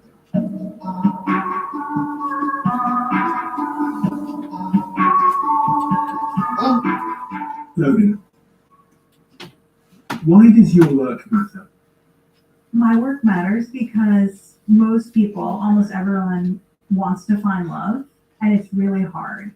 And I meet people and I see how badly they want it. I see how long they've been trying to get it, and they're getting in their own way. And so I do the work that I do because I want to help people understand the blind spots that are holding them back from finding love. And I want to help them get out of their own way, develop new patterns, new habits, and find love. Where are we in terms of love as a society? Love, dating, sex, all these kinds of things. Where are we? What's our direction of travel? Are we getting better, worse? People are really struggling. If you think about the history of dating, it's actually pretty new, right? So for most of human history, you had an arranged marriage from, let's say, your piece of land was next to somebody else's piece of land, so your dads wanted to combine the land, so you were married to the person next door. Or there was a matchmaker who made the arrangement. So modern dating as we know it only started around 1890. This is very new in the span of human history. And then you have dating apps, which only started in earnest around 10 years ago. And so the way that we're dating now is actually really new. And so when people are struggling with it, I understand. We were not designed to date this way, or we don't have tons of experience. And so we were born knowing how to love, but we're not born knowing how to date. And so I'm out there trying to teach people how to date. Mothers. And who are you? Mothers have close relationships. I am a with their behavioral sons. scientist turned dating coach. Fucking weird. I work with people one-on-one to When help them you're find jealous love. of your I son's also work girlfriend, as Hinge's that's director not of relationship science. That's not So I conduct You're talking research and really try to understand what's happening with dating, Okay. people who are finding success on Hinge, what are they doing differently. Stop crying. Maybe he'll run up and then, well, first thing he told me, he was like, I'm gonna make you fall in love with me. Just you watch. I was like, excuse me? Like, don't you have a girlfriend? He was like, I'm gonna go fix that right now. Back. And he just ran off. I was like, what? And what? What? Okay, anyway. What? No way. No way. Celeste and Maxwell's lawyer had to comply. We don't yet know why, and we don't yet know what the results were. But the rich and famous, are all running for cover. Those that were peripatetics around news studios on just about anything else that didn't concern them. Yes, you, Lord Mandelson, Keir Starmer's prime consultant and leading advisor. That's Peter Mandelson, for the uninitiated. Now he's a lord, but once upon a time, he was a bosom buddy and shopper with Jeffrey Epstein. Peter Mandelson has not said a single word. Leonardo da Vinci seems to have encrypted the Great Pyramid of Giza into the Vitruvian Man, along with an exact geometrical match of the Earth-Moon pyramid relationship. Da Vinci has identified the presently known subterranean queens and king's chambers, which begs the question, do his upper known chambers? The Japanese delegation had located a void space above the Grand Gallery that appears to lead exactly to the throat chakra line on the Vitruvian Man, indicating that where Da Vinci has left us another horizontal line might be leading us exactly to the precise location of another chamber undiscovered.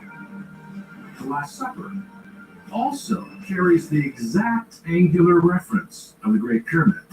In the King's Chamber, I noticed an alpha and the omega. On the right wall, we can see the faint letters alpha, Q, W. W is a lowercase omega. Join me in this journey as we crack this mystery, left to us not only by Leonardo, but other Renaissance and ancient polymaths and philosophers who have been endlessly pointing us to the same conclusions. Everything is connected.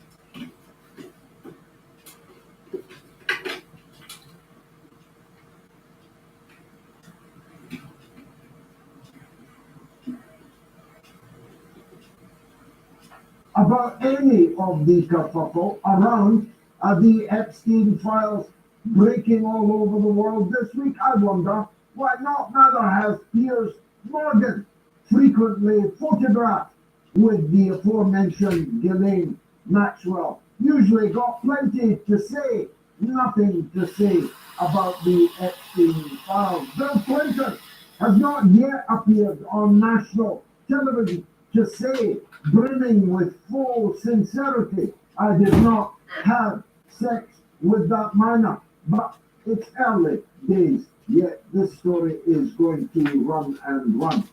I'm not actually all that interested, you'll have to forgive me, in the sex lives of other people, but I'm deeply interested in what the Prime Minister of Israel found to talk about on his 36th visit to Jeffrey Epstein, and why the former Prime Minister of Israel, Ehud Barak, established a company with Jeffrey Epstein years after the Epstein child molesting, trafficking pedophile had been convicted in court of committing offences against minors. That would normally put most prime ministers, former prime ministers of American allies, of Western countries, that would normally put them off the close company of Jeffrey Epstein. On the contrary, it seems to have attracted the attention of Ehud Barak, and I'm wondering why. Aren't you interested in where the tapes are that were collected and deposited in the multiple homes of Jeffrey Epstein, where there were secret cameras everywhere, particularly in the bathrooms and particularly in the massage parlors, particularly in the bedrooms, where the rich and famous presumably slept, and maybe more than slept. These tapes are presumably in the hands of the FBI. When will the American people get to see them? When will the people of the United States, indeed the people of the world, get to know what's on the tape, who's on the tape, with whom, doing what to with whom? These are legitimate questions to which there are as yet no answers. As I say, they're welcome to blank out as a private part of Ehud Barak, probably an unimpressive sight. But I want to know what Ehud Barak was talking to Epstein about.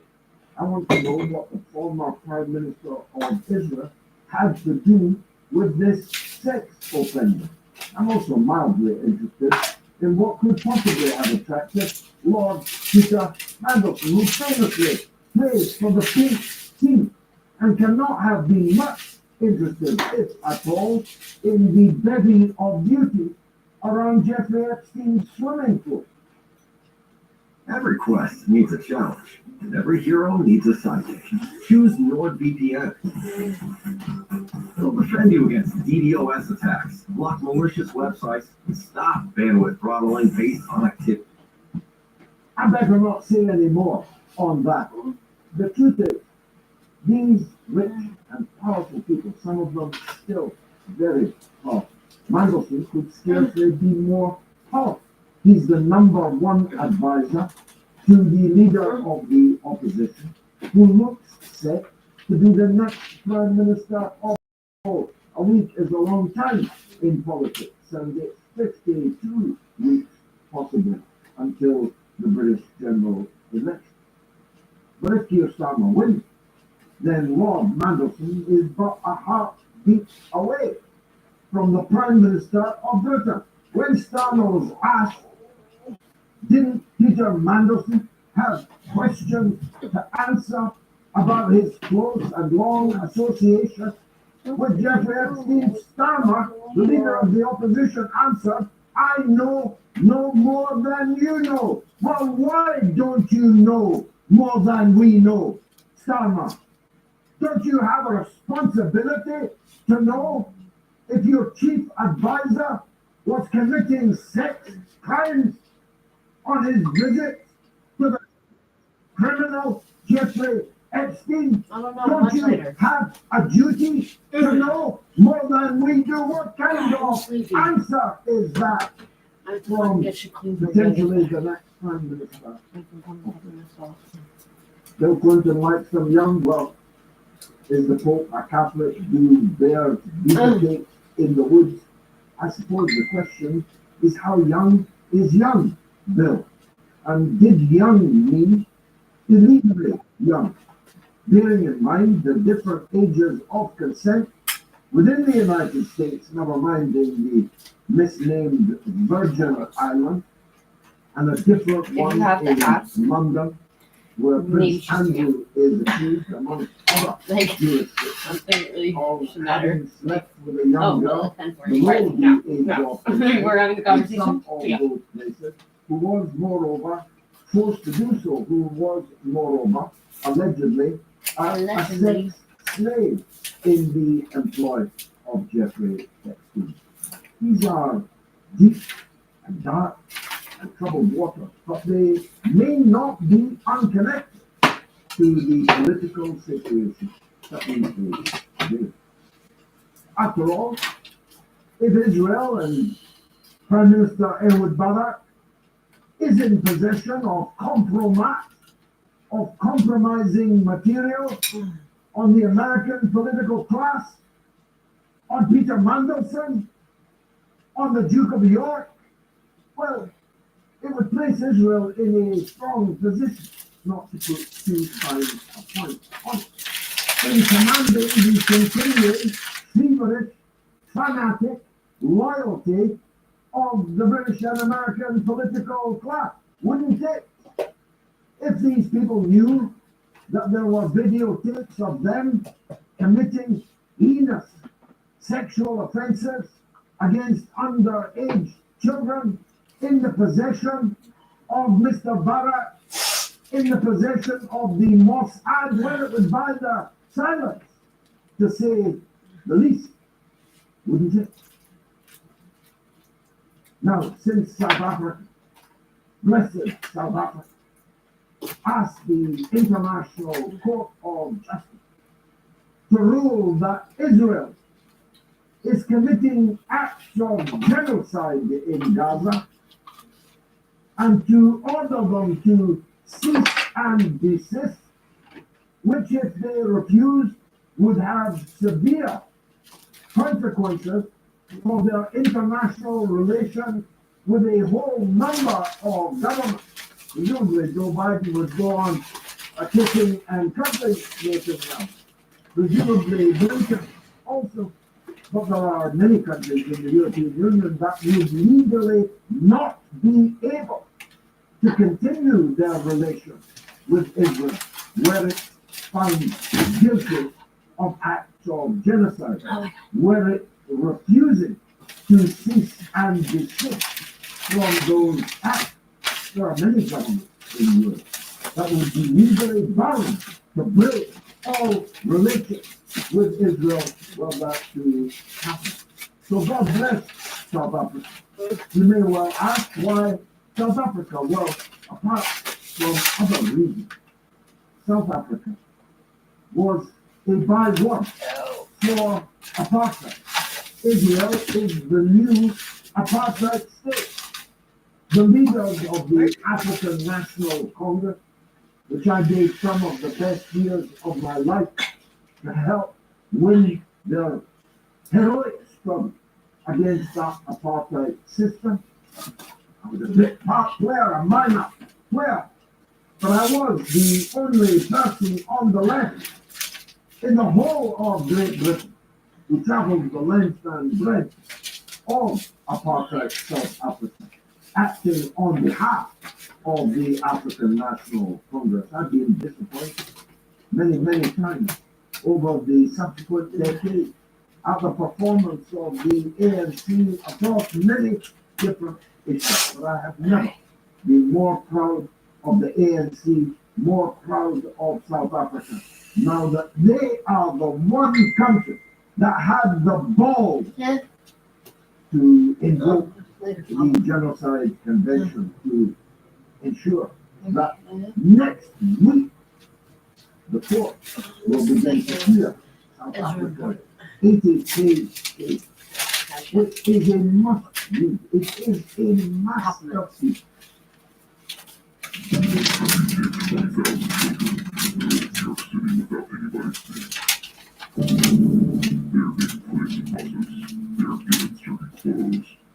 Some of them were taken out in boxes. You can call them crates, you can call them caskets of dead people, although they were white children and men. I mean, we could talk about tunnels all we want, and non-believers will say, where's the proof? When I go into the tunnels, I can't take my phone, and if you're going to do it, the psychopaths will eliminate you. So some pictures I saw that are real, and I was surprised to see them. But there are many children down there. Yes. But they're not in the hang rooms. They're in the hang rooms within the walls of the tunnels. Do you have an idea of the number of children that we're talking about? It's huge. It's numbers you can't comprehend.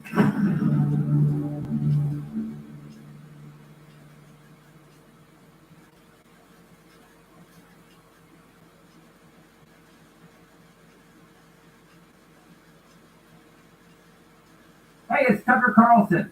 Something big is coming. You can probably feel it. Everybody can feel it. The next 12 months is going to be a wild time, probably like nothing any of us has ever seen. An economic meltdown, an unresolvable presidential race, unprecedented global migration, entire populations moving from continent to continent, metastasizing foreign wars, chaos. Suddenly, everything seems at stake, control of the world and of your soul. How are you going to respond to all of this? The first step is knowing what's actually happening. That's not easy. Who's an ally? Who's an enemy? You can't always tell. What's true and what's a lie? Sometimes it's hard to know. There's so much deception. Big media companies won't help. Their job is to manipulate you. The government? When was the last time you believed a word they said? Probably before COVID. We've been thinking a lot about all of this for the past 8 months. We travel to various countries around the world to see what America looks like from far away. Sometimes distance gives you perspective. We've decided that we need something new, something relentlessly honest that the corporate gatekeepers can't touch. We built a company called Tucker Carlson Network. We're rolling it out starting now. You may have already seen some of our content on X. Expect a lot more of that. Interviews, documentaries, analysis, facts, and honesty every day. We've got a lot of good people working on this, and we think it's going to make a difference. You can head to tuckercarlson.com to learn more. We hope you will.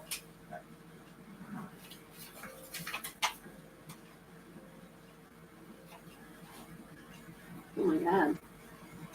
I vaguely remember writing that. That's fucked up. I was counts to fucking Jimmy. Of jurisprudence, a masterpiece of narrative, and it makes a case which is unanswerable in the mouths of the Israeli leaders themselves. You know, Israel's very worried about the case for the reasons that I just mentioned. But how they're going to even muster an answer to the South African charges is simply beyond me, because all South Africa has done is tabulate the genocidal frenzied statement made by Israeli government ministers, made by Israeli army officers, and clip the video of them carrying out the very genocidal act that they were promising, threatening to commit. So for me, this case is game, set, and match. And if the judges of the ICJ are judges at all, rather than political hirelings, if these judges care about the reputation of the court, they can do no other than to punish Israel guilty. What has Israel done since South Africa tabled this case before the ICJ? Well, they've stepped up the genocide. 3 hours ago, this evening, one 2,000-pound bomb murdered 80 people in one house in Gaza. 80 people sheltering there have been wiped out. All of them from the same extended family. Most of them women and children. 40% of all the people killed in the last 93 days were small children. I'm not even talking about the 17-year-old. I'm talking about small children, babies, sucklings, in the words of Benjamin Netanyahu, when he promised to wipe them all out, every man, woman, child, suckling, goat, camel, ass. He said it on television. No getting out of that one. Since Blinken told Netanyahu that the United States wanted to see a reduction in the civilian casualties in the Gaza Strip and in the West Bank, wanna go for a walk? casualties have ballooned upward. Israel is killing anything, everything that moves. The Al Jazeera reporter in Gaza, who'd already lost his wife, his son, his daughter, his grandchildren, who had already been wounded himself, today lost the last of his sons, also a journalist, in a targeted, deliberate attack. The first casualty of war, it said, is the truth, but in truth, the first casualty of this war is the truth teller. They are hunting down those that are taking the pictures, those that are recording the footage, those that are witnessing the carnage, precisely because they know that they are guilty of genocidal act. I want to say something that's very painful to me to say. Of the Second World War, Israel is killing children faster than the Nazis in the death camps at Auschwitz and Treblinka. That is a statistical fact in the time that I have been speaking. Palestinian children have been murdered, maimed. Many will be amputated. Without drugs. 1,000 have already been amputated without any anesthesia. Can you even imagine such a thing? Famine. Most of the people starving in the world today are starving in Gaza, a place just a few hours flying time from here. And just a few minutes from the Elysian field of the Israeli civic scene where fruits and vegetables hang in abundance. Holy shit. Is on the mark and is actually now infecting the Israeli soldiers in the strip, which might be why they have begun to withdraw from the northern part of Gaza in significant numbers. Although that might also be because the Palestinian partisans on the ground, in their own territory, in their own midden heat, in their own rubble, in their own slums, are knocking hell out of the hamper Israeli invasion force. But don't think because they're withdrawing soldiers, that means in any way out of spite. This horrible Christmas day for the poor Palestinians trapped in the cave. Because we will not find them on the ground and feeling that village going to there. Gaza is in death. The gods are murdering the captives. And the world is not just looking away. The world is facilitating at least our part of the world. Which this is another way.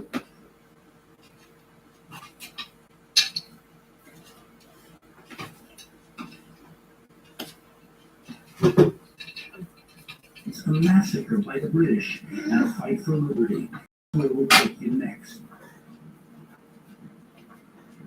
Are you fucking serious?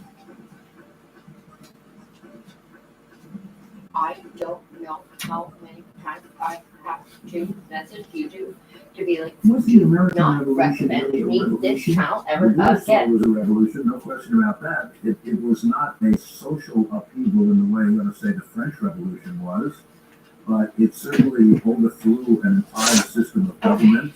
It replaced the ruling class with another one, so that seems to be what a revolution is about.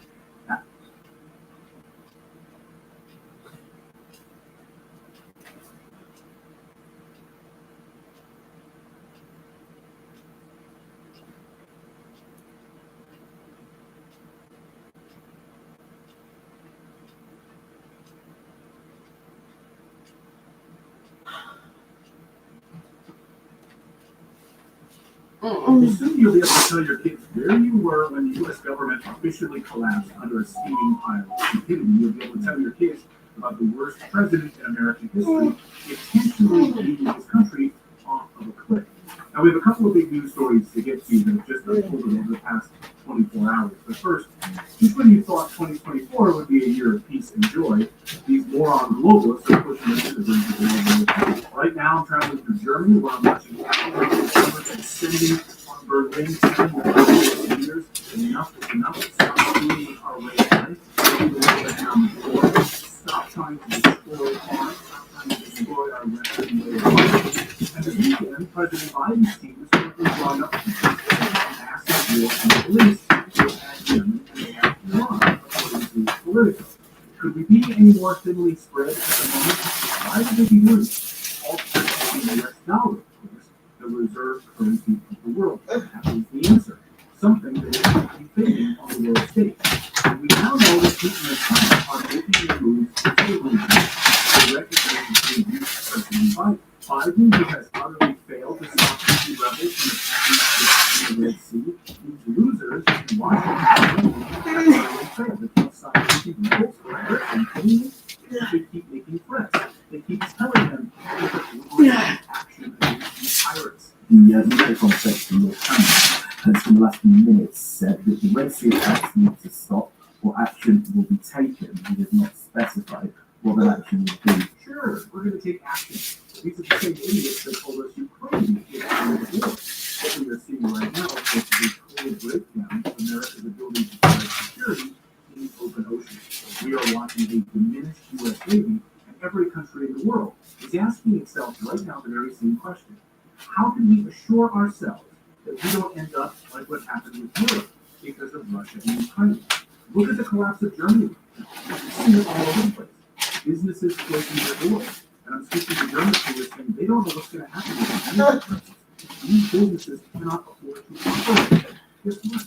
Tens of thousands of farmers descending on Berlin. The U.S. umbrella right now, the United States umbrella of protection, isn't working anymore. So these countries are looking inward and elsewhere. That's where China and Russia are stepping in, joining the BRICS nations. A new report out this week shows that the emergence of the BRICS currency in the BRICS nations in 2023 could be the singular most important economic event of the last 100 years. It's sunnier over on the BRICS side right now. The United States currency, of course, is backed by debt. It's backed by nothing. The BRICS currency, backed by precious metals, backed by commodities, backed by uranium, backed by gold, silver, oil. These countries are asking right now, how can we regulate our own shipping of minerals and materials in the United States? The United States, they failed. This week we saw Maersk, the largest shipping company, extend its ban on shipping in the Red Sea because the U.S. can't protect them. And the news that 1 in 5 commercial ships are now avoiding the Red Sea because of the threat of attack. Container shipping giant Maersk announced on Friday that it is diverting even from Red Sea routes around Africa's Cape Coast coast, according to cable feature. Remember, the Bretton Woods Agreement is that we use our U.S. dollars and we will stop pirates. And we will protect the open oceans. That was the agreement. That has collapsed. So now the West starts shooting itself in the foot by engaging in a full war and really over the same space, starting a war that we cannot win. This is a problem bigger than America. We don't have the military capacity to prevail in this conflict. Yes, we can drop bombs in a lot of places. We will lose everything in the Middle East. Everything in the region. Because there's not a military facility in that region that is missile-proof. And Iran has a lot of missiles. And they will bring death and destruction down on the Americans like they haven't seen since the Second World War. And then what? Now we're in a regional conflict. So we can throw cruise missiles at Tehran, yeah. But to what end? Because Tehran will destroy everything we have in the region. And then where are we? We don't have the ability to invade Iran. We can't do it. We could mobilize the entire American military capability today. We can't invade Iran. We don't have the ability. So to what end are we getting in this war? At the end of the day, the costs that will accrue by the United States taking on the entire region on behalf of Israel will far outweigh the consequences of just telling Israel no. But you can't tell Israel no because Israel owns us. But that's not stopping the warmongers. Senator Lindsey Graham just went to Tel Aviv and acknowledged that we haven't been able to stop these Houthi rebel attacks. So we need to attack Iran. We need to blow it off the map. I've been saying for 6 months now, hit Iran. They have war fields out in the open. They have the Revolutionary Guard headquarters you can see from space. Blow it off the map. He also said to Netanyahu, his favorite benefactor, that the United States is about to make Iran's worst nightmare a reality. We're going to do everything we can on my end, and I think working with the Biden administration, Prime Minister, to push forward to make Iran's worst nightmare real. Good luck with that. Did you sign up? Did you personally sign up to have America involved in the war over Iran and Israel? I'm sure it did. Guess what? Any idiot would have a brain, according to America. Anytime America bombs a Middle East country, it only hurts the United States. Period. End of discussion. It's not in our strategic interest to do any of this. It only hurts America, which is exactly what Biden wants, by the way. All you need to do is look at our southern border to know that America is collapsing, and Biden doesn't seem to care at all. Thousands of migrants intent on reaching the United States spent Christmas walking toward the U.S.-Mexico border. The Pentagon this week admitted it's also out of money for Ukraine. Sorry, we have no more. Which is just a fancy way of saying Zelensky is old news. 600,000 Ukrainians are now dead, which is exactly what NATO wanted, to wipe away an entire generation of young Ukrainians. And the few Ukrainians that aren't dead are now buying $300 old money masks just to avoid Ukrainian body snatchers. You know, the guys that come around and grab you guys off the street and throw them into the meat grinder in the front lines against Russia. So Ukraine is done. NATO destroyed that country. Now the war is coming to Iran and Yemen. And now the U.S. this week threatening war in Yemen, wagging their finger, telling them, you better stop these attacks on the ships in the Red Sea. And Houthi rebels basically just giving the U.S. a big middle finger, saying, we're not scared. If you keep supporting Israel by sending billions of dollars and aid and weapons to Israel, we will continue these attacks on these ships. The ball is in your court, Mr. Biden, telling us they are ready, folks. They are ready for war. This war is coming. So that's the update part of today's video. Now I'm going to tell you about today's sponsor, which is tied directly to this global conflict over minerals and energy. The demise of the world currency versus the demise of the dollar. If you're even remotely bullish on your business, as I am, you need to pay attention to what I'm about to show you. Because this company is called Alpha Energy. Here is their ticker on your screen. Now, what I'm about to show you is not your typical Dow Jones or S&P 500 company. No. It's not a business that slowly grows and that has doubled in 10 years. If that's what you're interested in, then you should invest in ETFs or index funds. We call it. Now, what I'm here to show you is the potential to see an appreciation of thousands of them. Not every exploration company can claim that, and certainly even if they can claim that, there are very few that actually have the goods to deliver on that claim. But the leadership and the management of this company that I'm showing you right now have already done it multiple times before. They have an amazing track record. They were involved in the formation and operation of companies that went 23-fold. And now they put together a person who agreed to be the most impressive and inherently brilliant uranium company in the whole uranium industry. So just give me the next 5 minutes, guys. I'm going to show you what I believe is the best uranium play in the entire world and why I've been buying a lot of shares of this company and holding it for the long term. I'm going to give you some nitty-gritty details. I've studied it pretty deeply, so just get ready. Okay, here we go. If you're in North America, 20% of American households rely on 15% of that comes from Russia.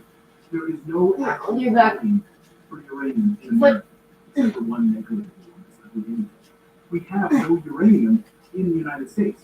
We import all of it to power our homes in the United States. So every country agrees right now that nuclear is the future. Solar and wind are not. Poland just announced it's building 20 new nuclear reactors. Are you kidding me? And they are not alone, by the way. Dozens of Western countries moving to nuclear in a big, big way.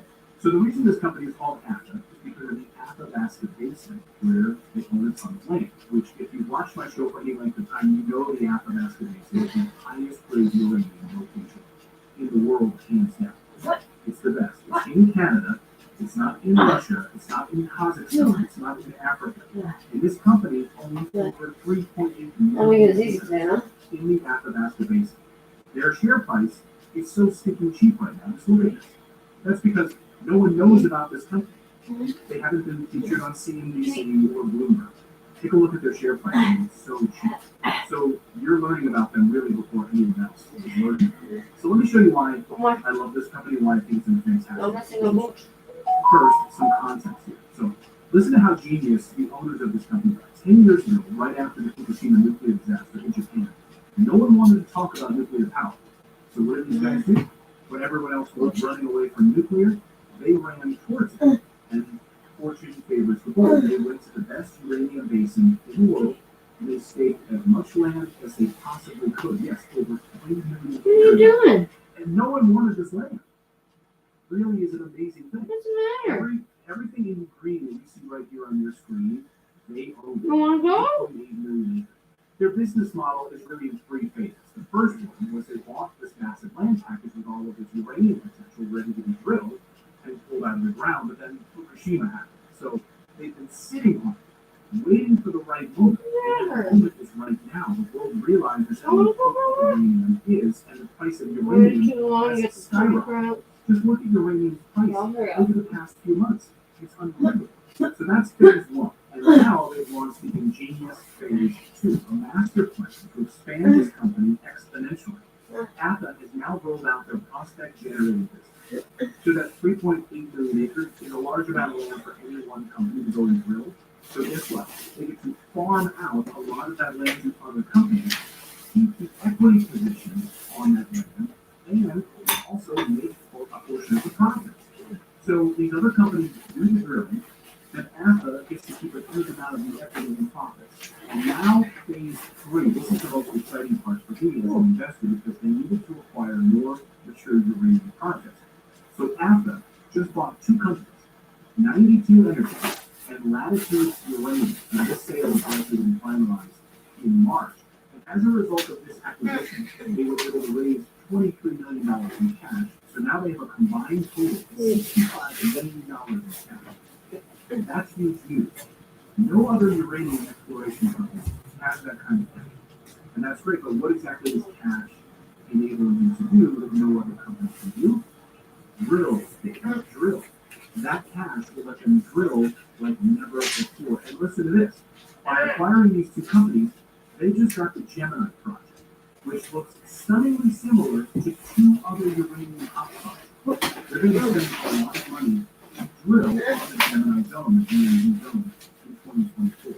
Look, I know I'm giving you a lot of information here, but this is important, especially if you're an investor and you need to know this stuff. Let me give you the best news of all for this area. Part of the acquisition of these two companies, they now own the Andreas deposit, which is now their crown jewel. And get this, APA's CEO, Troy, who I've been following very closely, has a very special skill set. He has a knack for taking an existing mine or deposit and then doubling or tripling the amount of uranium in that deposit. Basically, where other companies had given up, they thought they exhausted the mines, they thought the deposit was now empty of uranium. Troy then comes along and he finds stunning amounts of uranium where they didn't even look. He has done this repeatedly. And the Andreas mine is one of the highest grade uranium deposits in the world. So Troy, the CEO, believes that this area, near the Huron Basin, is the next Athabasca Basin. Everything is pointing to stunning discovery in the Huron Basin. We might even need to change the that's how much stake we're putting into this basin. And listen to this. In the past very. have now staked 2.9 million acres. Let's do the road. Huron, it's an area he believes is the next hotspot. Again, here's their stock ticker on your screen right now. And here's what their stock is trading at right now, as of this report. So if you wanted to pick up a few shares of this company, you need to use one of the bigger brokerages like E-Trade or Ameritrade. I personally use E-Trade. Using them for years to buy up a lot of my different mining stocks that I own. And I'm giving you a lot of information here. And you can go and do your own due diligence on this company as uranium continues to explode in demand. Study what's happening right now with Russia. And of course, the United States pulling back from importing anything from Russia. And other countries. You're so bored. That's why.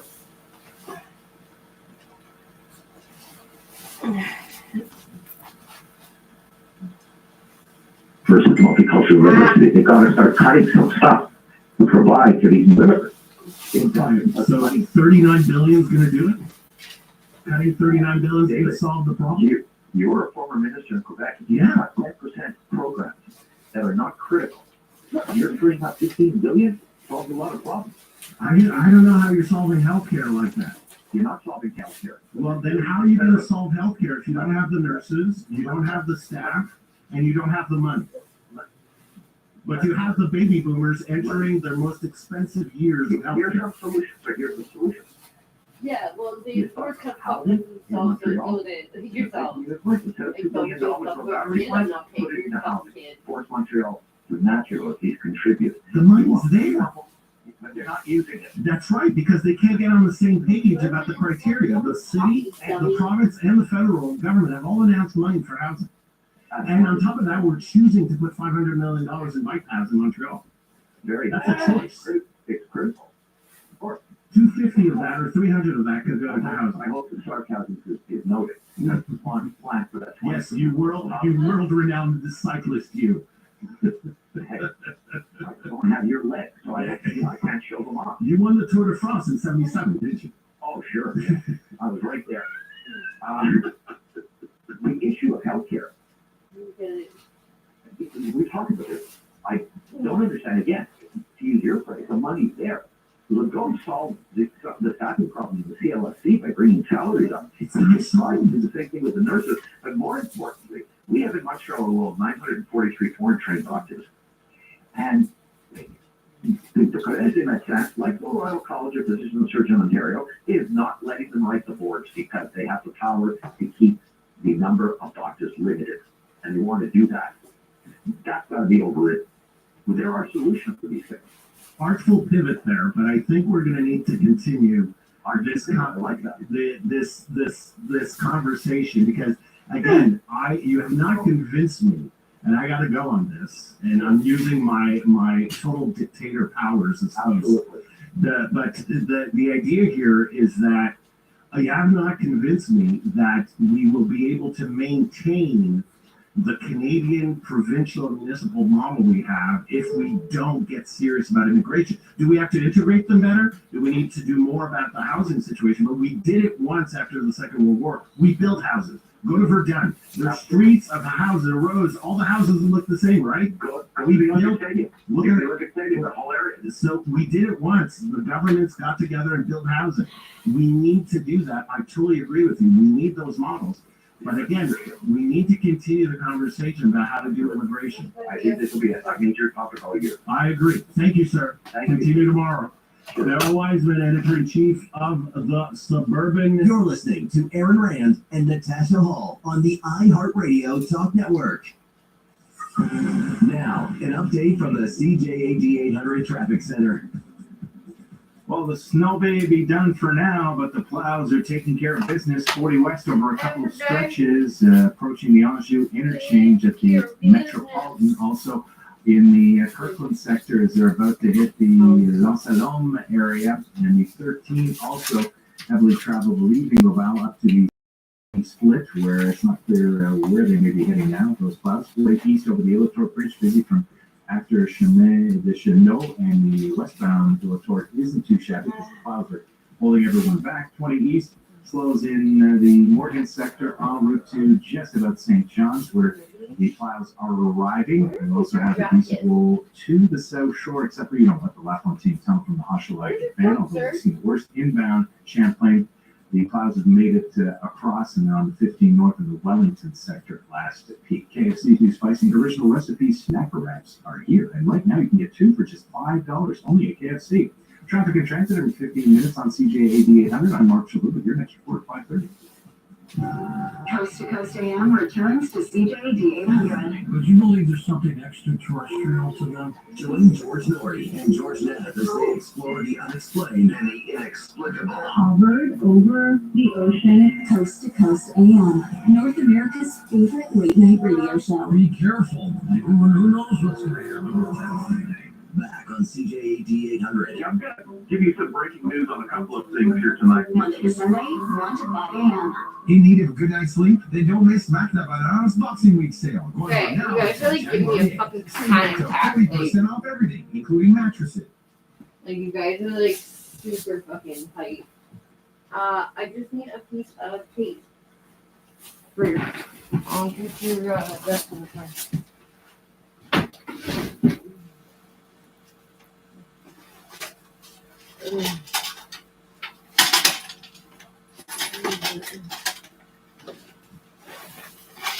Oh, I just need tape.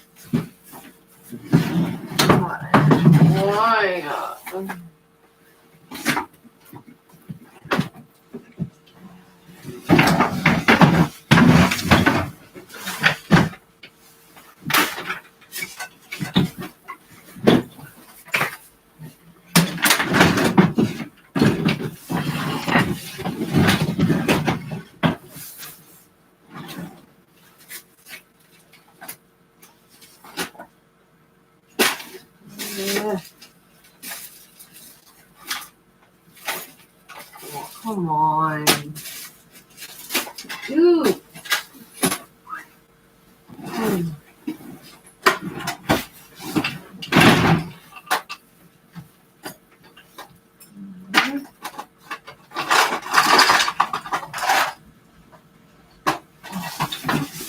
Dude.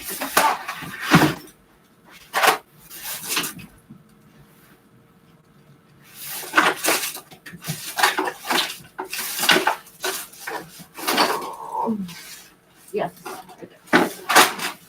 All right.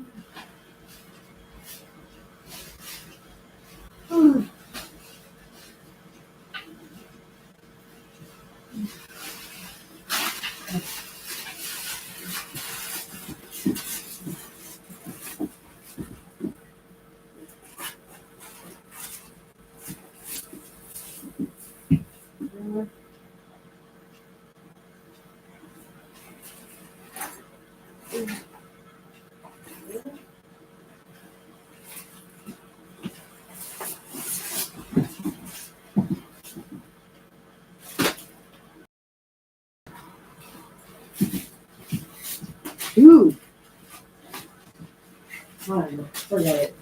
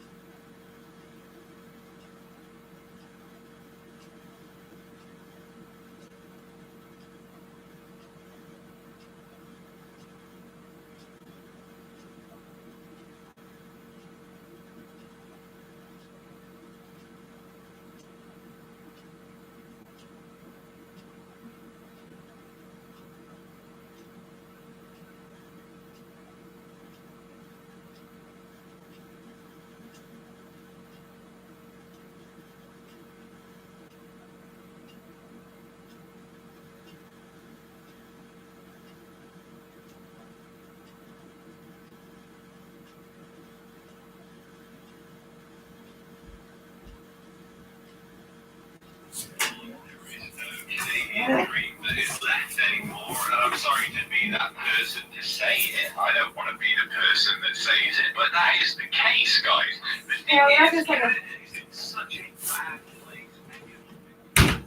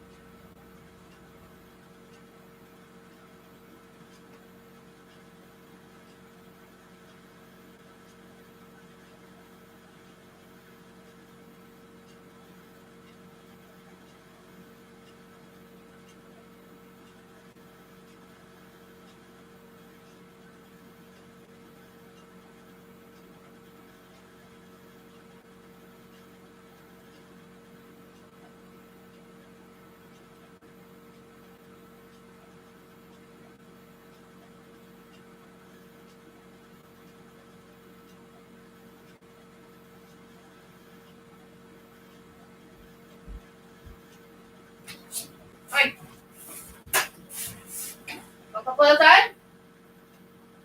Where are you? Come outside? Come show snow? Come where? Where are you?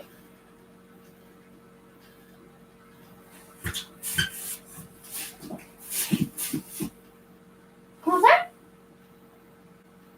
You show snow with me? Come.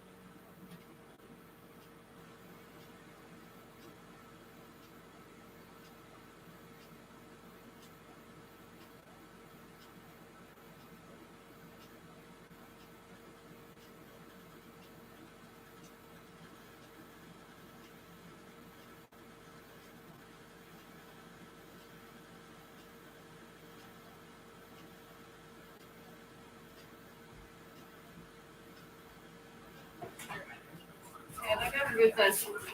Wait, where? I got boots? That one's looking for a little bit. What?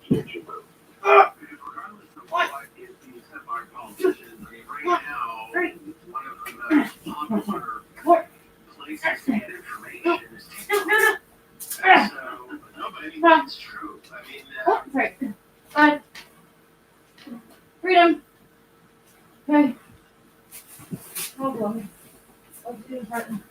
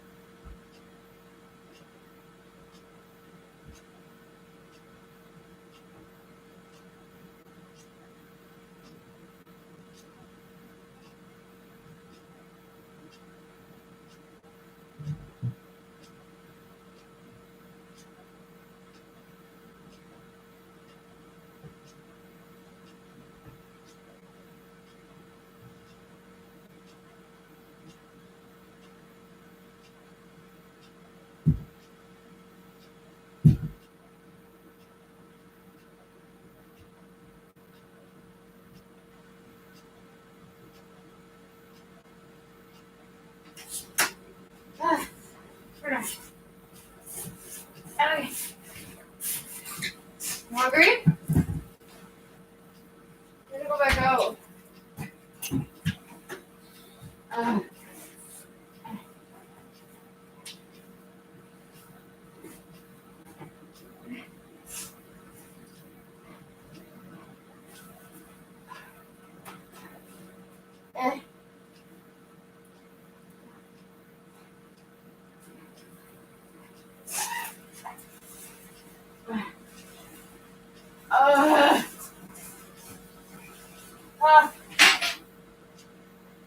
Okay.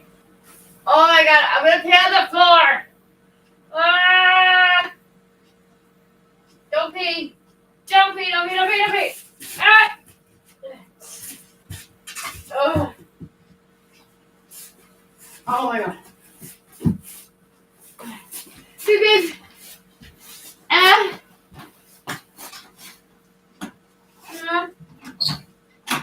Oh my.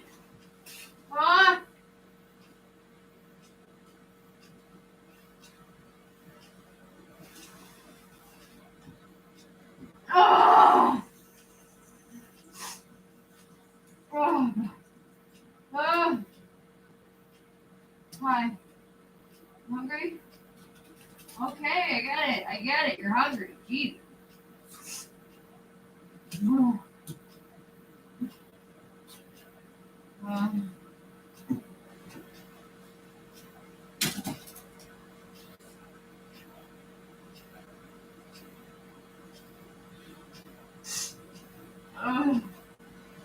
Oh gosh.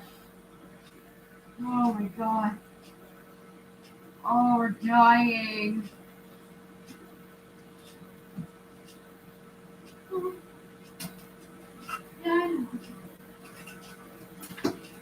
Yeah.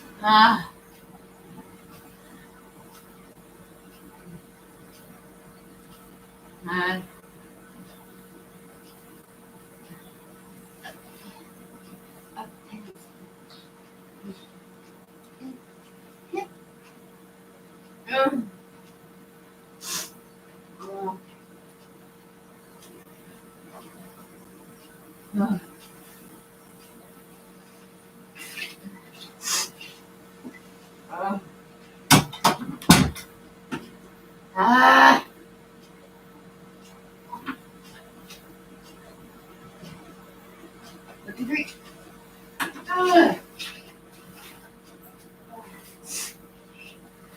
Oh my god. Okay. Hi. Yeah, I know. Food. Yeah. Oh my god. Oh my god. Yo, stop eating stuff on the floor! Don't eat stuff off the floor. I'm coming. Okay.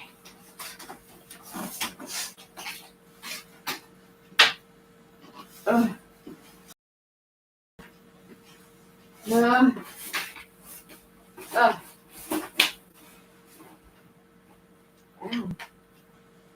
Honey. Okay.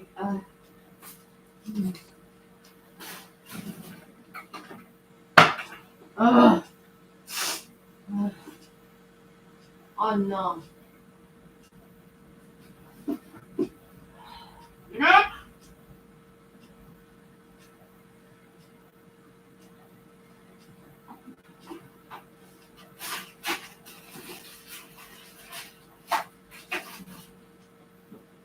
Oh.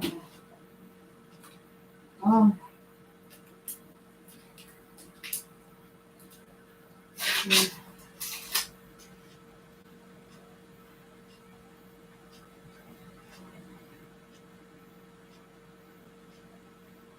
Oh, my tummy.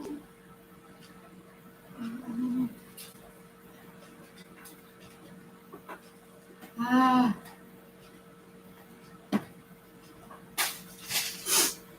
Oh my God.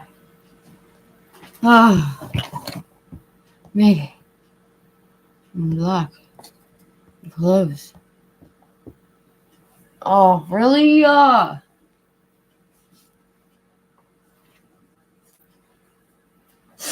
my. Oh.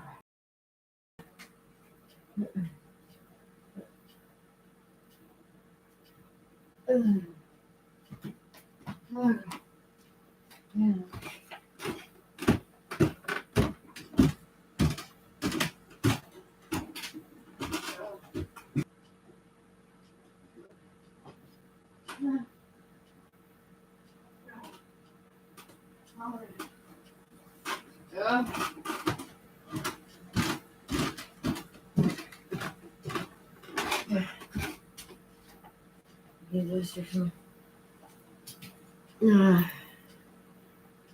No.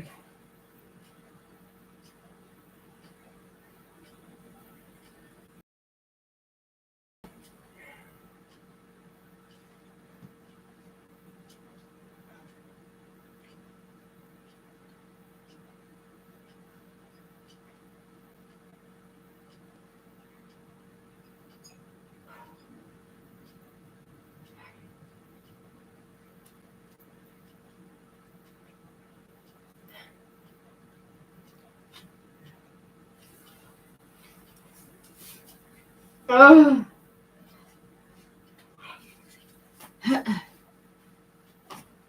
Oh. Tummy. Oh.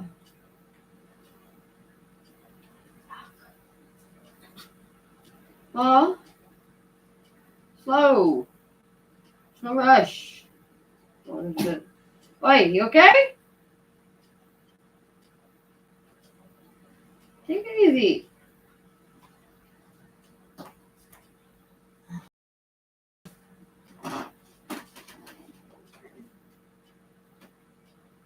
Oh. Oh.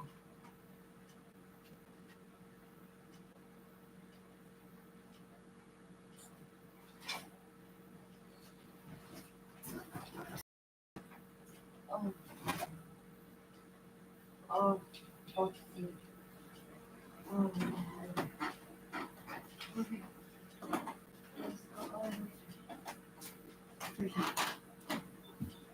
Oh.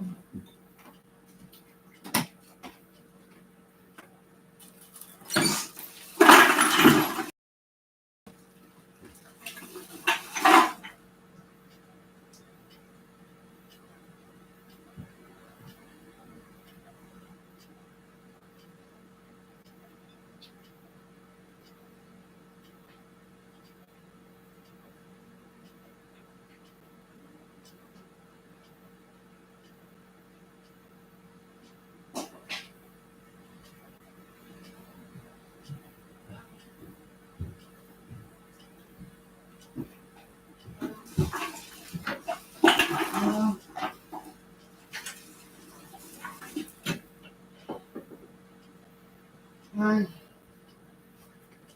Hi, my phone.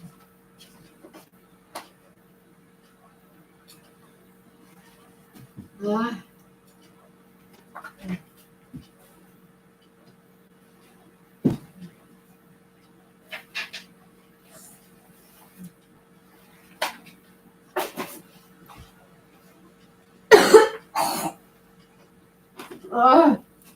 Good boy, Jack. We'll go out and get you more food.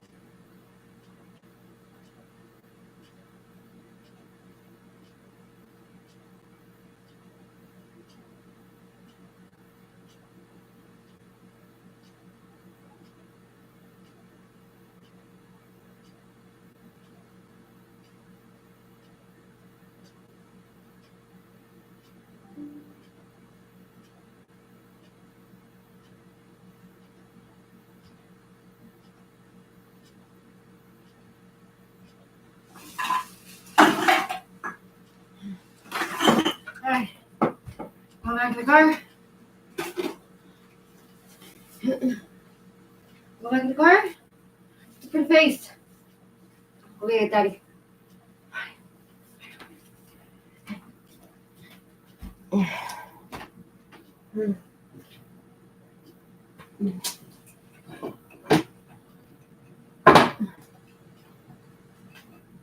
Oh.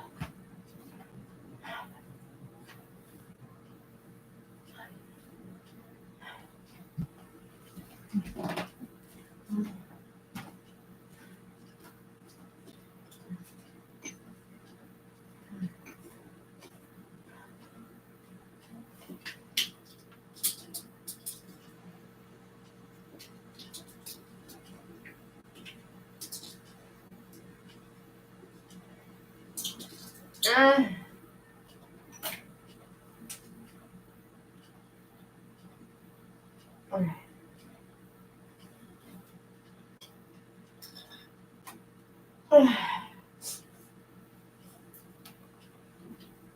Alright, let's go back in the car. We'll get you food too.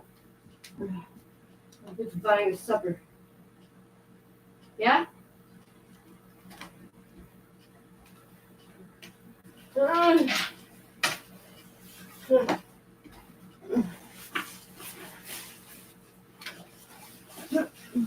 back to the car. Go get Daddy. Go get Daddy. Haven't done this in a while, eh?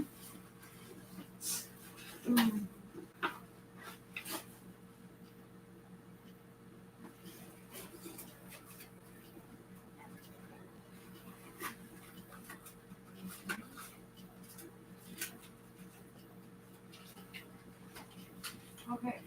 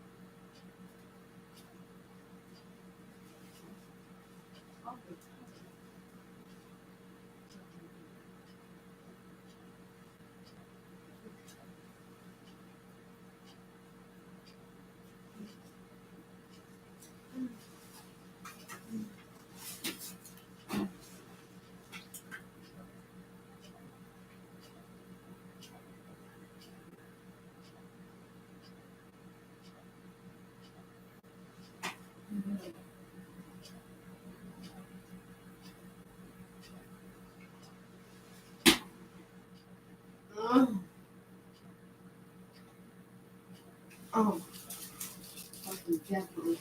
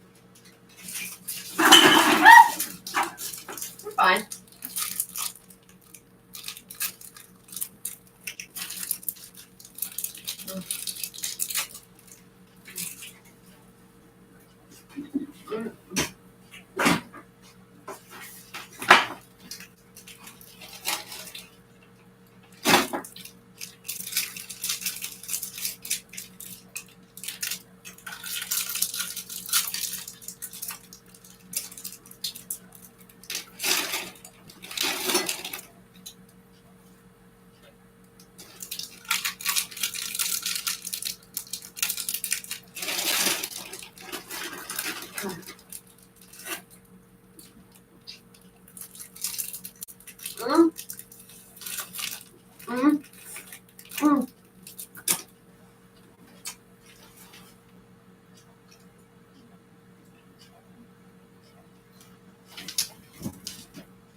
Okay.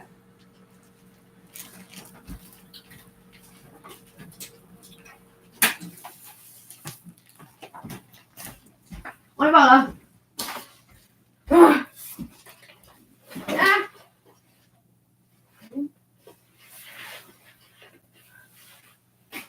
Oh fuck.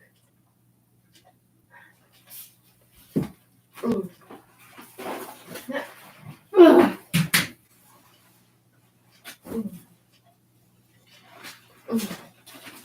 Mm. Yep. Oh.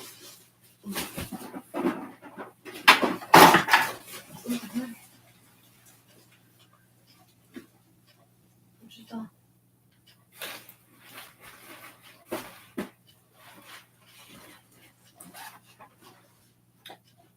fuck just fell. Oh. Smokes. Oh. Okay.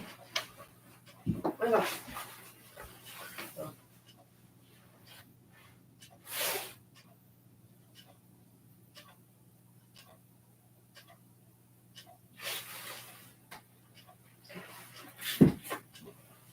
Mm. Mm. Mm. Okay.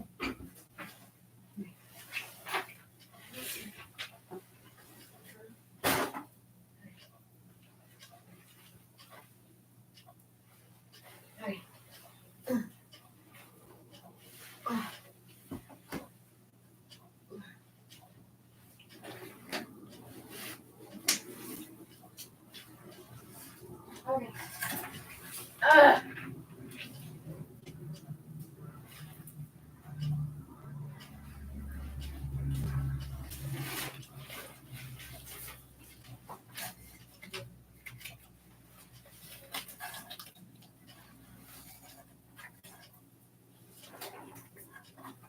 One car, come on. Go. Go up.